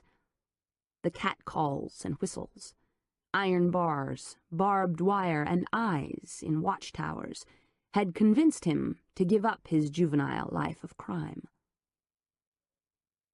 But the old rusty skills still came in handy. He neatly picked the lock, but thought better of driving his car through the gate. He didn't want to be trapped. If someone came, he could hide and sneak away fairly easily, but not with the car parked out front, announcing he was inside. With that in mind, he parked his car at an abandoned gravel pit, half a mile away, and jogged back to the old gate, slipped inside and continued down the gravel lane, which was little more than 2 ruts with weeds growing between them. Guarded by oak and pine, the lane was shaded and secluded, but not forgotten. The grass and weeds were bent in places, and he wondered if Kelly, or Casey, was at home. What then? It was possible she was a murderess. People were dying daily. Whoever she was, she wouldn't want to be exposed, would want to protect the privacy she'd worked so hard to create. He felt a chill, as if he were walking a path evil had already taken, as he rounded a corner and saw the house. It wasn't much, not by Montgomery standards. Set in the trees with a view of the river, it had to be 100 years old, maybe more. Painted green and brown. Well, once anyway, and a very long time ago. It was nestled in the forest, at a bend in the river, and looked like a little hunting or fishing cabin. Hoping he wasn't met by a man with a shotgun, he rapped on the front door. He'd be straight with anyone who answered, say he was looking for Casey, and hope that whoever was inside didn't take offense and blow him away. She could be a murderer. Remember that. And don't be macho enough to think that you can overpower her because she's a woman. She's killed before. He knocked again. Waited. Strained to hear some movement inside. But there was no noise over the wind in the trees, the lap of the river, or the occasional call from some marsh bird. Carefully, he circled the small home, trying to peer through the windows, though most of the blinds were shut. Dead insects and cobwebs and dirt between the closed shutters and the dirty glass. If Kelly Montgomery lived here, she was a pig. The front door was bolted. The small door to a lean-to carport was also locked tight. At the back of the house, he noticed footprints in the mud and dirt near the back veranda. Cigarette butts crushed in the sand. Someone had been here recently.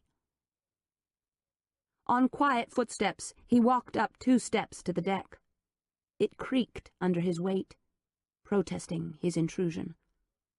The French doors were locked as well, but he withdrew his picks and quickly sprung the mechanism. Slowly he pushed open the door. Then, telling himself he wasn't a common burglar, that the only law he was breaking was that of trespassing, he stepped inside. It took a minute for his eyes to adjust to the darkness. The place wasn't unused, that much was certain, just uncared for. It smelled of dust and mildew and smoke, probably from the ashes left in the crumbling brick fireplace. The curtains were old and faded, and not one picture adorned the dingy walls. He was supposed to believe that Kelly Montgomery, pampered and spoiled princess, was living here, driving to a job from here? No way. No damned way. He walked to the desk, where a dusty phone answering machine sat, red light blinking, next to a picture of Caitlin's little girl, Jamie. Kelly's one nod to her family? Or something else? He sensed that there were more layers here than were first visible. Something he was missing. He'd had the feeling for some time, but it had intensified during the past few days, and then last night. Jesus, what had he been thinking? You weren't. You let your dick do all your thinking last night. Disgusted with himself, he pressed the play button on the answering machine and waited while the tape rewound. Then heard Caitlin's voice leaving a message, the message she'd left from her house last night, while he was with her. Then he heard his own voice identifying himself and asking Kelly to return his call. His jaw slid to one side. Hearing his own voice seemed eerily out of sync, warped. In a second of paranoia, he swept his gaze over the walls and ceiling, half expecting to find some sort of tiny camera or bugging device, as if he'd been lured here and then was going to be photographed and studied. But why? What the hell was going on here? Fleetingly, he remembered the night before and mentally kicked himself from one side of Georgia to the other. How had he let himself get so carried away? How had he ended up making love to her? He frowned at his duplicity. He'd risked everything. His profession, his honor, his beliefs, his damned marriage, such as it was. All for a quick roll in the hay. Absently, he rubbed the ring finger on his left hand and noticed the indentation, still visible, though he hadn't worn his band for a long time. How had he allowed himself to get so carried away? Because the woman got to you, intrigued you. Face it, you're falling for her. She's an enigma, Hunt, and that's what you like, what you've always been attracted to. Think of Rebecca, another flighty, fascinating woman who caused you a few hours of joy and years of grief. That's what had started it all, his need to find Rebecca. And he'd discovered another woman, one far more complicated, one perhaps more emotionally dangerous. He didn't want to think he was so twisted around by a woman, any woman, but he couldn't shake the feeling that both Rebecca and Caitlin were more than they first appeared, and were, in that sense, perhaps like each other. Eyeing the surroundings, he walked through the sparse rooms. Leather couch, coffee table, dusty television.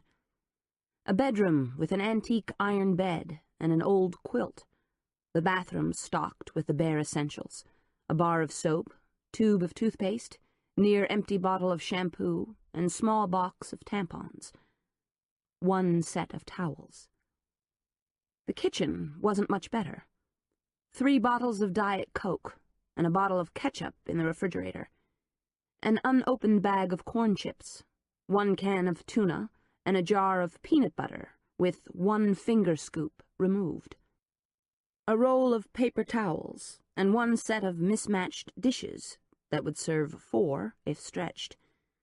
The flatware was odds and ends that looked as if they'd been picked up at garage sales or second-hand stores. Certainly not the kind of place one would expect an heir to a damned southern fortune to call home. No one called this place home. Except for the rats, snakes, and termites he figured slithered and crawled around the foundation or burrowed in the closets. The little house looked like a place teenagers would break into and claim as a secret gathering place, except there were no beer bottles or trash to be found. Not 1 speck of garbage. He walked to the desk and opened the drawer. Not much inside, just a few pictures. All of members of the Montgomery family. So someone came here. Someone associated with Caitlin. He looked around one last time and slipped out the way he'd come.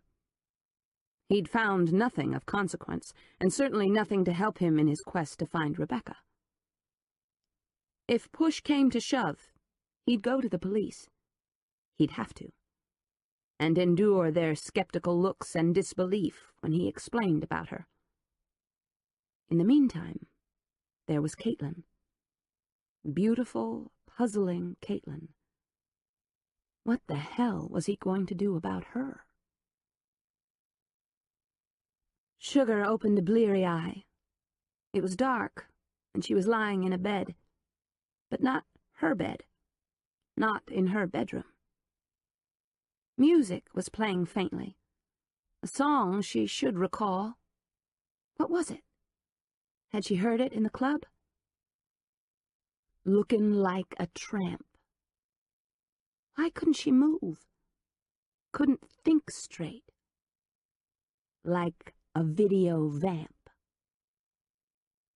Def Leppard. That was it. And the song, Pour Some Sugar on Me, or something like that. What the hell was going on? She squinted, tried to think clearly. The only light came from moonlight filtering through the windows. Lots of windows, with lacy curtains. The bed was soft, and there was the scent of honeysuckle drifting in through the lacy curtains, billowing at the windows. She was lying on her back, naked. Wait a minute. She couldn't move, and her mind wasn't working right. The images were blurry, as if she were on a bad LSD trip. She tried to roll over, but couldn't, finally realizing that she'd been bound. She was tied to the bedposts, her legs spread-eagled, her arms pulled tight to one post over her head. What the hell? She shifted and realized with mind-numbing fear that she wasn't alone. Shit! She turned her head and saw her sister. Christ! Sugar jumped. Her bonds didn't move. Cricket, too, was naked, lying on her back, her head twisted to one side so she stared blankly at Sugar. All over Cricket's body were little reddish pockmarks, stings or pimples or bites. Sugar tried to let out a scream, but no sound came from her throat. She tried to strain and buck, but she didn't move. She'd been drugged, for certain. She heard a movement, looked down at the foot of her bed, and recognized her captor. All hope sank as she stared into the condemning eyes. So you're awake. We, your slut of a sister and I, have been waiting. Do you know who I am? Of course I do. You bitch. I'm Atropos, one of the three fates. Not that you would understand, you cretin. But I wanted you to know. And I've been watching you. Seen what you've done. Oh, yes. Sugar felt cold fear. She knew. Oh, God. She knew about Sugar's lover. Sugar didn't doubt for a second that this was the person who had made the terrifying calls. This was the person who'd been stalking her. You've wanted to be a Montgomery for so long, and now you can. Do you know where you are? Can you guess? What kind of a sick game was this? Oak Hill. You've always wanted to see inside, haven't you? Well, here you are. And now you can stay. Atropos moved slowly out of the shadows. She walked to a table and picked up a jar. No more guessing games. As she walked closer, Sugar, terrified, saw that she was wearing gloves. This is honey, and it's just the start. To make sure the rest sticks. The rest? The rest of what? Sugar was trying to buck away, terrified. Whatever this sick bitch had in mind, it would be awful. She'd already killed Cricket. That was for sure. And now... She didn't feel the sticky stuff being poured over her body, between her legs, over her breasts, on her lips, in her hair. Her attempts at trying to shrink away were fruitless, and her mind was wandering. This couldn't be happening. This was nuts. A horrid dream. Sugar. Such a sweet name. And it has so many possibilities. Go to hell. Then she heard a ripping sound, and saw Atropos standing over her with a huge sack. She began to pour, and white powder, sugar, came rolling out, covering Sugar's body. Such a sweet name, Atropos said, then hummed along with the music that played over and over and over. That song. Little Miss Innocence. Sugar wanted to cry, to scream, to rail against this horrid, sick woman.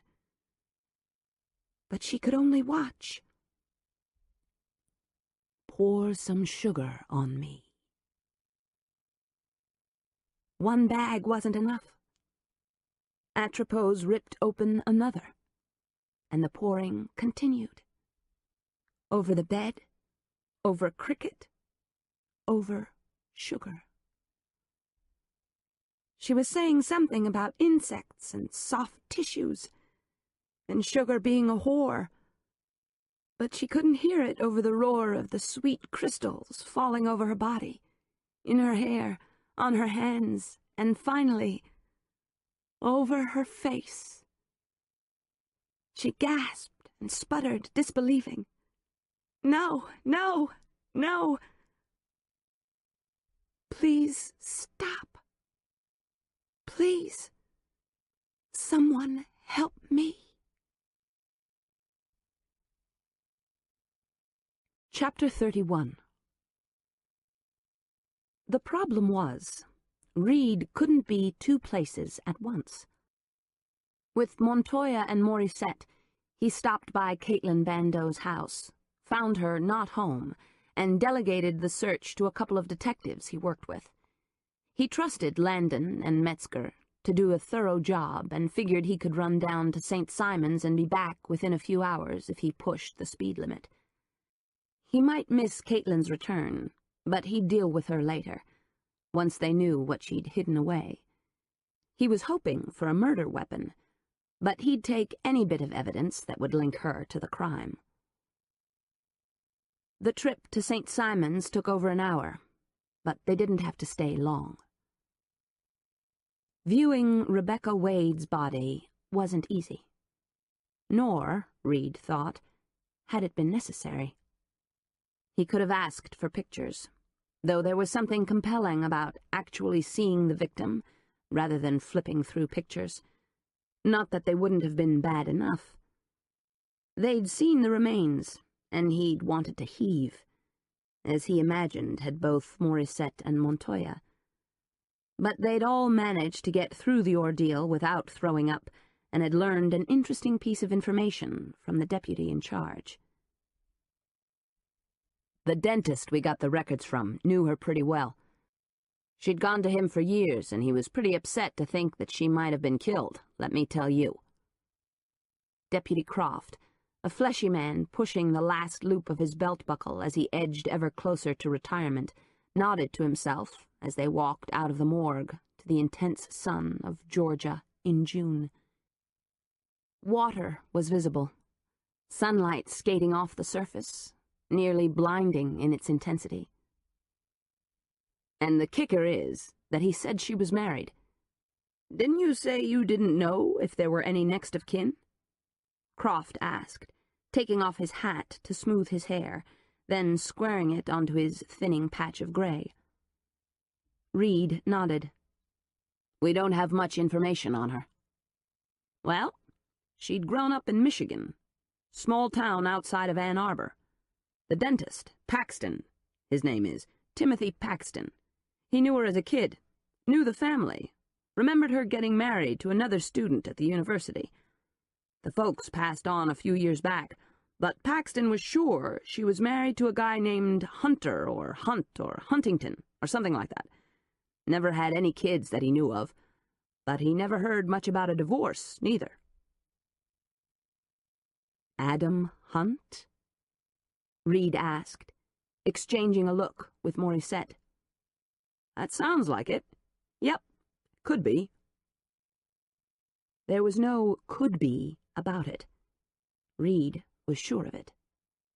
Crap! How had they missed that?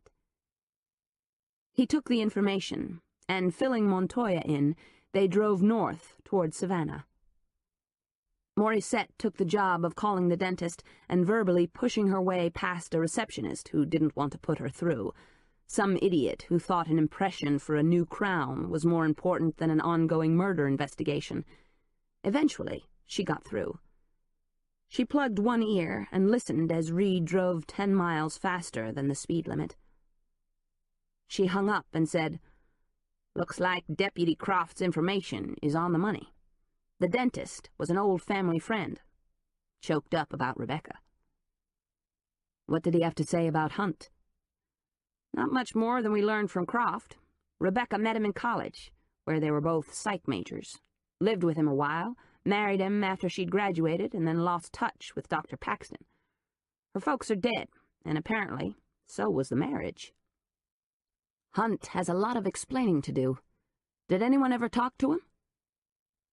They were driving through the swampy flatlands, the highway cutting close to the coast. I tried a couple of times. Should have pushed it, Morissette admitted, frowning and reaching for her cigarettes. She and Montoya lit up, cracking the windows of the Crown Victoria. I went to the office twice. Figured I'd catch him there. Called just yesterday. But he never called back. Nope. Let's find him. Give him the news that his wife, or ex-wife, is dead. Reed wondered how the guy was involved. If he was involved. The police would find out if a missing persons report had been filed, if Hunt and Wade had been married at the time of her death, if he'd been around before, if there was a will, insurance money, or another man or woman involved. He remembered seeing Hunt on the doorstep of Caitlin Bandeau's house, kissing her as if they were lovers. He gave the Crown Vic a little more gas and discussed Adam Hunt and what they were going to do about him all the way back to the city. He pulled up in front of Caitlin's house, where the search was still going strong. Handing the keys to Morissette, he said, "Check out Hunt. Tell him about Rebecca Wade. Find out what he knows. I'll catch a ride back with Metzger." To Montoya, he said, "You can go with her if you like. Make sure she doesn't get into any trouble." "Blow it out your ass," Morissette said, with a twinkle in her eye. "Make that your big, hairy, effin' ass." One of Montoya's eyebrows arched. "Don't ask. She can tell you all about her deal with her kids on the way over to Hunt's. It has to do with a kitty cat bank." "Hello, kitty," she said, as Reed climbed out of the car and Morissette took over the wheel. "Wear your seatbelt," he advised Montoya, then slapped the side of the car and hurried up the brick walk. From the corner of his eye, he caught sight of a news van rolling toward the house. Great. Just what he needed. Before the reporter could clamber out of the van, Reed was inside the house, the door closed firmly behind him. The detectives had taken the liberty of putting the little dog in his kennel in the laundry room, and according to Landon, "The mutt hasn't shut up for a minute, always with the yapping." "The owner hasn't returned?" "Not yet," Landon said.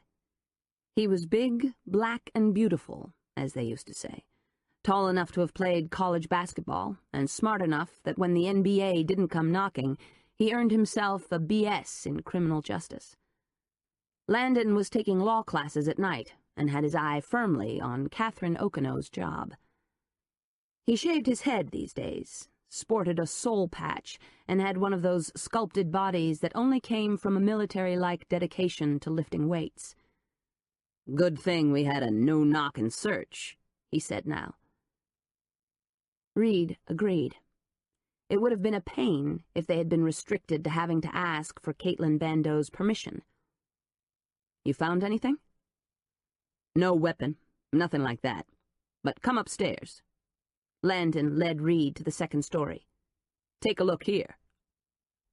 He pointed to the discolorations on the carpet. "And in here, check out the shower."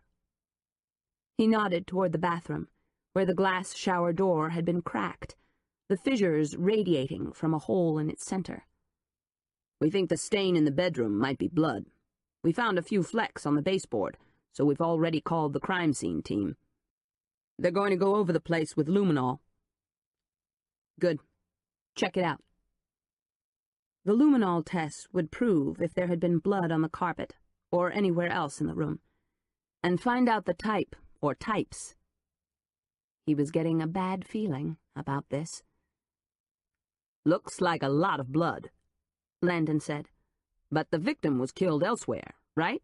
At his home? Could we have it wrong? Maybe he was killed here and transported." "Unlikely, from the way the body was found, rigor, and the way the blood had settled in his body. But the kicker is that someone took the time to stage his suicide in a clumsy attempt to make everyone think he'd slit his wrists. But there wasn't enough blood at the scene, or in his body, to explain it." Landon snorted. "You were missing blood?" "Yep." "My guess is you just found it." "Hannah?" Caitlin called, knocking loudly on the door of the old house she'd once called home. She was worried. Hannah hadn't returned her calls, and Caitlin had spent most of the day trying to track her down. First in town, at the few places she hung out, because she hadn't answered. Then, finally running out of options, she'd left another message saying she was coming to the house and would wait for her baby sister. She didn't like the idea of Hannah living out here in the middle of nowhere, in this old, empty, falling-down mansion. There were rust spots on the downspouts, shutters listing from the windows, mortar crumbling away from the bricks of the wide front porch. Where once this house had held a huge family, it now was nearly empty. Only Hannah remained, and that wasn't good. No one her age should be tucked away in this old, dilapidated museum of a home. When her sister didn't answer, Caitlin walked to the back of the house, where the table and chairs were positioned on the wide back porch. It had been only days since she'd sat here, her mother in one chair, worried whether Caitlin would be charged with murdering her husband. Good Lord, what had happened in those few days? And what about last night? What had happened then? One minute you were kissing Adam, fairly throwing yourself at him, really getting it on, and the next you don't remember anything. You blacked out again, lost hours. Hours. How? She didn't want to think about the blackouts. They were coming too close together, too often. her life spinning out of control. It was stress, that was it. The police were breathing down her neck. She was guarding this incredible secret about all of the blood she'd found the morning after Josh was killed.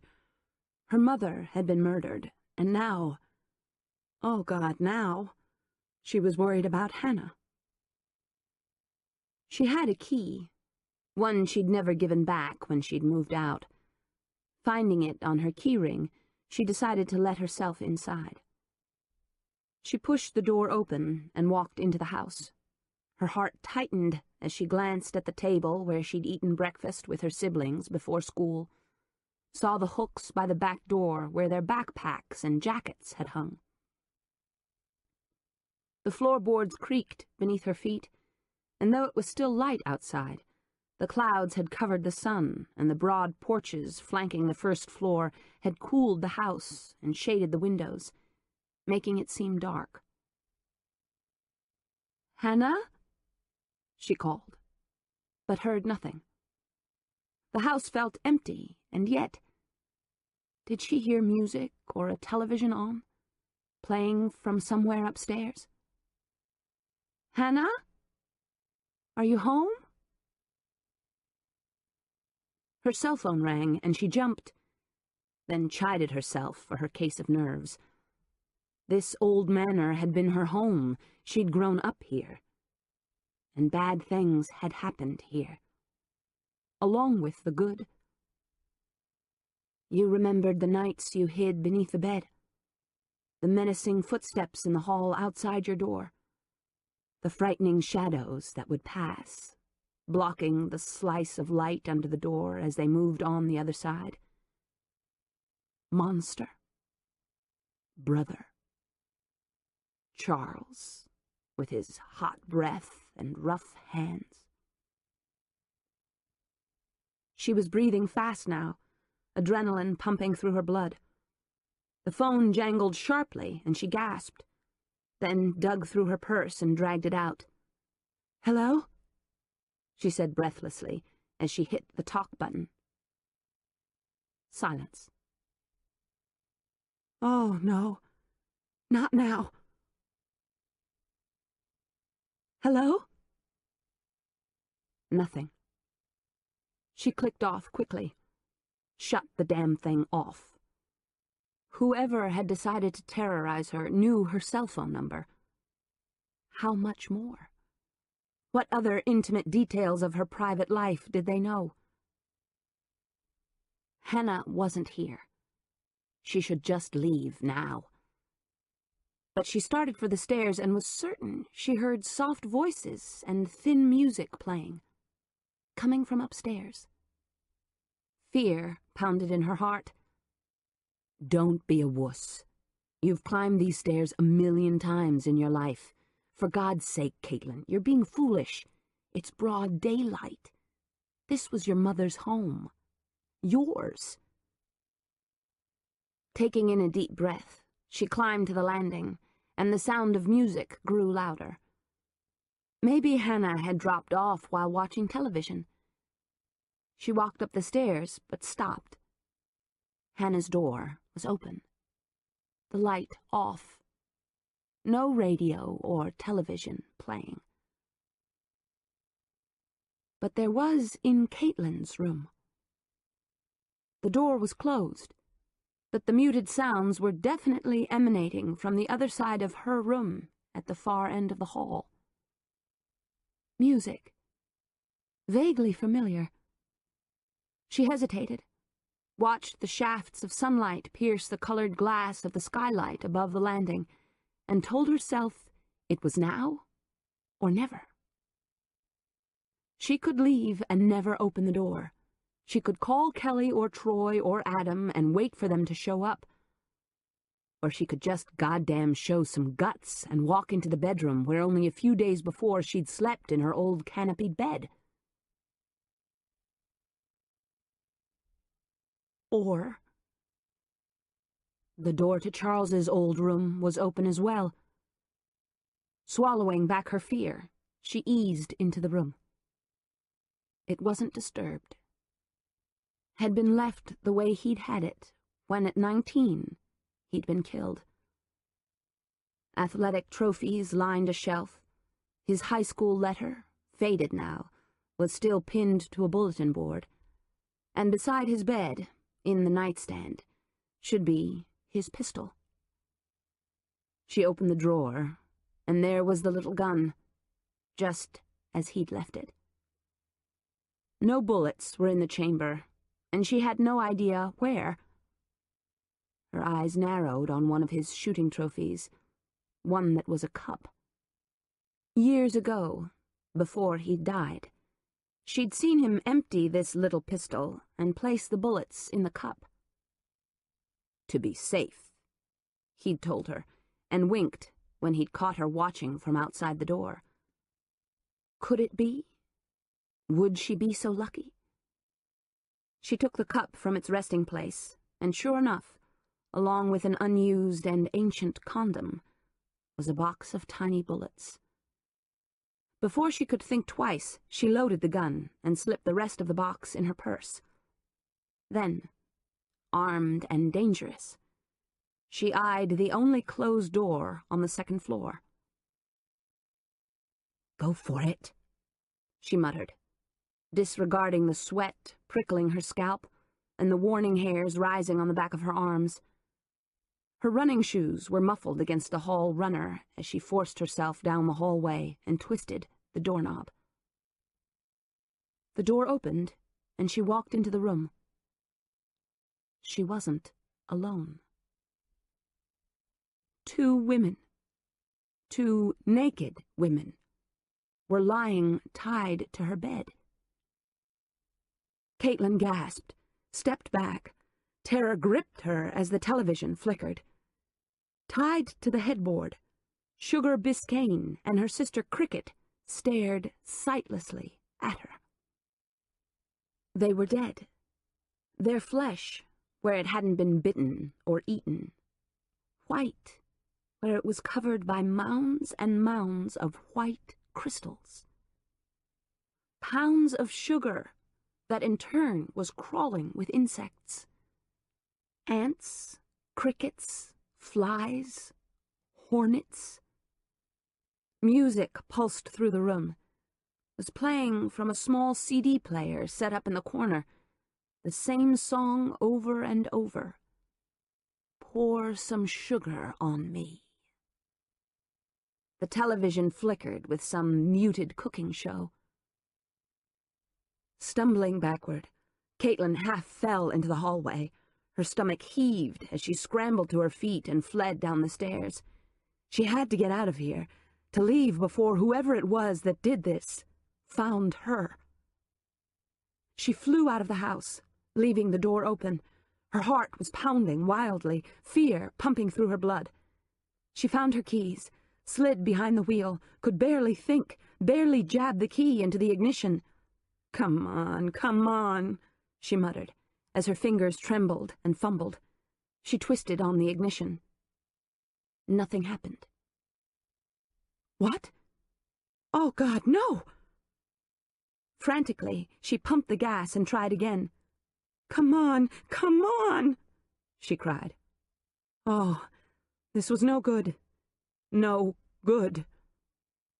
Her heart was jackhammering, pounding crazily, her pulse leaping.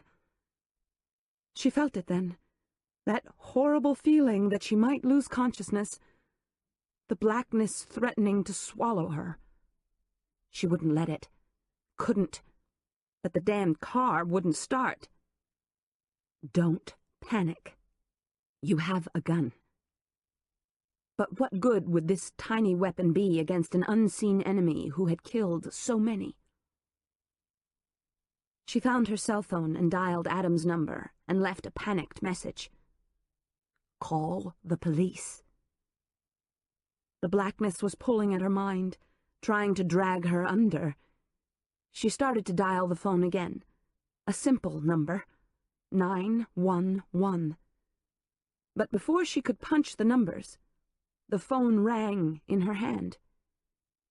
Relieved, trying to keep the world from spinning, she pressed the talk button. Adam, I'm at Oak Hill, and something terrible's happened. People are dead, and my car won't start, and... Mommy? The child's breathless voice whispered. Oh, God, no! It couldn't be. It wasn't Jamie. Or was it? Things were beginning to jumble.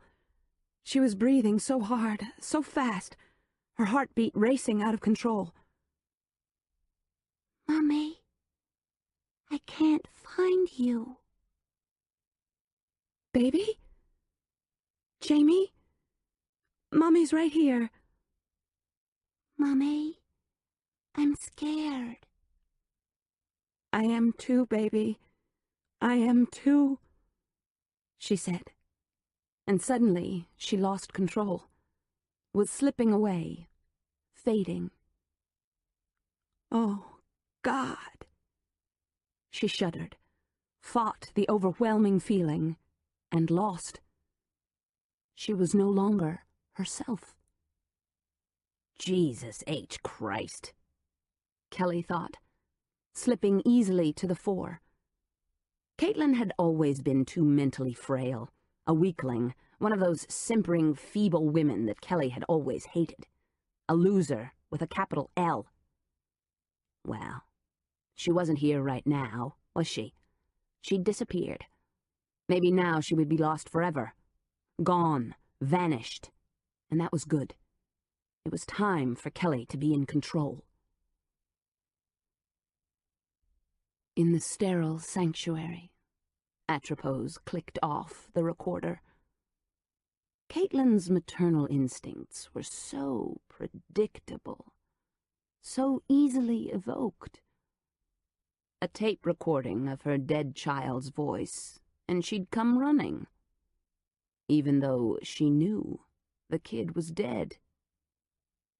But then, Caitlin never had been altogether, now had she? And it had only worsened with time. As a child, she'd had an imaginary friend in Griffin, someone to play with when her siblings, especially Kelly, who tormented her sister, were busy. Griffin had emerged after the episode when Caitlin had been locked away with dead Nana. Atropos smiled. Even Nana hadn't suspected that her tea was being doctored, that her frailty was manufactured. After the trauma with Nana, Caitlin had found solace in her little pretend friend. She'd gone on and on about Griffin, to the point that Bernada had forbidden her to ever speak of him, refused anyone's suggestion that Caitlin needed help. She was just a child with an imaginary friend. What was the harm in that? And Bernada hadn't wanted to believe that any of her children could have been afflicted with the Montgomery curse, that they might be mentally unstable. So Griffin, the invisible, had stayed with Caitlin and was there when she'd discovered Charles's body buried deep in the snow. An imaginary friend, or the first evidence of schizophrenia. What did it matter? Caitlin was a fruitcake, had really lost it after the boating accident. As she thought of Caitlin, Atropos snipped at the pictures of Cricket and Sugar. She'd gotten the snapshot of Cricket from her driver's license. A pretty ugly shot, but she didn't need much. Atropos cut off Cricket's head and attached it to a bug's body. Yes, that was a nice touch. And for Sugar, the cunt, she used the Polaroid she'd found in Sugar's lover's wallet. A naked shot of Sugar spread-eagled on the bed. The picture was sickening, but would be perfect for the gnarled family tree with its broken, falling branch reserved for the Biscaynes. With relish, Atropos mangled the damning photograph by snipping off Sugar's breasts and the juncture of her legs. She glued both pieces to the wrapper of a small packet of sugar Atropos had slipped into her purse when she'd visited the coffee bar a few days earlier. She slipped Sugar's head into the packet, so that only her eyes were visible. Perfect. So now they were ready to mount with their life cords. Little cricket, complete with antennae, wings, and insect legs.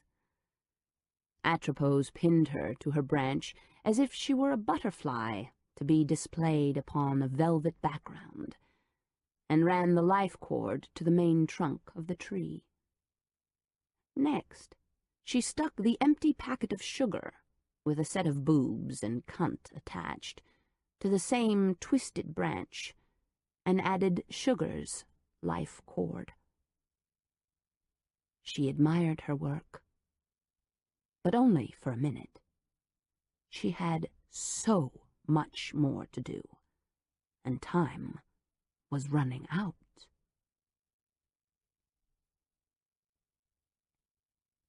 Chapter 32. Adam didn't go straight back to his car. After slipping out of Casey Griffin's house, he'd explored the grounds. Found nothing significant, other than a few fairly fresh oil stains in the carport, then taken a short path that cut through the trees to the river. The cabin sat up from the water, the deck having a view of the river and beyond, to the far shore where, as Caitlin had told him, Oak Hill stood. There was no dock, but a small canoe had been pulled into the tall grass and weeds, oars and a flashlight tucked inside. The flashlight looked new, and when he switched it on, it worked, its beam bright in the coming dusk. Insects buzzed and whirled around the light, and he clicked it off to gaze across the darkening, ever-shifting river. Something was wrong. Evil. Something malicious lurked unseen in the gloom. Something that followed Caitlin around as closely as her own shadow. Something he didn't understand. Something? Something? How about everything? He'd lingered several hours at the cabin by the river, hoping someone might show up. Casey, Kelly, or someone else. He'd walked the shore, stepped in the stream by mistake, and eventually sat on a flat boulder and tossed stones into the water, watching the ever-widening ripples as he thought and wondered about Caitlin. He cared for her. Big time. More than he should have. She was the first woman since Rebecca whom he'd allowed to get so close to him. And she was the most complicated. You mean the most screwed up? Caitlin and Kelly. Twins. They spun and blended in his mind, so alike, yet, according to Caitlin, so different. And Kelly was dead. Or so everyone thought. Everyone but Caitlin. Even though Kelly's body had never been found.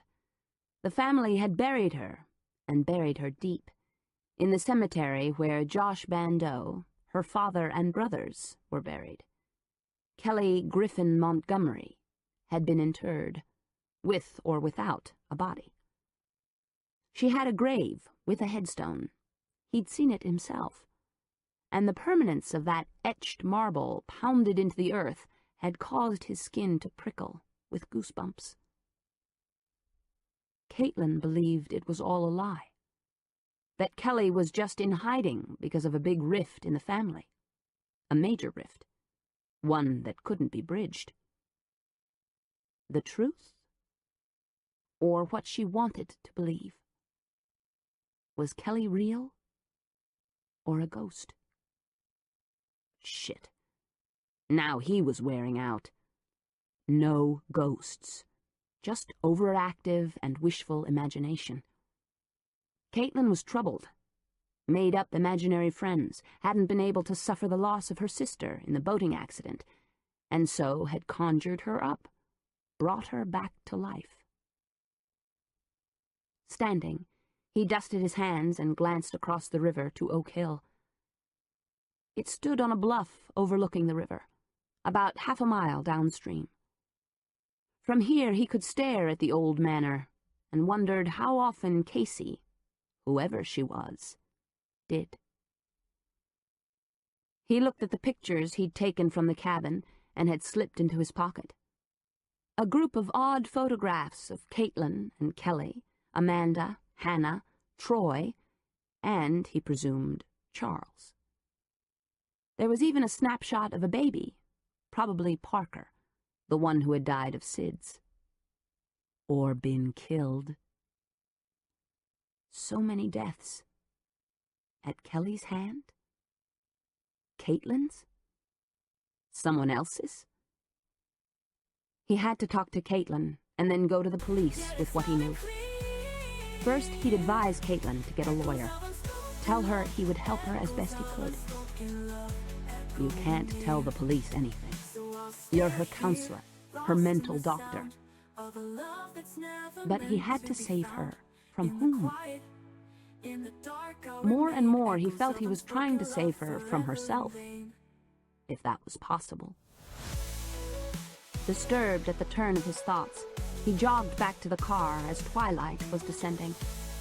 Out here, where he could see the sky, a million stars were winking, and the scent of the river was strong. Frogs began to croak, insects to sing. It could have been peaceful, but for the underlying feeling of evil, ever present and pervasive. Opening the hatchback of his little car, he searched for a rag to wipe off his shoe, and spied the backpack Rebecca had kept hanging in her closet, the one he'd found in her office. He'd always thought the backpack had been out of place there, one of the few things she'd kept from their life together. It was worn and frayed, and he'd used it to haul some things from her office. There had been nothing in it when he'd found it, and it was nearly empty now. So where the hell are you? He wondered aloud, as he located an old golf towel he'd stashed in a compartment with a spare tire. He swabbed his legs and shoes, wiping off any trace of river water. He was about to throw the used towel into his car and take off, but hesitated, and instead picked up the backpack. Inside, he found a few things from her office that he'd intended to return. He took them out. Files and computer disks, a couple of pictures and a notepad. Laying them on the back floor of the hatchback beneath the tiny bulb, he examined the bag more closely. It was a simple design, made of a canvas-like material and reinforced with leather on the bottom. One of the straps had frayed. The leather was scuffed and torn in places. All of the pockets and zippered closures were empty. The main zipper to the biggest compartment was jammed and wouldn't close. All in all, the old bag was a piece of crap. So why hadn't she gone out and gotten a new one? Why hang on to the thing? Nostalgia? For this? He doubted it. Get rid of the men in her life, but keep this old battered backpack when she had a leather briefcase he'd discovered in her home? Definitely not Rebecca's style. He held the bag aloft, turning it beneath the dim light on the roof of the car. As it slowly spun, he noticed something that wasn't right. A slit in the bottom, where the leather had been reattached to the canvas. Rebecca fixed the cut, but not the zipper. He pulled. The thread was tight, the rudimentary hand stitches gone over several times. He didn't have a knife, but he used his keys, pulling at the stitches and shredding them there in the gravel pit, feeling like a fool because this was probably nothing but a hasty repair job, then finally opening the bottom of the bag enough to peer inside. Tucked deep inside was a compact disc. His throat tightened. He knew in a heartbeat that it was the information he was looking for. The information on Caitlin Montgomery Bandeau. Reed caught a ride with Metzger back to the station. The guy was 50 pounds overweight. When he wasn't smoking, he was chewing tobacco. He had a wife and 5 kids, and a cholesterol count in the stratosphere. And he was one of the best cops Reed had ever worked with. Reed left Diane Moses and her team at Caitlin's house and gave her instructions to detain Caitlin Bandeau and call immediately if she returned. Reed had asked specifically for hair samples from the dog, as well as from Caitlin's brushes, for which he earned one of Diane's famous "Don't tell me how to run my team" looks. So he'd shut up. Diane wasn't the most fun at a party, but she knew her business. As he and Metzger pulled into the station parking lot, Morissette and Montoya were just getting out of their unmarked Crown Vic. "Any luck?" Reed asked, but could tell by Morissette's sour expression that she'd come up empty-handed. "Nada. Not at Hunt's place or his office, which we're sealing. Couldn't locate any of the Montgomery relatives either. Troy's, quote, out of the office, and the secretary won't say where, though she promises to try and call him on his cell. Translate that to on the golf course, or with some woman he's not supposed to be. Amanda's not in the office, but with a client somewhere. Again, the secretary at the law firm will try to call. Sugar Biscayne seems to have joined her sister, as I can't raise her either. No one's seen her since last night. Hannah's not answering out at the house, and I've got a county deputy going out to knock on the door. As for Lucille Vasquez, she's still in Florida, right?" Morissette asked, and Reed noted that the skin over Montoya's face tightened. "As far as I know, though supposedly she was coming back for Berneda's funeral." "Which is when? Day after tomorrow?" Reed lifted a shoulder. "Soon. The family's been demanding we release the body." "Have we done that?" she asked, as they walked toward the station. "Yep. Autopsy's finished. Toxicology's back. No reason not to let her go." "What about trace evidence? Anything found in the bed sheets or room or the scrapings under her nails?" "Still checking." "It's a bitch, you know," Morissette said, as she flipped her sunglasses onto her head. "The whole effing family being out of touch. Ain't that about as convenient as free hot dogs at a vegetarian convention? I've got all points out on both Hunt and Bandeau and their vehicles, but so far, nothing." "We'll find him." For the first time since Reed had met him, Montoya grinned. "That's the attitude." "Yeah," Sylvie agreed. "Sure beats crying in your beer.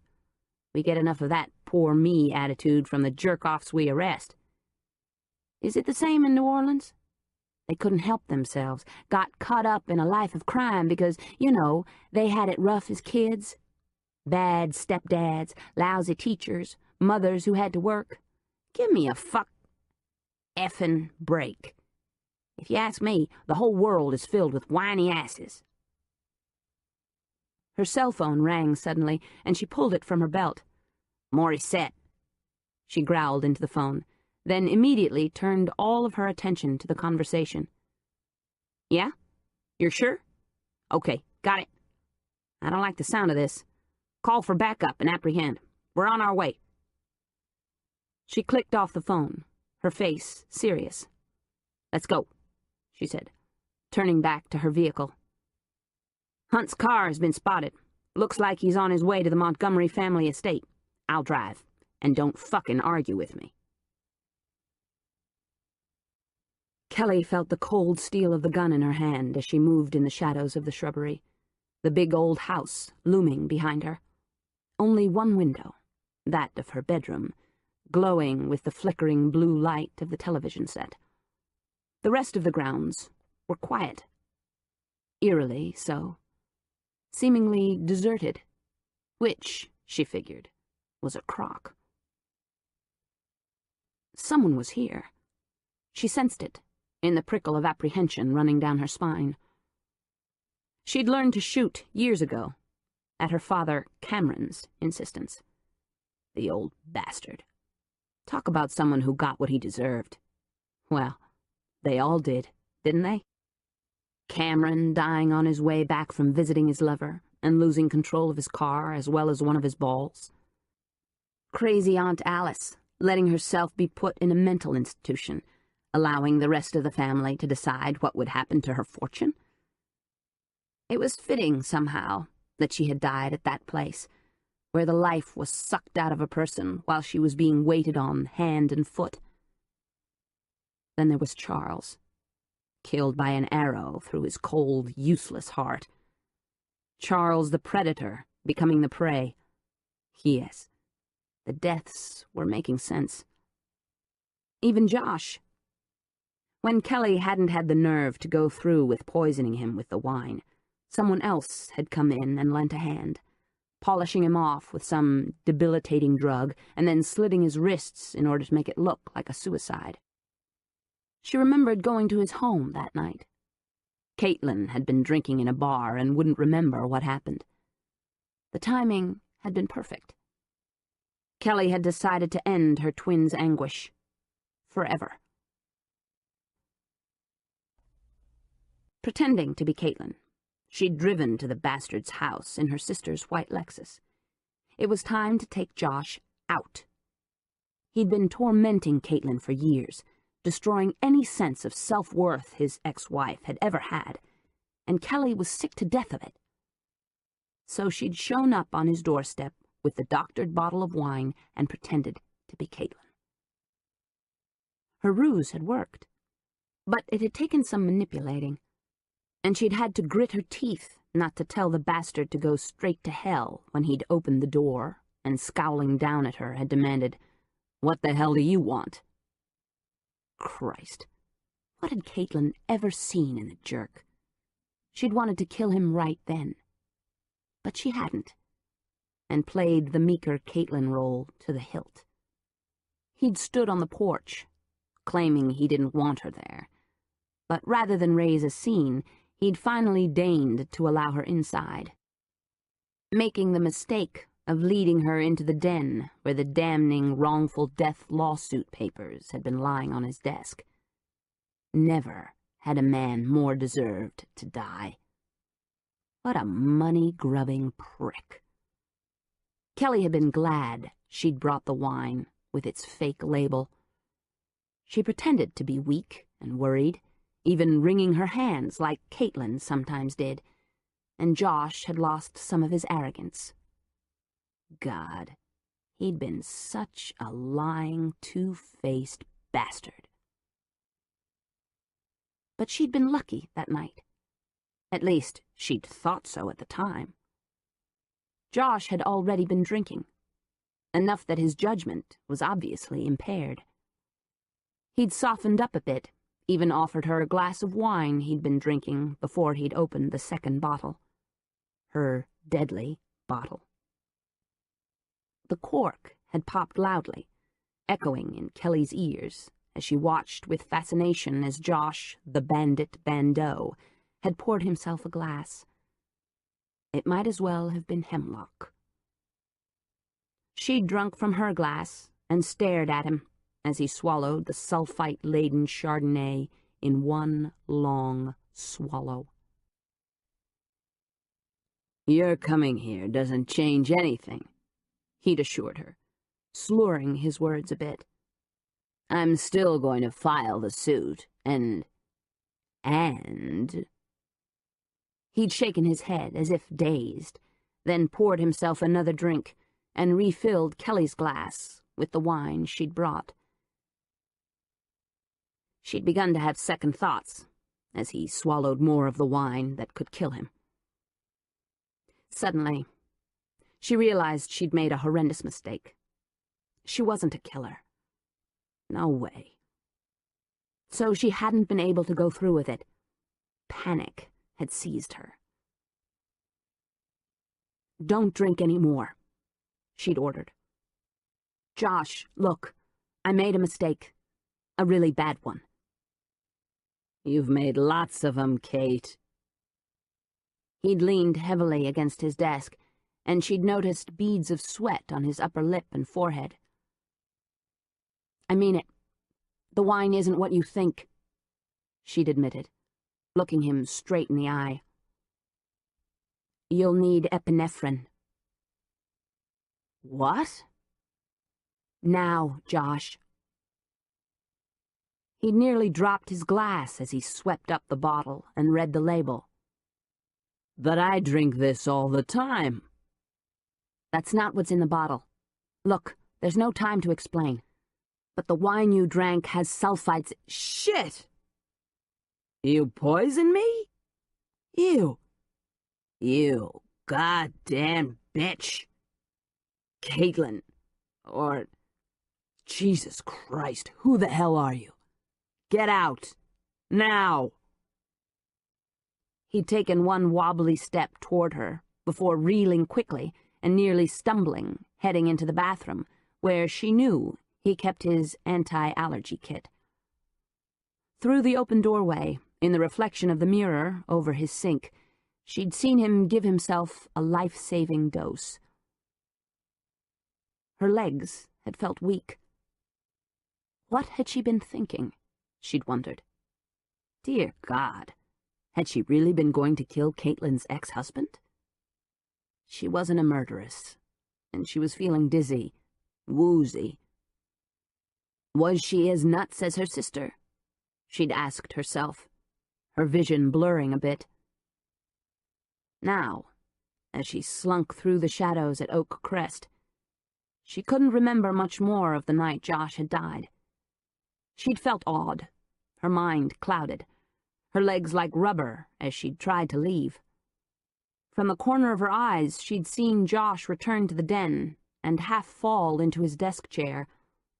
But before she could call out to him, before she realized what was happening, she'd stumbled and hit her head as she'd swooned to the floor of the den. And then she had blacked out, remembered nothing more.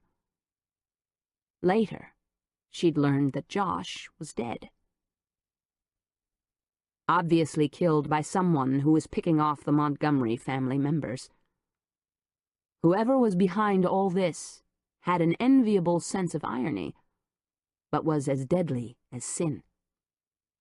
That person had tried once to kill the twins in the boating accident, then, recently, had attempted to frame Caitlin for her husband's murder. Silently, her heart a drum, Kelly crept around the bole of a huge oak tree, the branches rattling slightly. Smelling the heavy scent of the river and dry grass, seeing the Spanish moss swaying eerily in the wind, light, filmy wraiths shivering as they clung to the gnarled branches, she gritted her teeth against a dark fear that burrowed through her. She sensed she wasn't alone, that the killer was nearby. Armed with the pistol, her cell phone, and a tiny flashlight she'd retrieved from the Lexus's glove box, she felt every hair on the back of her arms prickle in dread. Tough. She couldn't back down and crumble into wimpy Caitlin now. No more. She wouldn't allow her weak-minded twin to fall victim any longer. Never again. It ended here, tonight. No matter what. A gust of wind passed by, ruffling her hair, seeming to laugh at her bravado. Lucille had said it all. There's ghosts here on this plantation, don't you know? You hear 'em too, now don't you? They talk to me, and they talk to you. In Kelly's opinion, that was crazy talk. But now, listening to the whisper of the breeze, watching the moss dance and shimmy, she wasn't so sure. Her fingers tightened around the pistol. She wasn't going to cower in the car like a cornered mouse when who knew what was waiting, ready to pounce on her. Oh, excuse me, on Caitlin. At the drop of the hat. Charles's gun would take care of that. The cell phone rang, and she cursed herself for bringing it with her from the car. Whoever was out here waiting for her would hear it as well. She ducked behind the old pump house and quickly hit the talk button, but didn't answer. The airwaves crackled, and no one said a word. Any noise would bring her hunter fast upon her. She raised a finger to disconnect and turn the damn thing off, when the first faint sounds of a toddler's voice cried softly. Pathetic, mewling whimpers. "Mommy? Where are you?" Kelly gasped, her heart twisted. So this was the game. Using the memory of Jamie and Caitlin's guilt as bait. Kelly flattened against the weathered boards of the pump house, the peeling paint scratching the back of her neck. "I'm here, honey, and I'm coming to get you," she whispered. "It's dark, and I'm scared." Kelly's gaze swept the lawn, the outbuildings, the old garage, the fruit cellar, the stables and old slave quarters. "I bet you're scared, honey. Just tell me where you are. Mommy will come," she said, trying to make her voice quiver, hoping that she could fool whoever was on the other end of the line into believing that she was as ragged and frayed as damned Caitlin. She put a hitch in her voice, faked a sob. "Jamie? Honey, can you tell me where you are?" "I don't know. It's dark. Icky. There's dirt and glass, and it smells bad." She began to sob, and for a second Kelly almost bought into the lame, frightened toddler charade. Almost, but not quite. "Mommy, please come," the frail little voice said, all quavery and lisping and desperate. Oh, for the love of God. "I am," she whispered. "Mommy has to hang up now." "No, please. I love you, Mommy, and I'm so scared." Click. Kelly froze. Never would she have expected the person on the other end of the line to hang up. Not unless she'd been seen. Unless whoever was on the other end of the line, an assassin pretending to be a little girl, had been near enough to hear her and pinpointed Kelly's hiding spot. Damn. Panicked, it was all she could do to hold on, not to bolt and expose herself further. Noiselessly, she slid past the barn, crawling behind a watering trough. Where would a person hide? Here, on these grounds. What had the clues been? What had the caller whispered in a baby voice? "It's dark." Well, hell, the whole place is dark. "There's dirt and glass, And it smells bad. Underground. But there were several basements that... And then she knew. Of course she knew. She'd played there as a child. Adam drove like a madman. His cell phone battery was shot, and he couldn't call, had barely been able to hear the message that Caitlin was on her way to Oak Hill. His fingers curled over the steering wheel in a death grip, and he tried to shove aside the worry that had been with him since he'd put the CD he'd found in the backpack into his laptop computer. While parked in the gravel pit, he'd read Rebecca's notes and felt a growing sense of alarm with each new discovery.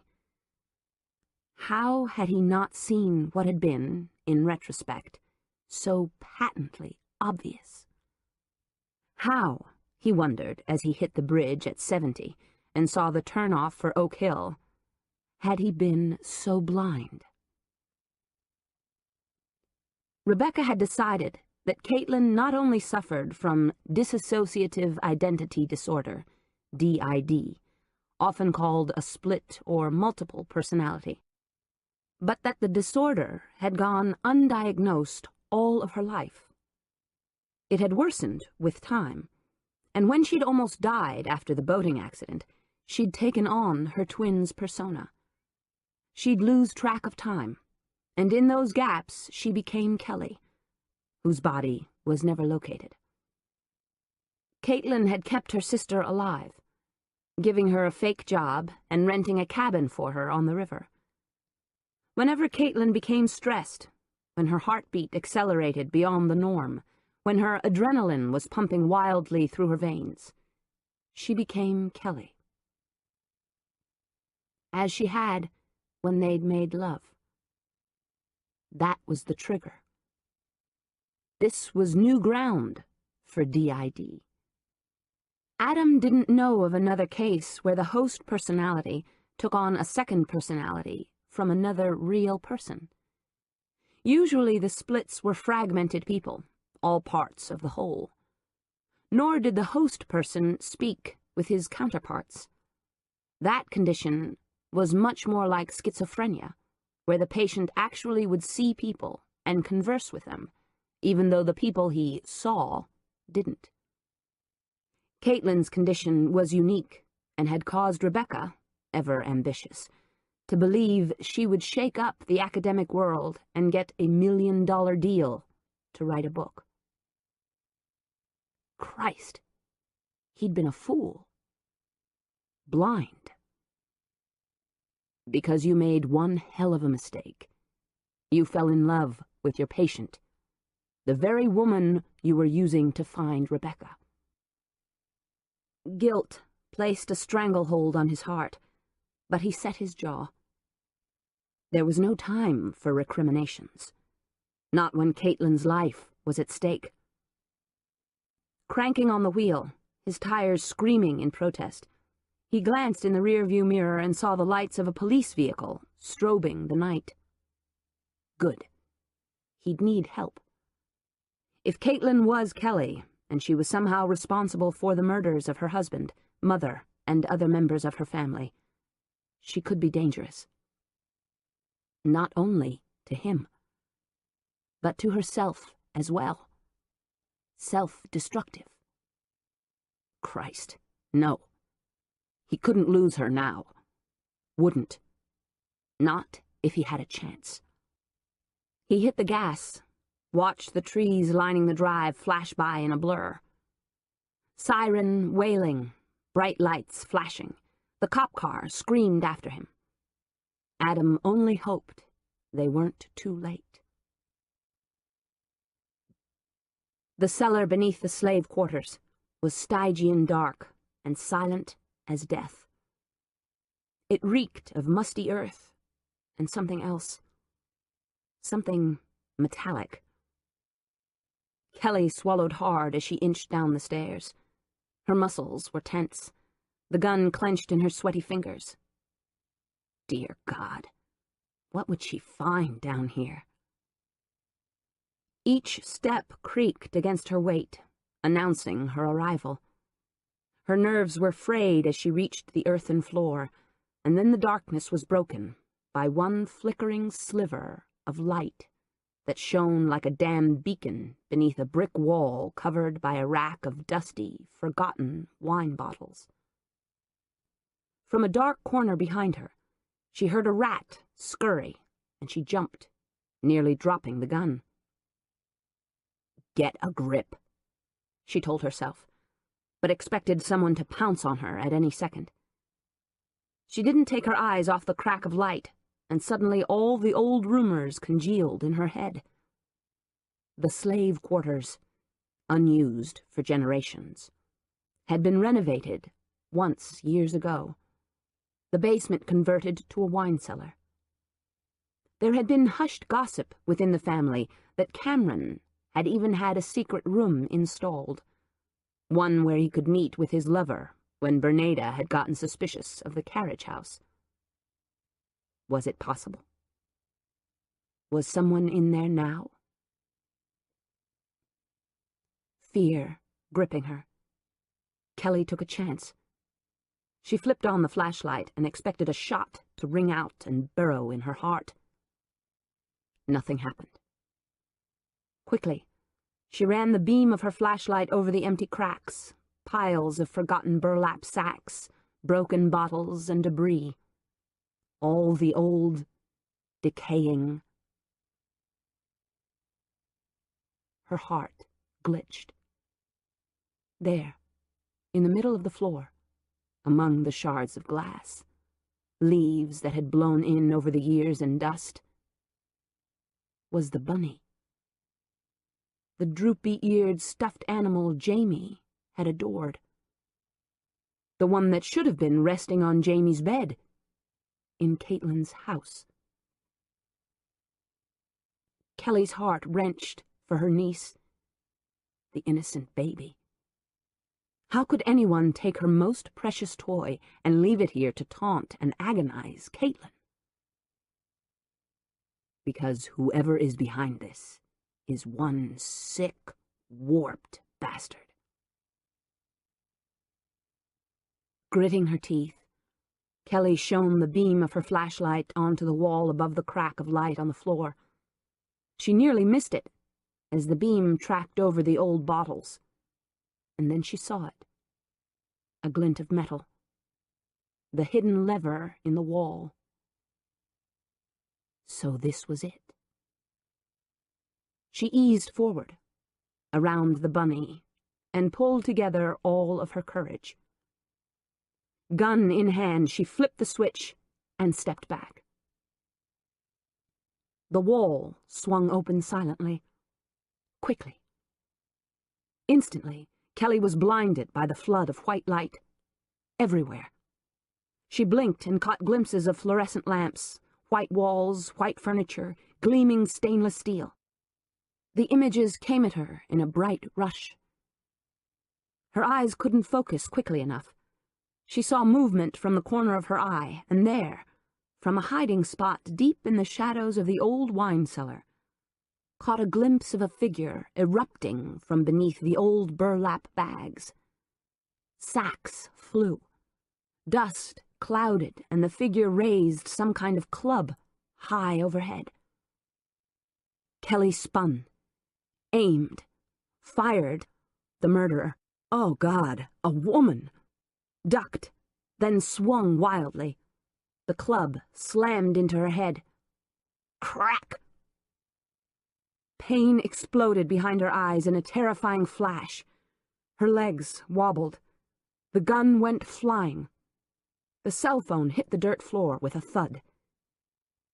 Kelly's knees buckled. She tried to hold on to her consciousness, but as she crumpled to the cold, damp earth, she saw the glint of something in the darkness. A needle.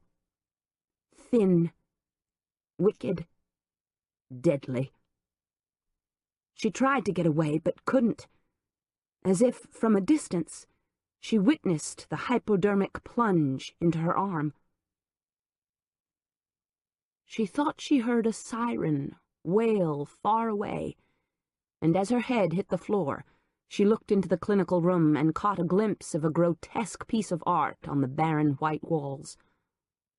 A tree, with long strings of black and red pasted to it. Distorted bodies were pinned to each string. Ugly pictures, horrifying shots. I am Atropos, Caitlin. A familiar voice intoned, as the darkness seeped from the edges of her eyes, threatening to claim her. Atropos? And now it is your turn. It's time to join the others. A face she recognized came close to hers, and with terrorizing certainty, she knew she was about to die. That's right. It is time, Atropos said with a deadly smile. You have finally met your fate.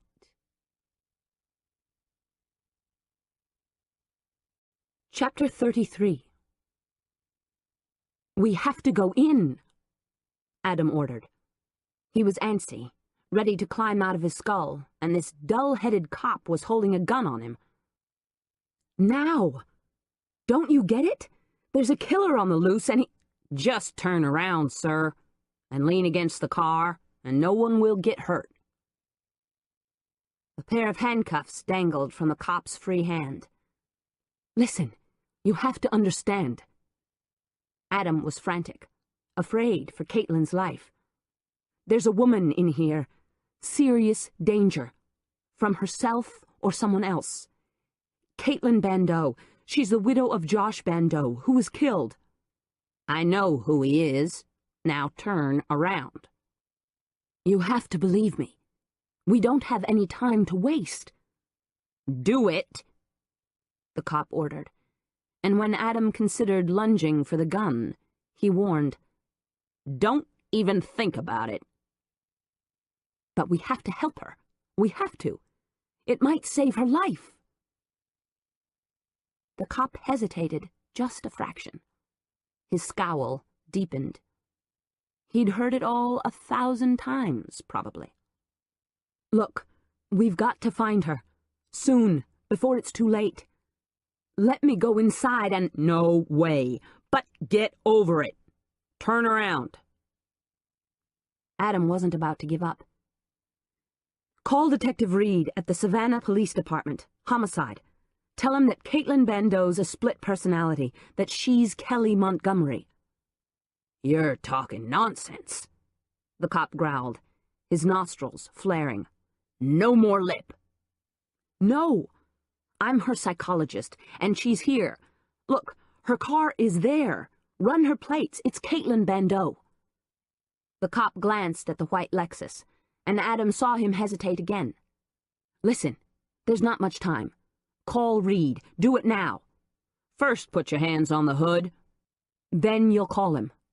Then I'll think about it. Shit. Adam wanted to punch the guy in his badass cop face, but knew it would only make the situation worse. Reluctantly, he turned, did as he was asked, and let the cop wrench his hands behind his back and cuff him.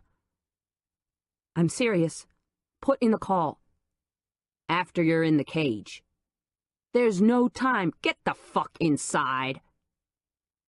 The bruiser of a cop yanked the door open, put his hand over Adam's head, and nearly shoved him into the back of the cruiser.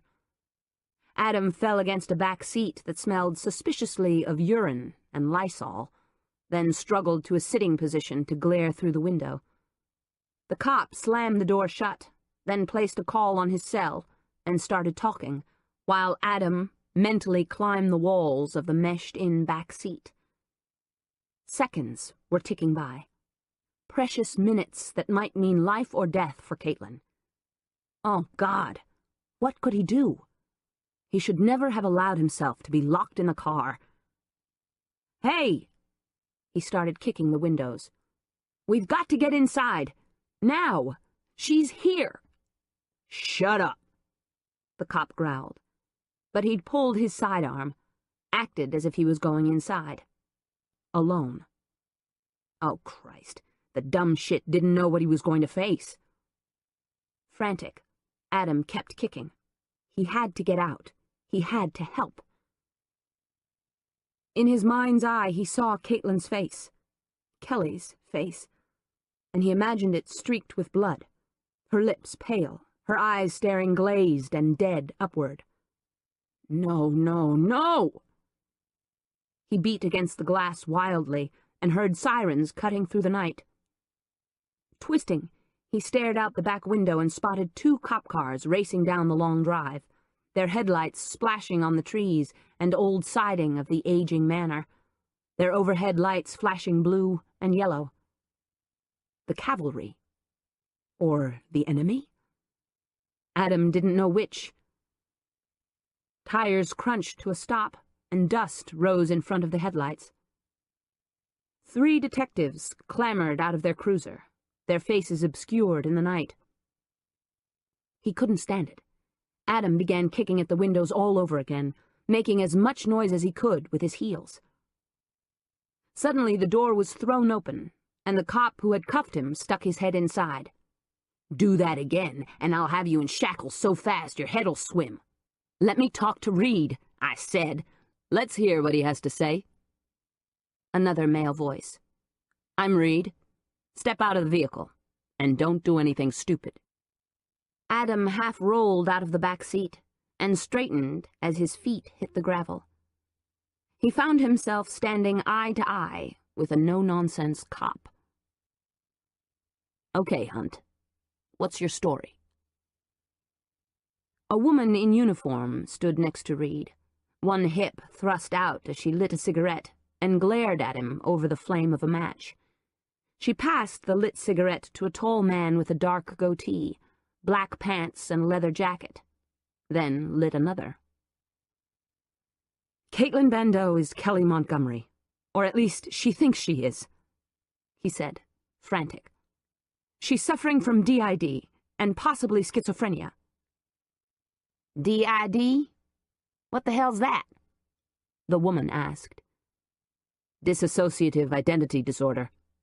The younger cop with a goatee narrowed his eyes and drew hard on his cigarette. "Bullshit," Reed said. The young cop asked, "What the hell does DID have to do with anything?" He blew out a cloud of smoke. "It could mean she's in danger, or that she's dangerous. Either way, she's here, and I think the killer's here. We have to find her. Now." "This is all blue smoke and mirrors," Reed said. "I don't think so," Adam insisted. "My ex-wife is the one who diagnosed her." "Your wife?"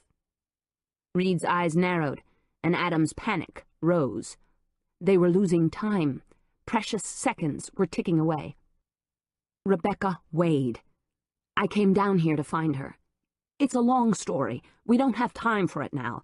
But she'd run off before. I wasn't sure she was missing, as we've been divorced for years, but He caught the glances sent between the cops. "What?" "Oh. God. I'm afraid I have some bad news for you," Reed said, and the night seemed to thrum with malice. Adam braced himself, knew what was coming. Still, he couldn't prepare himself for the finality of Reed's words. "Your ex-wife's body has been found, positively identified as Rebecca Wade." "Where? How?" He couldn't breathe for a moment. Couldn't think. Rebecca? Dead? Lively. Live by the minute, Rebecca? No. Oh, God. He thought he might be sick. "We pulled her out of the water off St. Simon's Island. Been there a few weeks." Reed was solemn. She... He shook his head to clear it. Was she... Murdered? Reed asked and nodded. I'm sorry, he said, and Adam felt a hand upon his shoulder. The thought of Rebecca being killed made his skin crawl. They'd had their differences, and many a fight, but Rebecca had been passionate and vital. Adam squeezed his eyes shut, silently grieved, but knew that if he didn't move fast, the same fate could await Caitlin. We have to find her, he said. Caitlin, we have to find her before it's too late. Agreed. Reed scanned the eyes of the small group of cops. Let's get to it, before we have another homicide on our hands. You get back in the car. But don't argue. We're wasting time. He glanced at the bully of a cop who had cuffed Adam. Stay with him and call for backup. Then, before the damned psychologist could argue, he led Sylvie and Montoya inside the dark house. It felt empty and smelled like death. But there was music playing, some eerie song. Reed got a bad feeling that only worsened as he stepped from one dark room to the other. They followed the sound, up the stairs and through an open door to a bedroom where two naked women had met their doom. Son of a bitch. Son of a fucking bitch. Morissette blurted as she gazed at the bed, illuminated by the flickering light of a television. Covered in white powder that looked like sugar and another substance that Reed guessed was honey, the bodies were crawling with vermin. Bastard! Montoya's mouth tightened to a hard, unforgiving line, as if he'd seen it already. Sylvie Morissette gagged, then swore a blue streak that would put her into hock for the rest of her life if she paid into the damned kitty bank, as she recognized Sugar and Cricket Biscayne. What kind of a sick fuck would do this? She asked. Sugar, because of her name, and crickets, and... Oh, God. Let's off the bastard. First, we have to find him or her, Reed said, looking at the revolting display. Call the crime scene team. He glanced through the windows to the night. Let's go. We're not done here. There might be more bodies. Jesus, Morissette muttered. Montoya added, or the killer. Right. Now let's go. Somewhere around here, maybe we'll scare up Caitlin Bandeau. If we're not too late, Morissette whispered, making the sign of the cross over her chest for the first time that Reed could remember. She could have done this, Reed reminded them soberly. Who the hell knew? Adam Hunt thought that Caitlin was a split personality. That explained a lot of things. But Reed wasn't convinced. It sounded like psychobabble mumbo-jumbo. For all he knew, she could be the killer. Or the split could be. Or the split could make a convenient alibi. Until he found Caitlin Montgomery Bandeau, he'd keep his options open. She was floating, neither alive nor dead. 1 minute Caitlin, the next Kelly, as she lay upon the desk in the white, bright room. Fluorescent lights blazed, and the tile floor was covered with a clear plastic tarp. Caitlin's eyes were open, but she could barely move, only drooled. Her head turned, her cheek lying on the cold desktop, the way Josh had been when he died. The room spun, but she saw her attacker. Atropos. in her blurred vision, working deftly, measuring chords only to cut them with a pair of long-handled stainless steel scissors that winked under the harsh lights. Atropos my ass, Caitlin thought. The murderer who seemed to be talking to herself was Amanda, Caitlin's sister, and she was dressed in hospital scrubs, latex gloves, and even slippers and a cap, under which her hair had been tucked. Caitlin couldn't believe it. Didn't want to. Amanda, whom she had turned to for comfort and wisdom. Was Amanda the one who had killed everyone so cruelly? Amanda? But that was impossible. Amanda herself had been attacked, yet not killed. The tree she hit in her sports car was the only one for a long stretch. She could have staged the accident to make it appear as if she was a victim. But that was crazy. Wasn't it? Caitlin's head thundered, but she couldn't lift it, couldn't move, could only wonder. Amanda looked at her, and for the first time Caitlin realized that her older sister had been talking as she'd braided the red and black cords. So you see, Caitlin, or is it Kelly? Sometimes it's hard to tell. You were definitely Kelly when you came here.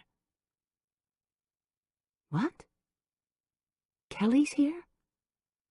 Where?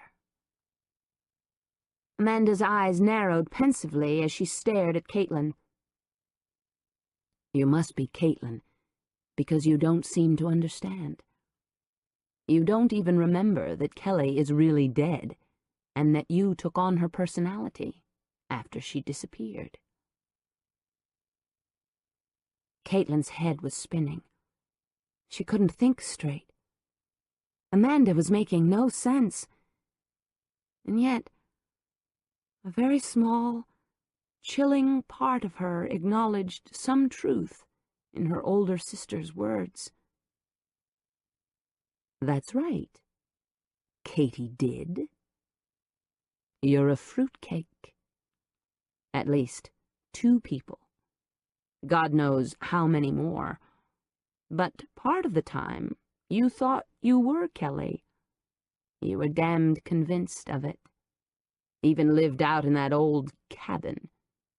Jesus, the one across the river. And you had blackouts. You ended up with the Montgomery curse. Didn't you know? You're wrong, she wanted to say. You're the one who's cursed. You're the one who's mad. You're the one with the split personality, sometimes Amanda, sometimes Atropos. Well, anyway, all those who were fated to die, all the pretenders to the Montgomery fortune, were not merely killed, but their deaths were planned, plotted carefully, and fitting, by me, Atropos. As if Atropos were somehow separate from her. 2 entities. 1 body. It started with Parker. I killed him. He was my first, and it was... Amanda's quick-moving fingers hesitated a moment as she thought. Well, it was almost by accident. Oh, God. Amanda was confessing to killing baby Parker. Caitlin thought she would be sick. It was all so horrible, so bizarre. Smothering him, while no one was looking, was easy. Amanda said, her eyes narrowing at the memory. And really, I did everyone a favor. He was always crying and colicky and just such a pain in the butt. Such a noisy, rotten baby. I couldn't believe Mother was still having children, even after... Well, you know Cameron. Dear old Dad was screwing around on her. But he still had time to keep knocking up his wife as well, creating more little Montgomerys to fight over his money. Amanda looked directly at Caitlin. Can you imagine that? Having children with a man you knew was fucking his own half-sister. Amanda's face darkened. Her lips twisted in disgust. And not just that. Copper was having kids too.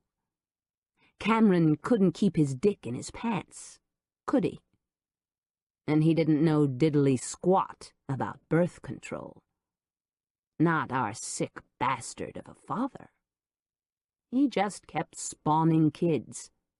With 2 women. What an amoral prick. He deserved to die. She snipped off a bit of thread with her teeth and admired the cord she'd been braiding. Caitlin tried to concentrate, to keep hold of her wits as Amanda seemed obsessed with unburdening herself. It wasn't just with Copper, you know. Dad had other mistresses.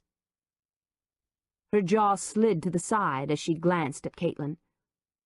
Bet you didn't know that even ever-faithful Lucille couldn't resist him. I overheard her talking to him about it years later. Huh. She was crying and carrying on, promising to look after Mother.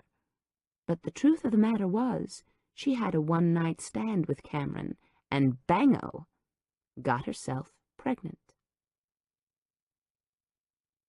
Caitlin was horrified. What was Amanda saying? God, could this twisted woman really be her sister? The girl and woman she'd grown up with? That's right. Marta Vasquez, Lucille's daughter, was really our half-sister. But Lucille managed to pass her off as her ex-husband's. Why do you think Lucille took off so fast after Mom died? Because she figured it out. Knew that someone was killing off everyone close to the Montgomerys, including her daughter. I got lucky with that one. Marta was stupid enough to come to the office where I work, as the firm had handled Dad's will. She was going to contest it because she'd found out that she was a Montgomery. I guess Lucille must have finally told her the truth. Who knows? Rather than go to one of the partners, Marta started with me. Luckily, no one knew that we met. And so, I had to improvise. Amanda's gaze moved to the hideous family tree with its broken branches. There was a picture of Marta as a child. Caitlin felt sick. Amanda nodded, as if to convince herself. Oh, yeah. Marta had to go. Like the rest. She hesitated, then added, including Dad. Caitlin was still having trouble tracking the conversation, but Amanda helped her out. That's right. I killed him. Didn't know that, did you? No one did. But I did. I was with him in the car that day, and I just grabbed hold of the damned steering wheel and forced him into the river. It helped that he was drunk, but... She smiled slyly. The real trick of it all was that I'd already fiddled with his seatbelt, made sure it wouldn't hold. She looked up at Caitlin then, as if seeking approval for being so clever. The seatbelt was the easy part, though. Cutting off his testicle, that took a little more stamina. Let me tell you. I had to surface, then take a couple of dives. Good thing I can hold my breath for a long time. Amanda the athlete. Of course. She could swim, shoot, run, row, you name it. Always an overachiever. Caitlin trembled. She remembered seeing Cricket and Sugar in her bed, lying beneath the crawling insects, their eyes and mouths and other areas of soft tissue already devoured. Amanda had killed them. She'd killed all of them. And without a doubt, she'd planned Caitlin's fate as well. It was only a matter of time before she'd kill her. Caitlin retched at the thought. Amanda sighed. You were always such a wimp, Kate. Such a weakling. Once Kelly disappeared, you were never the same. I orchestrated that, too. Wanted you both dead, but though Kelly presumably drowned, you survived and took on part of her personality. I'm surprised I'm the only one who caught on. But then, the rest of the family was in such shock. You cracking up actually helped things along. Now, I had a scapegoat. I made sure that you were always around before I knocked someone off. Clever, don't you think? You bitch. The thought was foreign, as if it had come from somewhere else. The Kelly personality? No, Kelly wasn't dead. Yes, she is. You've known it for a long time. You just wouldn't face it. No, I'm Kelly. What? No, you're Caitlin. You've known it all along. Fight the blackouts. Fight the urge to let Kelly take over, to hide from the pain. You have to stay clear. Fight. You have to save yourself. Caitlin shivered inside, refused to close her eyes, and as she did, she noticed that her mind was clearing a bit. Her head throbbed, but her vision was less blurred, her thoughts more connected. She heard a noise and glanced to the floor. Oh, God. Hannah. Poor Hannah was tied and bound, her eyes as big as saucers, sweat rolling down her face. Alive. She was alive. For a second, Caitlin felt a glimmer of hope, but it was short-lived. Amanda wouldn't set them free. Already she was cutting lengths of red and black thread, another braid to be cut and trimmed and added to the macabre family tree. Hannah didn't appear drugged, just frightened out of her mind. Think, Caitlin, think. You have to save her. Save yourself. Somehow you've got to get out of here, and soon. There isn't much time. Oh. Amanda saw her sisters exchange glances. I guess you didn't know that Hannah was here, too. She's been waiting for you. I let her see the others. You know, the ones up in your room. Sugar and Cricket. Damned interlopers. So she understands what's going to happen. Behind her gag, Hannah made mewling noises. Shut up! Amanda shouted at Hannah, kicking at her, then looking at Caitlin again. She always was spoiled. Talked back. She goes, too. And Troy. I haven't quite decided. I won't be able to blame his death on you, so I'll have to make it look like he was involved in a horrible accident, kind of like the fire that took Copper Biscayne's life. Arching an eyebrow, she said silently that she'd killed Copper. Hannah was screaming behind her gag, trying to roll on the floor. I said, shut up! Do you want me to give you a shot of what I gave Caitlin? Christ, you've been a pain ever since I called you from Caitlin's, pretending to be her, and invited you out to dinner.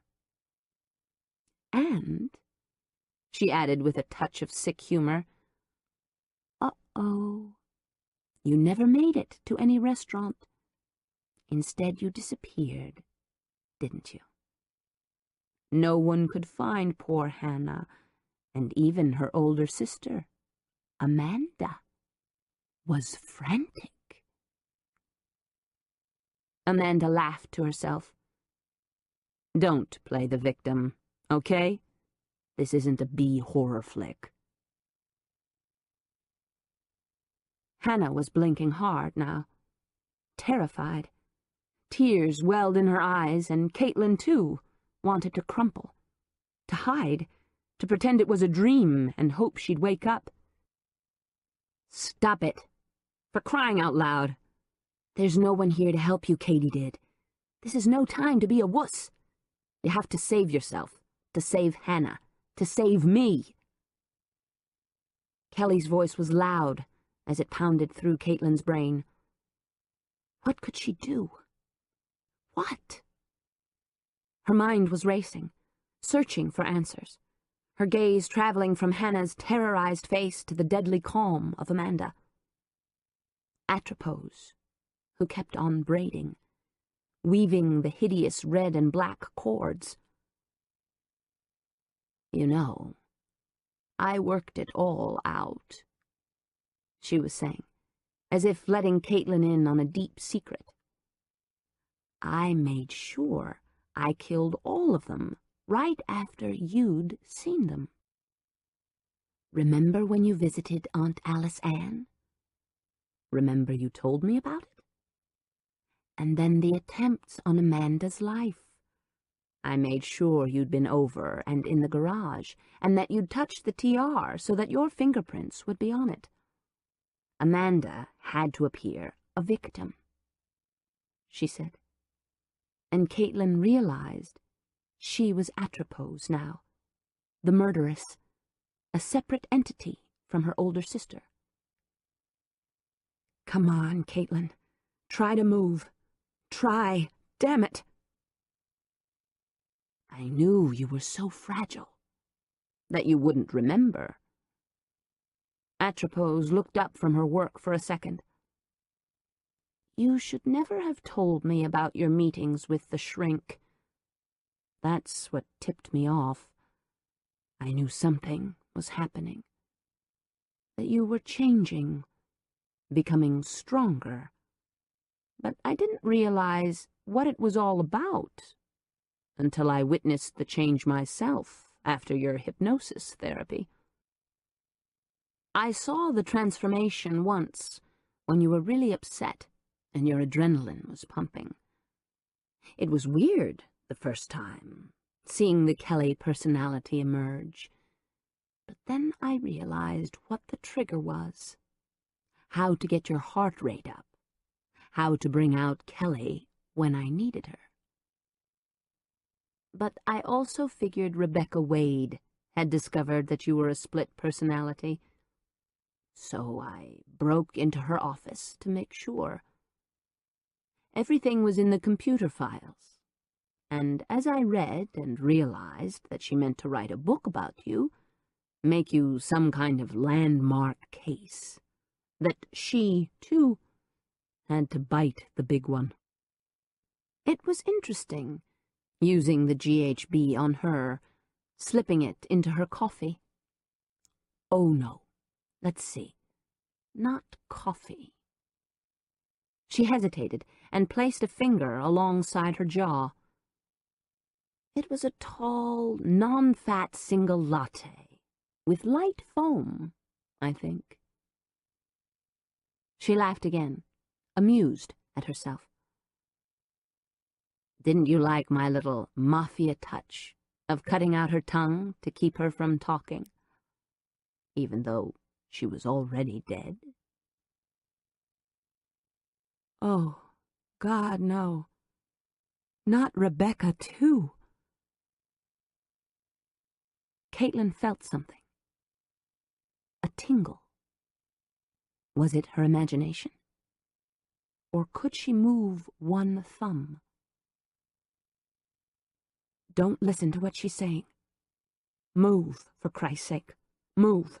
It's your only chance.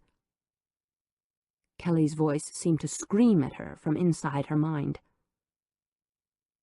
But the shrink's notes did help me in one way, Atropos continued.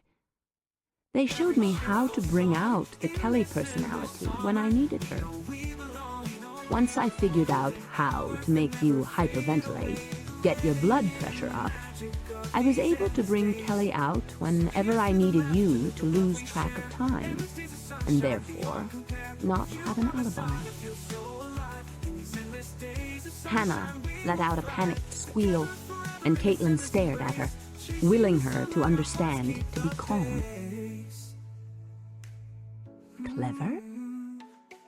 Amanda asked, as she tied off the braid. Not clever, you maniac. Psychotic. Sick. Horrible.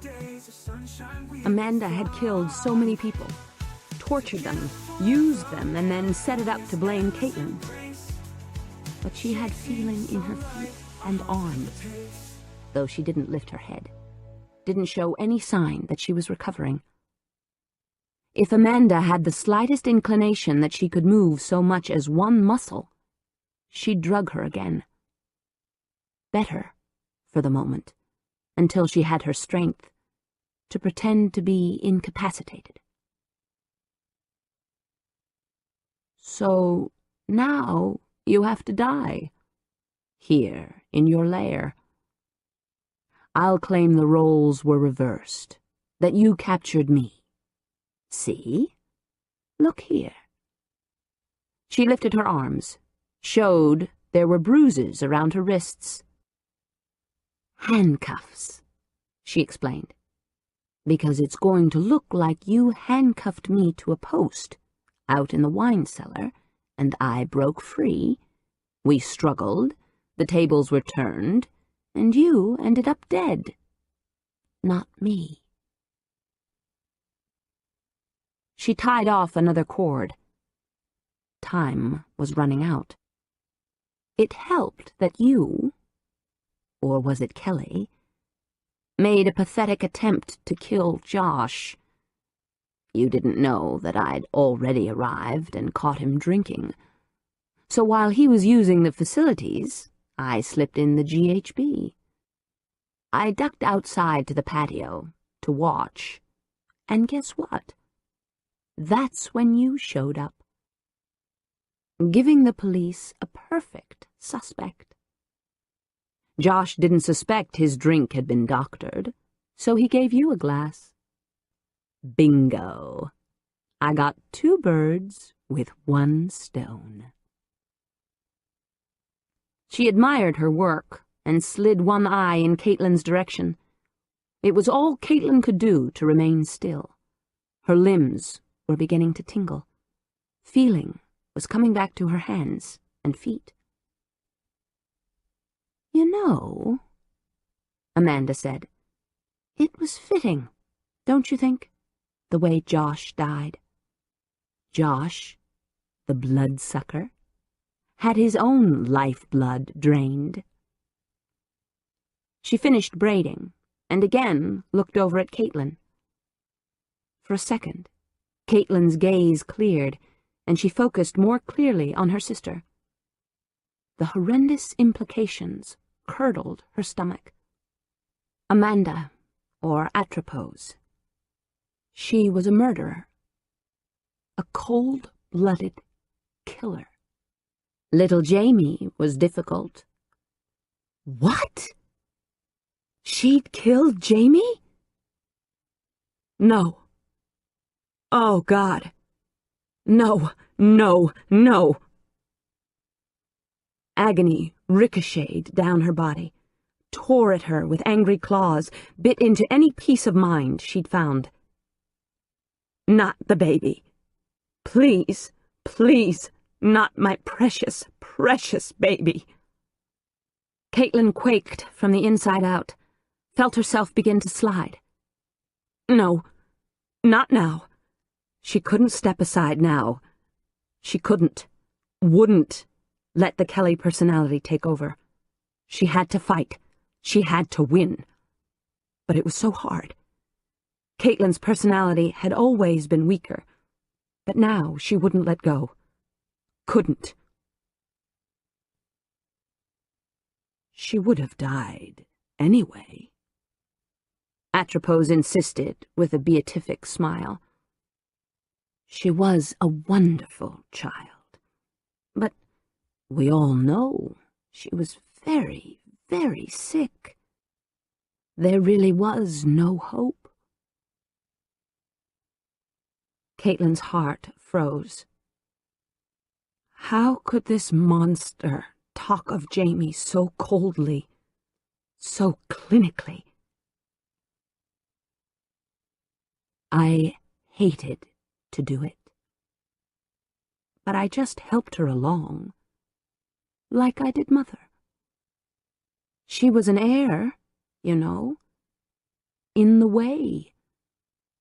Just before I did it, I managed to tape Jamie. She was scared in the hospital. You just stepped downstairs for dinner. It was the only time she was alone, and I had my little recorder in my pocket when I slipped in to visit her. That's what you heard on the phone. That and my impersonation of her. She paused a second, then said in a scared little voice, "Mummy? Mummy? Where are you?" Caitlin tried to scream, tried to move. Her baby! Her sister had killed her baby! Adrenaline pumped through her bloodstream. Anger and rage poured through her. Her fingers curled over the edge of the desk. Hannah let out a muffled wail. "You're all so pathetic. I find it incredible that we came from the same damn gene pool," she said, glowering down at Hannah before pointing a finger at Caitlin. "So now you pose a problem. Are you Caitlin, or are you Kelly? Twins. Two people in one body?" Amanda began to pace. "I think the best thing to do is cut you in half, right down the middle. One half put somewhere, another half somewhere else. But it's so messy, so messy. I already had to deal with one mess. Draining Josh's blood from him and splashing it all around your room wasn't that easy. You were so out of it, I needed your handprint to make the marks. Fortunately, you hit your nose when you fell on Josh's and spilled some blood. I bet the next morning you freaked, didn't you, when you woke up? And you thought you had too much to drink?" She laughed then, and the sound was as evil as Satan's cackle. Caitlin quivered, but tried desperately to pull herself together. She could move. barely. Her vision was getting less blurred, and she thought, over the droning of Amanda's voice, that she could hear footsteps. But maybe she was imagining the sound. "Don't ever let anyone slip GHB into your drink again, Caitlin. You really do pass out and not remember." Then she smiled and stood near the horrendous family tree. "I guess you won't have to worry about that anymore. You won't have to worry about anything." Hannah was slowly inching her body close to Amanda's feet. She caught Caitlin's eye, and Caitlin blinked slowly, hoping her sister would understand. Amanda was prattling on, but Caitlin barely heard her, was concentrating on moving her fingers and listening. Was someone outside this hideous lair getting closer? Was that a creak of the stairs? She almost jumped and felt a measure of control return to her body. If she tried, with all her concentration, she attempted to lift the index finger of her right hand. Hannah saw the movement and froze. Amanda was admiring her work. "Now let's see." She looked at Caitlin. "The fun part. I'll cut the cord as Atropos." With her pair of long-bladed surgical scissors, she snipped the red and black braid cleanly. Caitlin managed to move one finger, just barely. "Perfect," Amanda announced, setting the scissors on the desk and turning to the image of the grotesque tree with its frightening pictures. "Pretty soon, you'll join the others." "Not if I can help it." Kelly's voice reverberated through her head. "Move your fucking hand, Caitlin. Grab the scissors." Caitlin strained, inched her hand forward. Amanda's back was turned. Obviously, she thought Caitlin couldn't move. Nor had she noticed Hannah slowly getting closer, inching her body near enough that Amanda, with one false step, could trip. "What are you doing?" Amanda suddenly demanded, glaring at Hannah. "You never learn, do you? I guess I'm going to have to teach you a lesson." She reached for the scissors and swiped them off the table. "Maybe I should show you what happened to Josh." Hannah shook her head, began scooting frantically away. "He bled to death, one little drop at a time." She advanced on Hannah, who was cowering between the desk and the rest of the room, wedged and unable to move, just below Caitlin. Amanda leaned down, but instead of untying one of Hannah's hands and reaching for her wrist, she grabbed a handful of Hannah's hair and pulled it back, exposing her sister's throat. "Oh, God. The gun. Where is Charles's damned gun?" Caitlin searched wildly, saw it on a corner of the tarp, seemingly miles away. She could never reach it in time. All too slowly, the drug in Caitlin's bloodstream was wearing off. She could move. Her toes wiggled slightly. Bit by bit, her muscles were responding. But she didn't have time to wait, and she couldn't reach the damned pistol. Amanda was drawing an imaginary line on Hannah's throat, and Hannah was quivering in fear, trying to pull away, but tied in such a manner that she could do nothing but cry and whimper. "Watch, Caitlin." "Can you see?" Amanda asked. "You're next. That's what the tarp is for, to catch the blood splatter. As soon as Hannah passes out, it'll be your turn. Now." She opened the scissors. The blades glimmered wickedly. Ever so slowly, drawing the drama out, Amanda placed the open blade against Hannah's white throat as she struggled. A drop of blood showed against her skin. It was now or never. Do something. Do it now. Caitlin strained. Her hand moved with a jerk. In her peripheral vision, Amanda saw her and reacted, sliced quickly, just as Hannah squirmed away. Blood spurted as she lunged at Caitlin, bloody scissors raised. You little bitch, you thought you could get away? The blades swung down, straight at Caitlin's face, but she shifted, threw all of her weight to one side, and Amanda missed. The scissors hit the desk hard, and Caitlin kicked, one shoe jamming into Amanda's abdomen. Startled, Amanda fell backward, tripping over Hannah. Caitlin scrabbled for the scissors as they clattered across the desk. On the floor, Hannah was gurgling and spitting blood. Oh, God, it was all over. More noises. Amanda finally heard the sound of footsteps as she nearly fell onto the gun. What the hell? Police, open up! A man's voice rang through the underground rooms. Shit! Amanda grabbed Charles's pistol, and her eyes were bright with anger.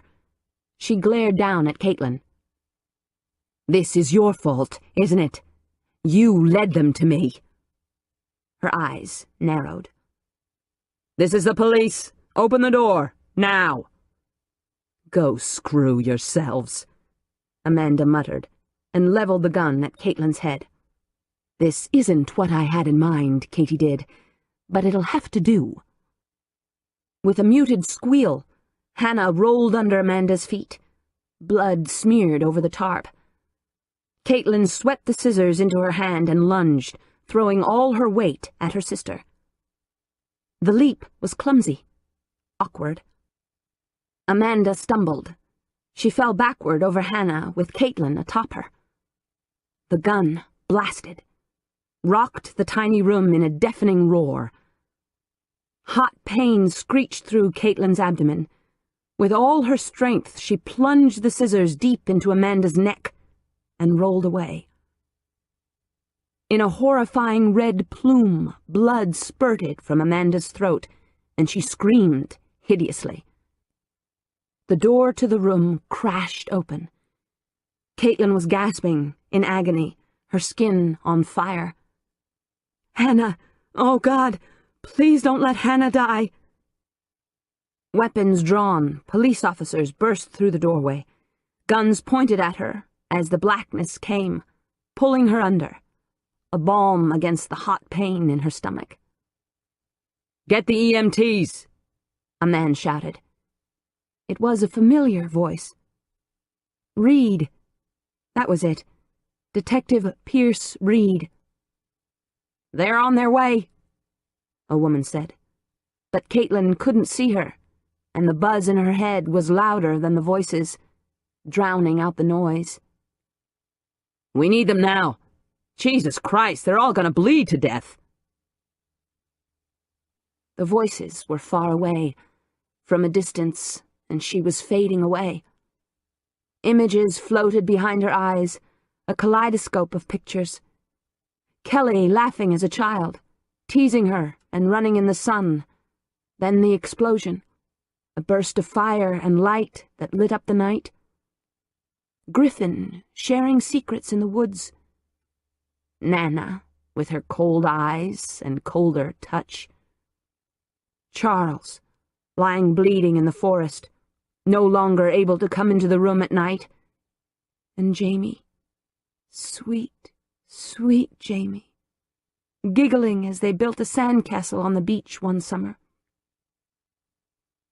Then there was Adam, handsome, strong, patient, dark hair and enigmatic smile, knowing eyes and firm lips.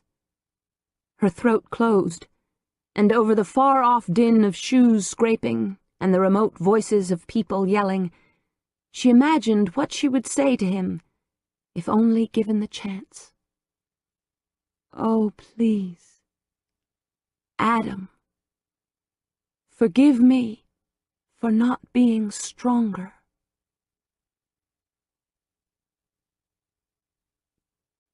Chapter 34. Adam stalked from one end of the hospital's waiting room to the other. He was alone, wearing a path in the blue carpet that stretched between a dying potted palm and a plate glass window overlooking the parking lot. It had been 12 hours since the shooting, 4 of which Caitlin had been in surgery to remove the bullet that had torn through her spleen in her struggle with Amanda. Caitlin had survived. Amanda had not. Which was just as well, Adam thought angrily. Amanda Montgomery had killed and tortured too many as it was. Hannah was hanging on by a thread, transfusions not yet making enough difference to ensure her life. He sent up a quick prayer for her and Caitlin as well. Caitlin worried him. Already mentally frail, how would she react when she came face to face with the fact that she'd killed her sister, the very sister who had murdered most of her family, including Caitlin's daughter?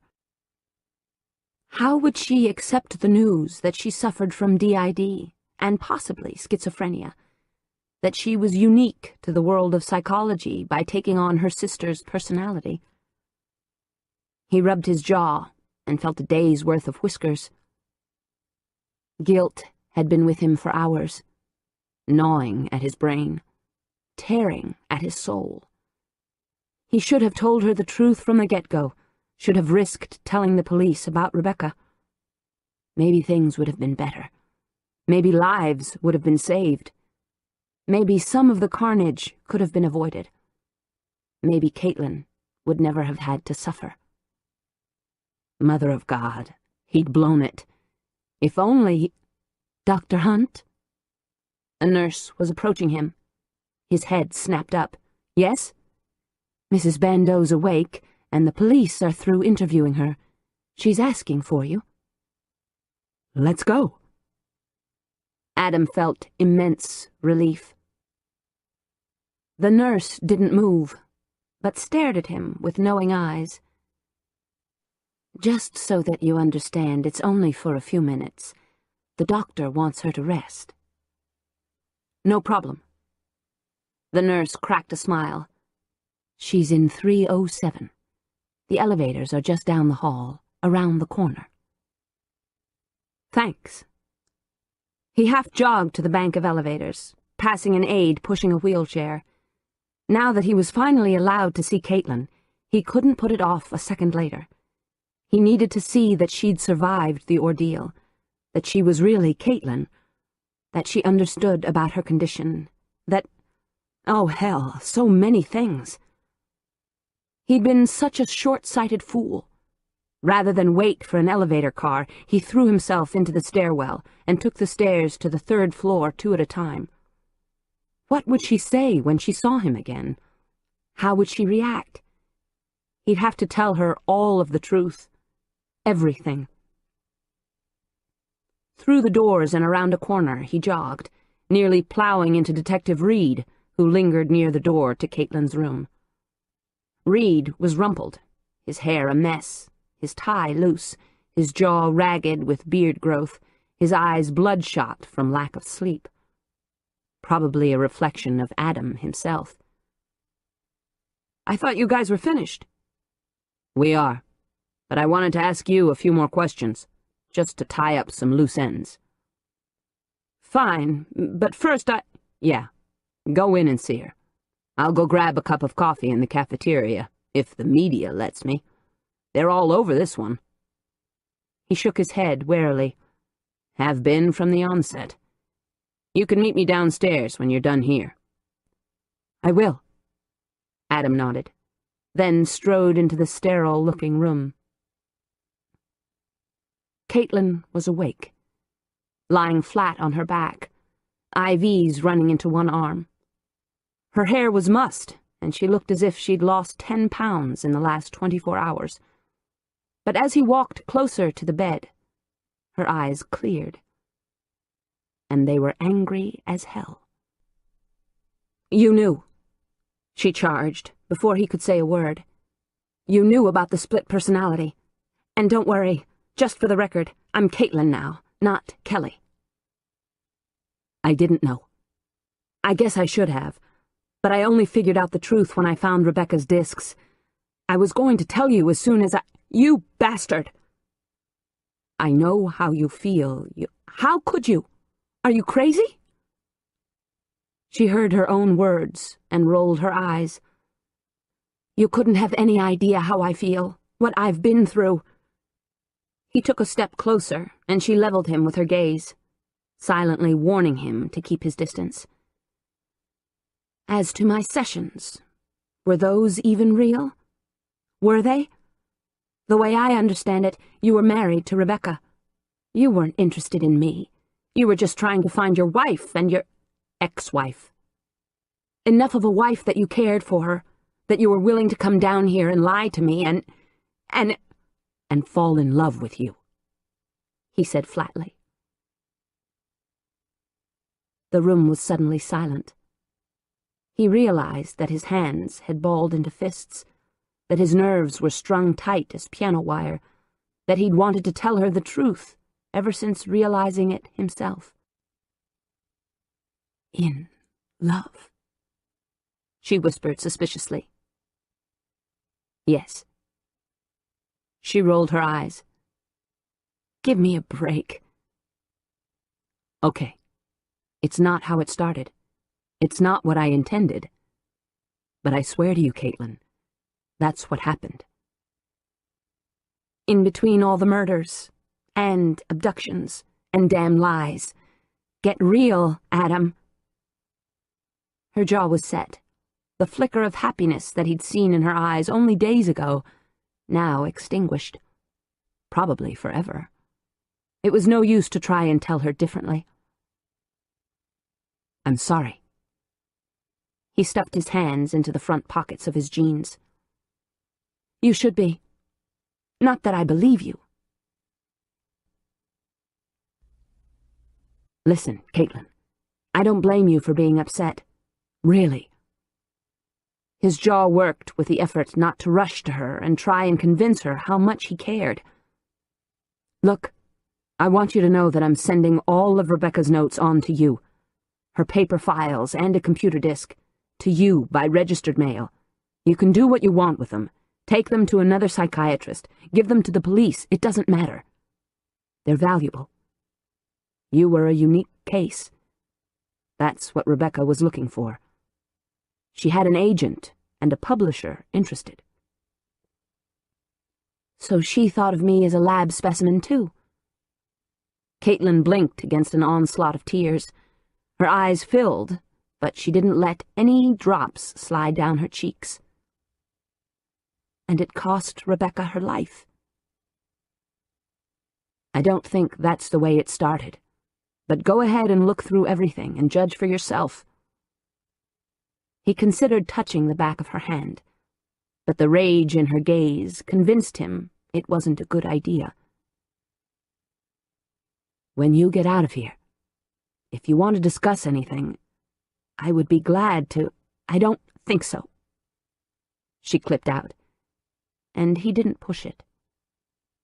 She'd been through hell and back 12 times. "I'll be waiting." "Really? Don't bother." One side of his mouth lifted. "No bother at all. Go back to Wisconsin or Ohio or wherever it is you're from and leave me alone." "Is that what you really want?"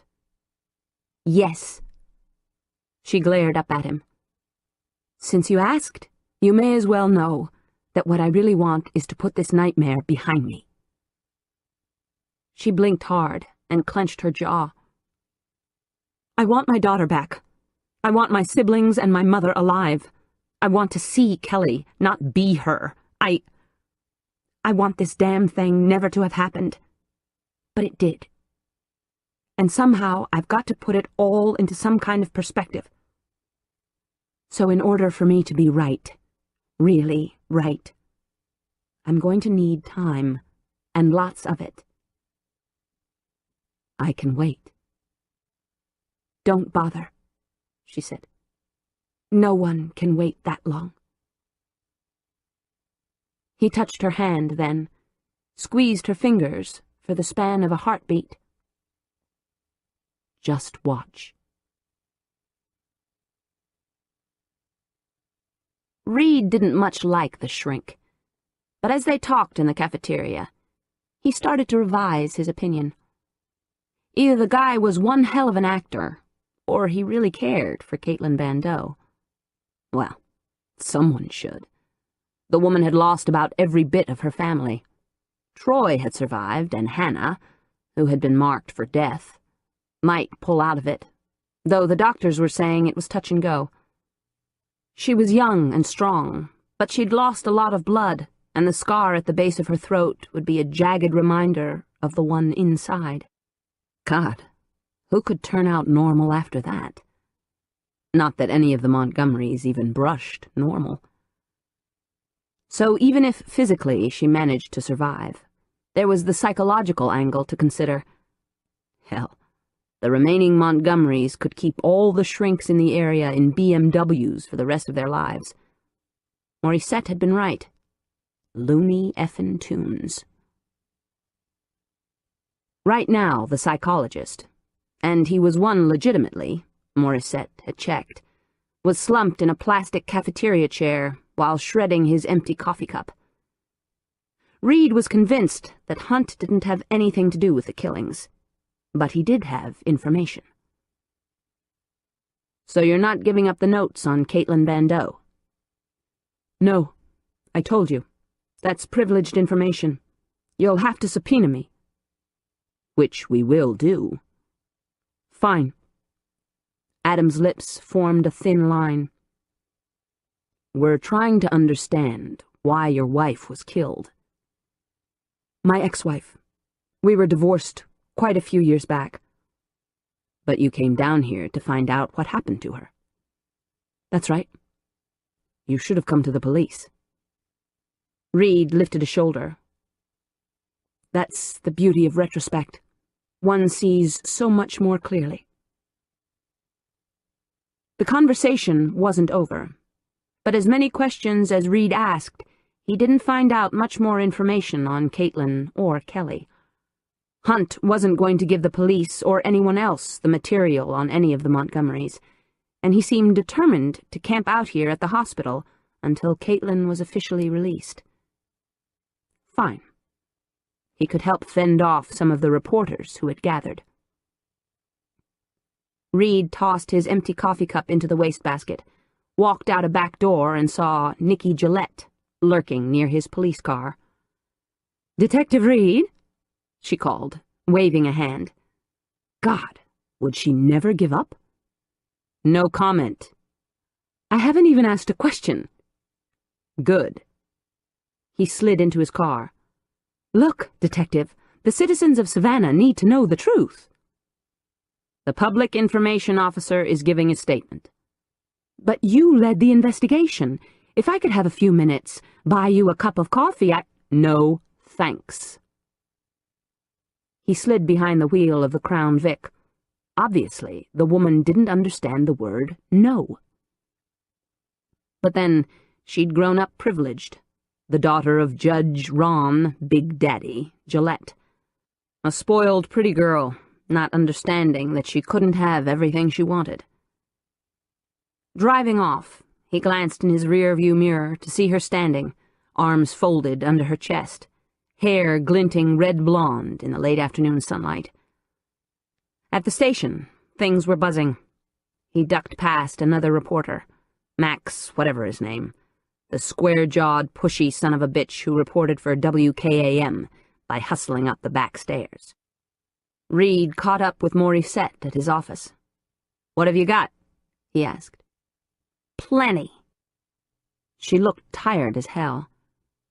"They're dredging a river in a spot between that house Caitlin Bandeau rented for," she made air quotes with her fingers, "Kelly, a.k.a. Casey Griffin. Jesus, Can you imagine paying for a place for your split personality? Makes you wonder how much she really knew about herself. Anyway, a fisherman saw something in the river, and we sent down divers. It's a white Mazda with plates that match Marta Vasquez's. She inside? Morissette looked him square in the eye. Someone is. Montoya know? He's already there. Shit. Let's go. They drove just under the speed of sound. Morissette was at the wheel, juggling a lit cigarette, her cell phone, and traffic. By the time they arrived, the car had been hoisted, dripping and dirty, from the bottom of the river. A woman, so decomposed it was hard to tell much about her, was positioned behind the wheel. No doubt another of Amanda Montgomery's victims. Hell, she'd been a sicko. Reed had seen the sterile lab with its macabre family tree. The lab had been sealed off, the crime scene team going over it for trace evidence. Now, looking at the car, Reed figured Diane Moses's team would be racking up hours of overtime.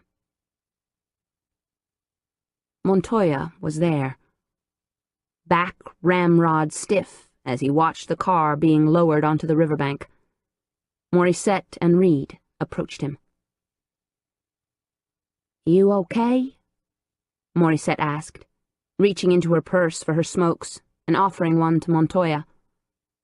He took the cigarette and lit up. "Yeah." Reed wasn't buying it. "This her car?" "Yep." "I'm sorry," Morissette said. "Aren't we all?" Montoya's jaw was set, and when it was suggested that he might not want to see the badly decomposed body, he stood fast, his dark eyes going over what was left of his girlfriend. It would take a while to check the dental records, but they all knew that the remains behind the wheel were probably those of Marta Vasquez. A muscle worked in Montoya's jaw, but he calmed it by taking a long drag on his smoke. There wasn't much more Reed or Morissette could do. There wasn't much anyone could.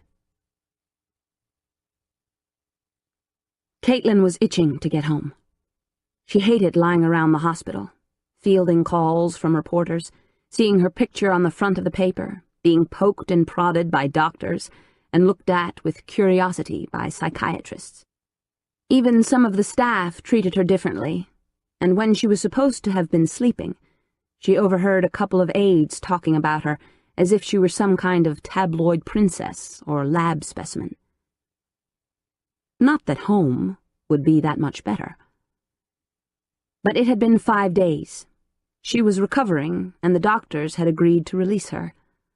Like it or not, it was time to face her new life. As one person. No more of the split personality stuff. At least, she hoped not.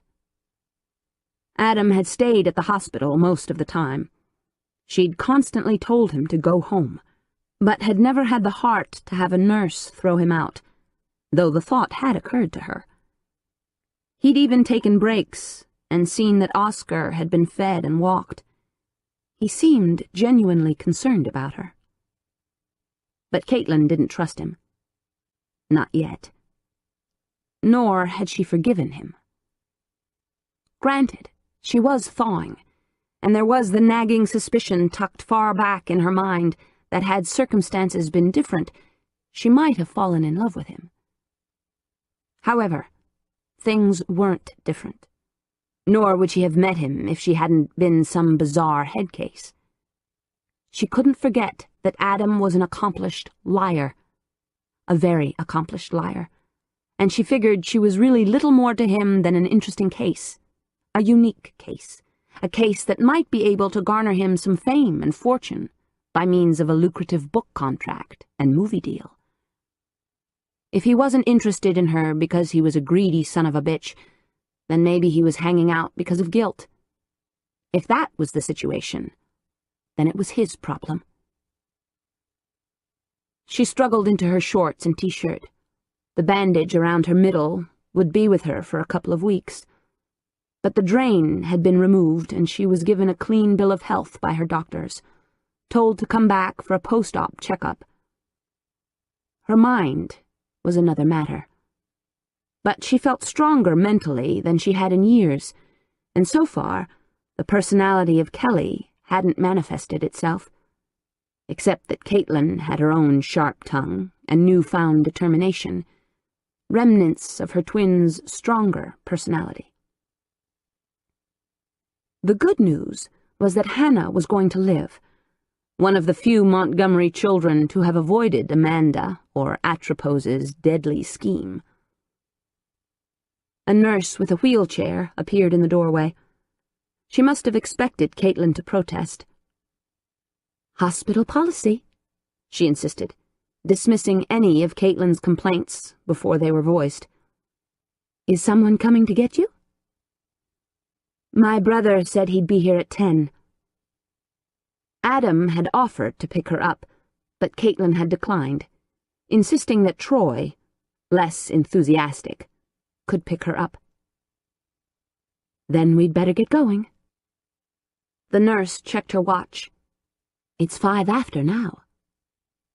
An aide with wild curly hair clipped in springy clumps gathered up her personal items, the cards and flowers, and pushed them on a cart that rattled and jangled Caitlin's nerves. She was still on pain pills and sleeping pills.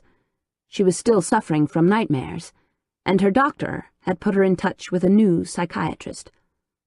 Her first session was a week from Friday.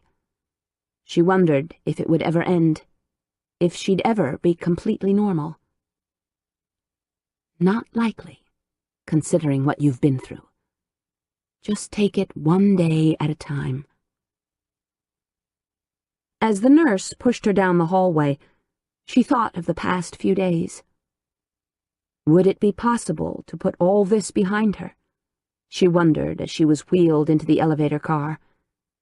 God, it was hard to think of Amanda as Atropos, the murderess, that she'd killed everyone in the family, including Josh and Jamie. There were so many things Caitlin didn't want to believe.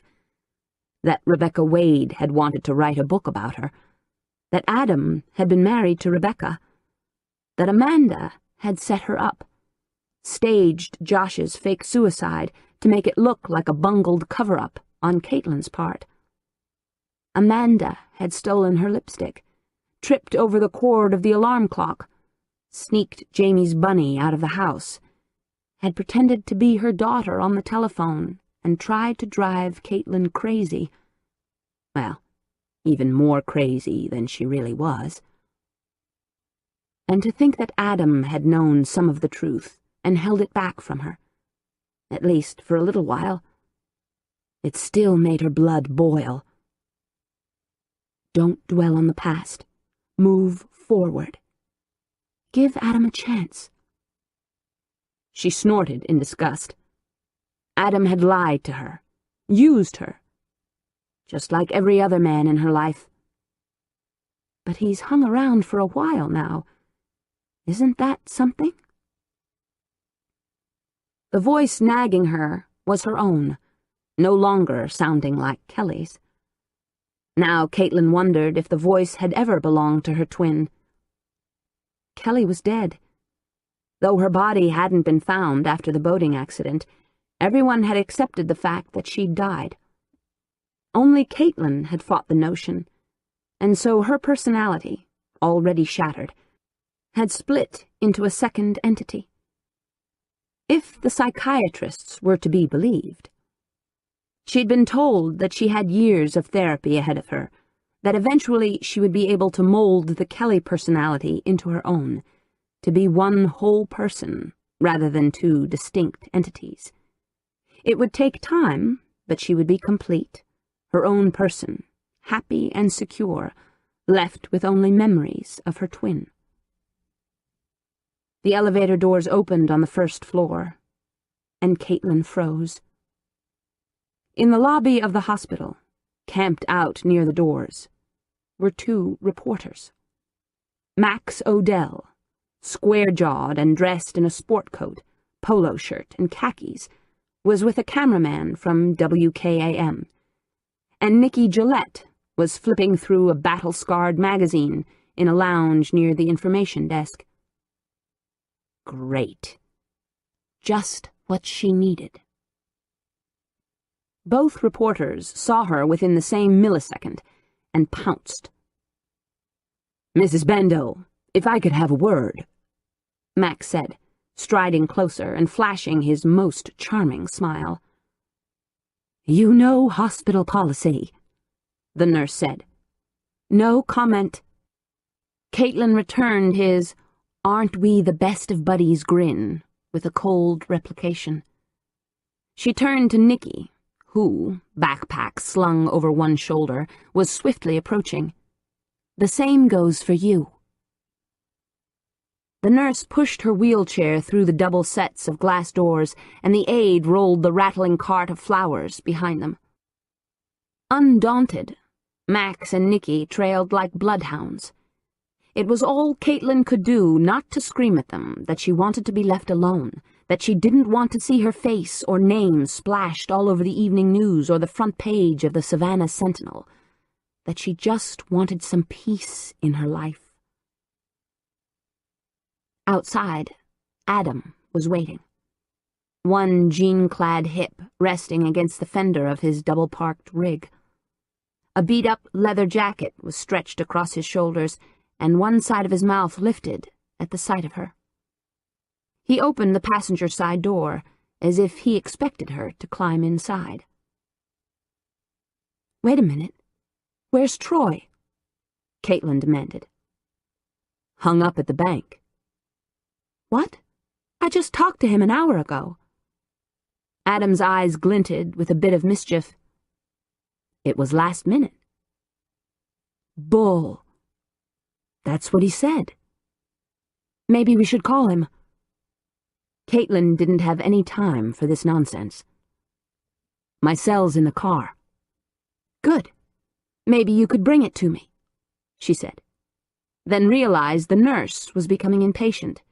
The aide had pushed the cart of flowers and gifts to the back of the SUV, and Max Odell, Nikki Gillette, and the cameraman were all hovering nearby, waiting for a story, watching the drama playing out between Caitlin and Adam Hunt. "Come on. I don't bite." His eyes actually sparked for an instant. "Well, not usually." "Maybe I do." "Oh, you definitely do." She narrowed her eyes at him. "Very funny." She glanced over her shoulder. Was the cameraman really filming this? Oh, for God's sake! "Isn't there something more newsworthy than me leaving the hospital?" she asked of Max Odell, before turning back to Adam. "I've changed my mind. Let's go." He helped her into the rig, and she wondered if she was making the worst mistake of her life. That would be going some, considering your track record. Give the guy a chance. Just hear him out. What have you got to lose? She didn't want to think about it. She watched him climb into the driver's seat and twist on the ignition. He smelled of leather and the faint scent of some masculine cologne. She remembered kissing him, the feel of his lips on hers, and quickly killed the thought. "Let's see if we can lose the press," he said, as he gunned the accelerator, wheeled out of the parking lot, and she relaxed against the tufted leather. She was just too tired to fight. Glancing out the window to the sunny day beyond, she wondered again about falling in love with him. Would it be so wrong? Wouldn't he just break her heart? Oh, get over it. Your heart's been broken before. If he turns out to be a loser, you can always throw him out on his ass. Come on, Katie did. Go for it. It was almost as if she could hear her sister's advice again, and she figured that every once in a while It didn't hurt to imagine that she was listening to her twin. Every once in a while, she needed to remember. Even now she could recall Kelly as a child, pushing her to climb a tree or swim in a deeper part of the river, of laughing at her and teasing her. The girl who looked so much like her and was so different. As a teenager, Kelly had been daring, nearly as accomplished as Amanda at sports, and yet feminine and a tad naughty. She'd been so confident and free on the day of the boating accident. Yes, it was good for Caitlin to remember. She just wouldn't let it go too far. Hell, Katie did. Kelly seemed to say now, "Give Adam a break. You're an idiot if you can't see that he's in love with you." Caitlin glanced over at him as he shoved a pair of sunglasses over the bridge of his nose and angled the Jeep through traffic. As if feeling the weight of her stare, his lips twitched, and he placed his hand over hers to give it a quick squeeze before letting go. Her heart, stupidly, skipped a beat. "Just drive," she said. "Your wish is my command." Yeah, right. He laughed, and so did she. Maybe he wasn't so bad after all. Time would tell. It always did. So that does it. The Bando case is officially closed, Morissette said a week later as she strode into Reed's office. She was waving a check and smiling broadly. "What's that?" Reed looked up from his paperwork and leaned back in his chair. "Money from Bart. Can you believe it? He's actually caught up with the child support. First time in years." She plopped onto the corner of his desk and folded the check into her pocket. "He win the lottery?" "Close enough. An aunt died. Left him a little. And before he ran out and bought a new pickup, oh yeah, he did that too, his conscience got the better of him and he decided to pay me what he owed me before I sicked a bevy of lawyers onto his ass. What a prince. Did I say prince? I meant dickhead." She ran fingers through her spiked hair. "So, we're all clear on the Montgomery thing?" "Think so. Paperwork has to be caught up, but yeah, we're done. The remains dragged out of the river did turn out to be Marta Vasquez's. Her mother's having a memorial for her. I talked to Lucille on the phone, and she gave me the whole story. That she had a one-night stand with her boss." At the lift of Morissette's eyebrows, he shrugged. "One-night stand. That's what she says, and does it really matter? The point is, who would have thought Marta Vasquez was another one of Cameron Montgomery's illegitimate kids? Man, did that guy ever keep his pants on?" "Bad luck for her that she ran into Amanda, or Atropos, or whoever she was, before anyone else. One more kid after the old man's money. She just got a late start. Didn't realize Cameron was her father until around last December, when Lucille told her on the phone." "And she didn't bother telling Montoya about it?" "She didn't tell anyone, except Amanda, as she was part of the law firm that handled Cameron's estate." Reed leaned back in his chair and rotated the muscles of his shoulders. "So where is Montoya?" Morissette asked, as if the thought had just jumped into her head. But Reed recognized the signs. In the few short days Montoya had been in Savannah, tough-as-nails Detective Morissette had taken an interest in the younger man. That was the trouble with Sylvie. She was always swearing off men, then falling for the next guy who caught her eye. Reed had to give her the bad news. Montoya already took off. If Morissette was disappointed, she hid it as she scanned some of the reports littering his desk. He said something about taking a leave of absence from the New Orleans force. Seems to think his partner, Bence, will understand. It's just a matter of convincing the higher-ups. Why doesn't he come back here?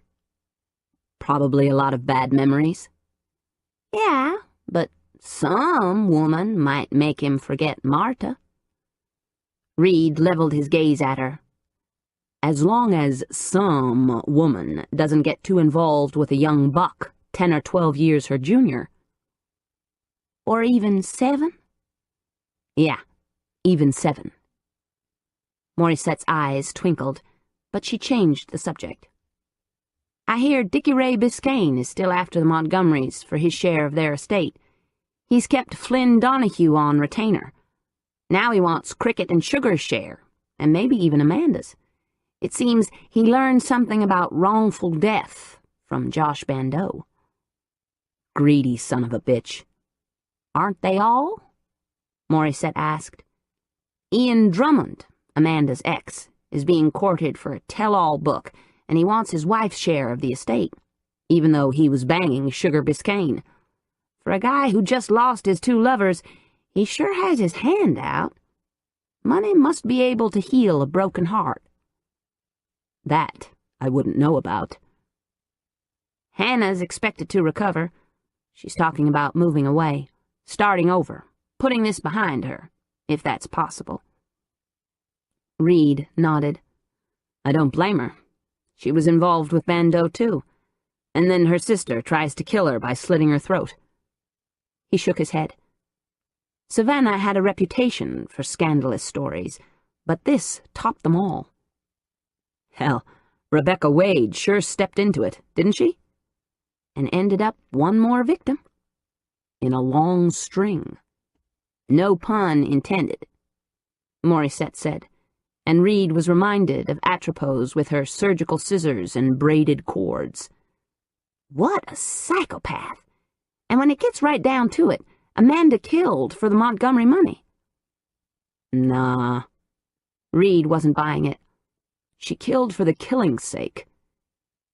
He thought of all the victims, how they'd suffered, how much thought and effort Amanda, as Atropos, had put into the murders.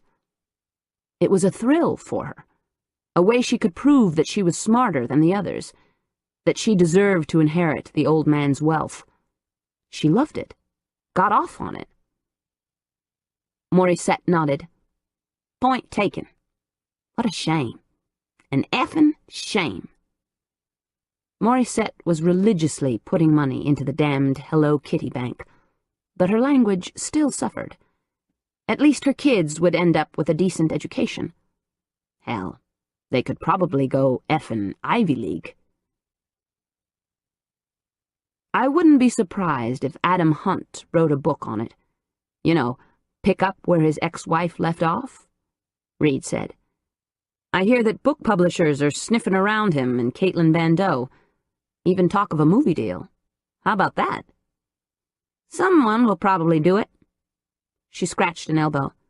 You know, if Amanda killed everyone to inherit the fortune, she sure took her damn time about it. First baby Parker, and then years later, she escalates? Come on. That's not usual. Nothing about this case was. Reed had thought about the time frame. Between you and me, I think she snapped. I mean really snapped, when she found out her husband was having a fling with Sugar Biscayne. But then, I don't really know. I'm not the shrink. It's damned ironic that she was setting up Caitlin, using all the rumors about the mental illness running through the family when she was the one who thought she was other people, had delusions of power, a real head case. She seemed like a split personality with all that Atropos crap. Caitlin Bandeau did the taxpayers of the city a big favor by blowing her away. He glanced out his window to the bright day outside. Savannah was a grand old lady of a town, one he'd lived in twice.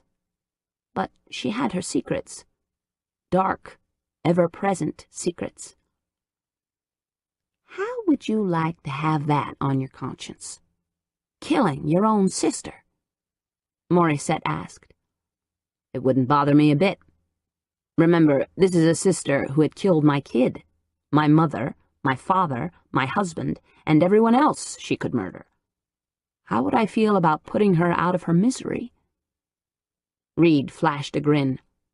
I'd feel just fine about it. Guaranteed. Yeah, right. But I'm sure Caitlin Bandeau is going to have years of therapy, maybe even a lifetime of it. At least she's alive, and I hear she's been seeing Adam Hunt. Romantically? Morissette lifted a shoulder. He is a hunk. You would know. Amen, brother. Amen.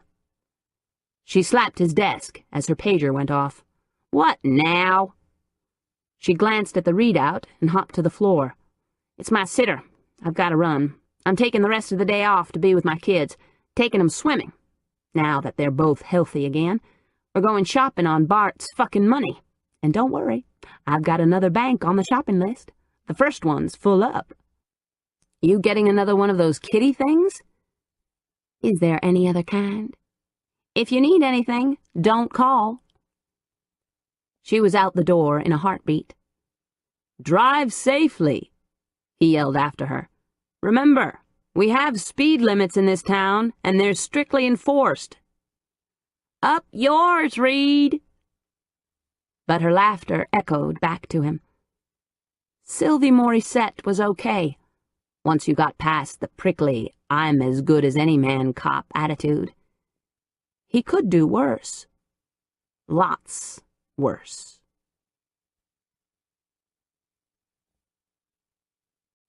Epilogue. You want to go for a ride? Caitlin asked Oscar as she hurried down the stairs. Well, come on. The little dog bounded ahead of her through the door to the garage. The Lexus was already filled with small bouquets of holly boughs and bright poinsettias, Christmas bouquets for the cemetery.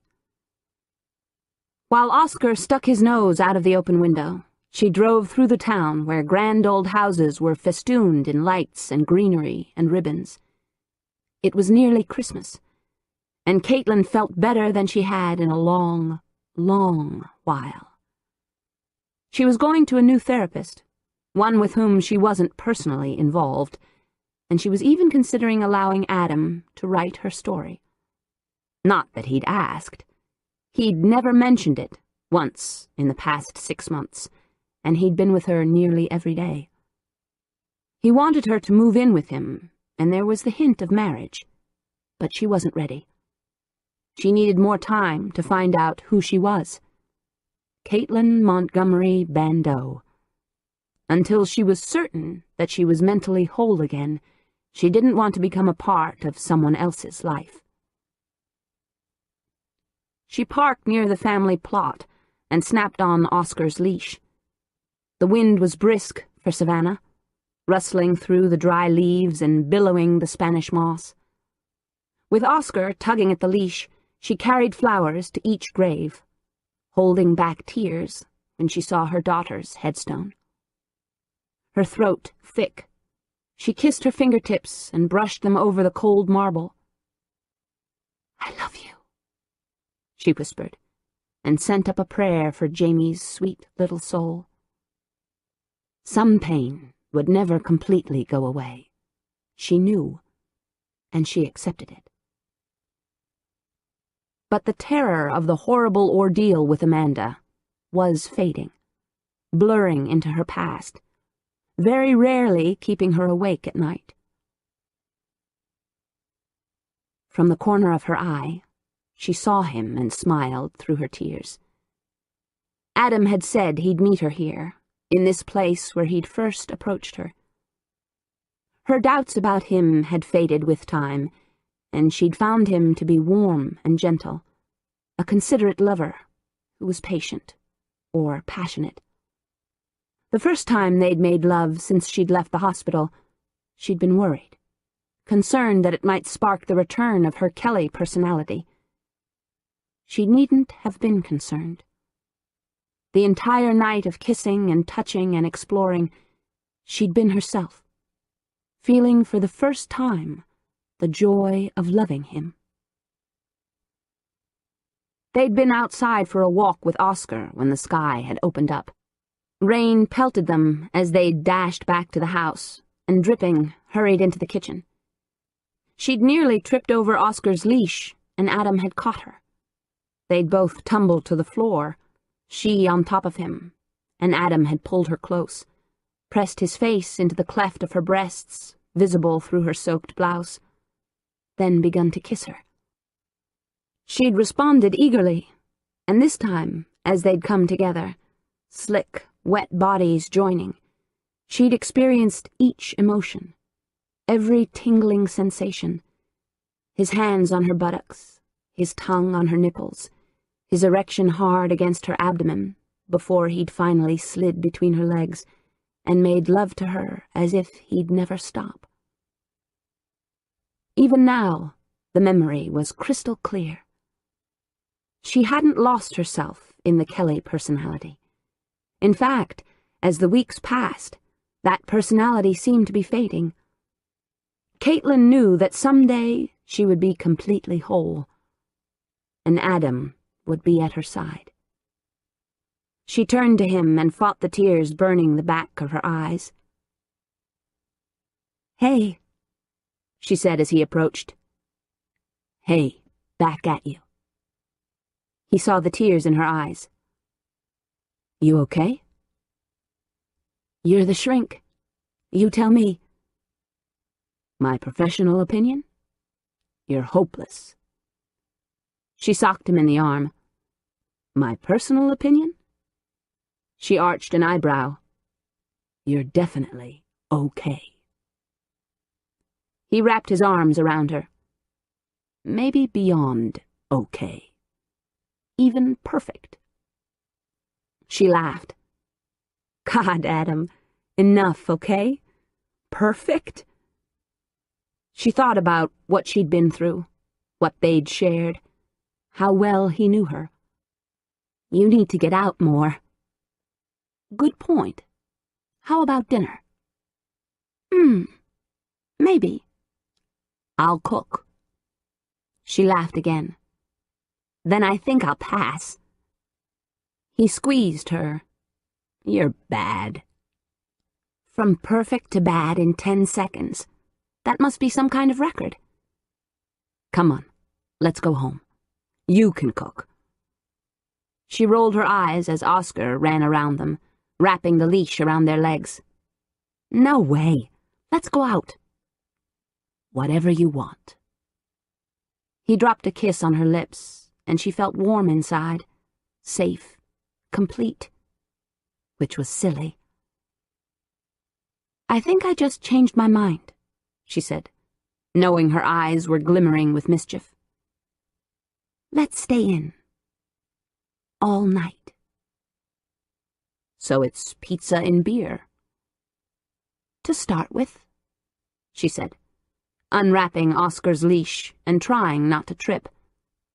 "After that, who knows? Maybe we could do some role-playing." A grin slid from one side of his mouth to the other. "That could be dangerous, don't you think?" "Oh, I don't think," she said, and kissed him again. Taking his hand, she pulled him to the car. "I know."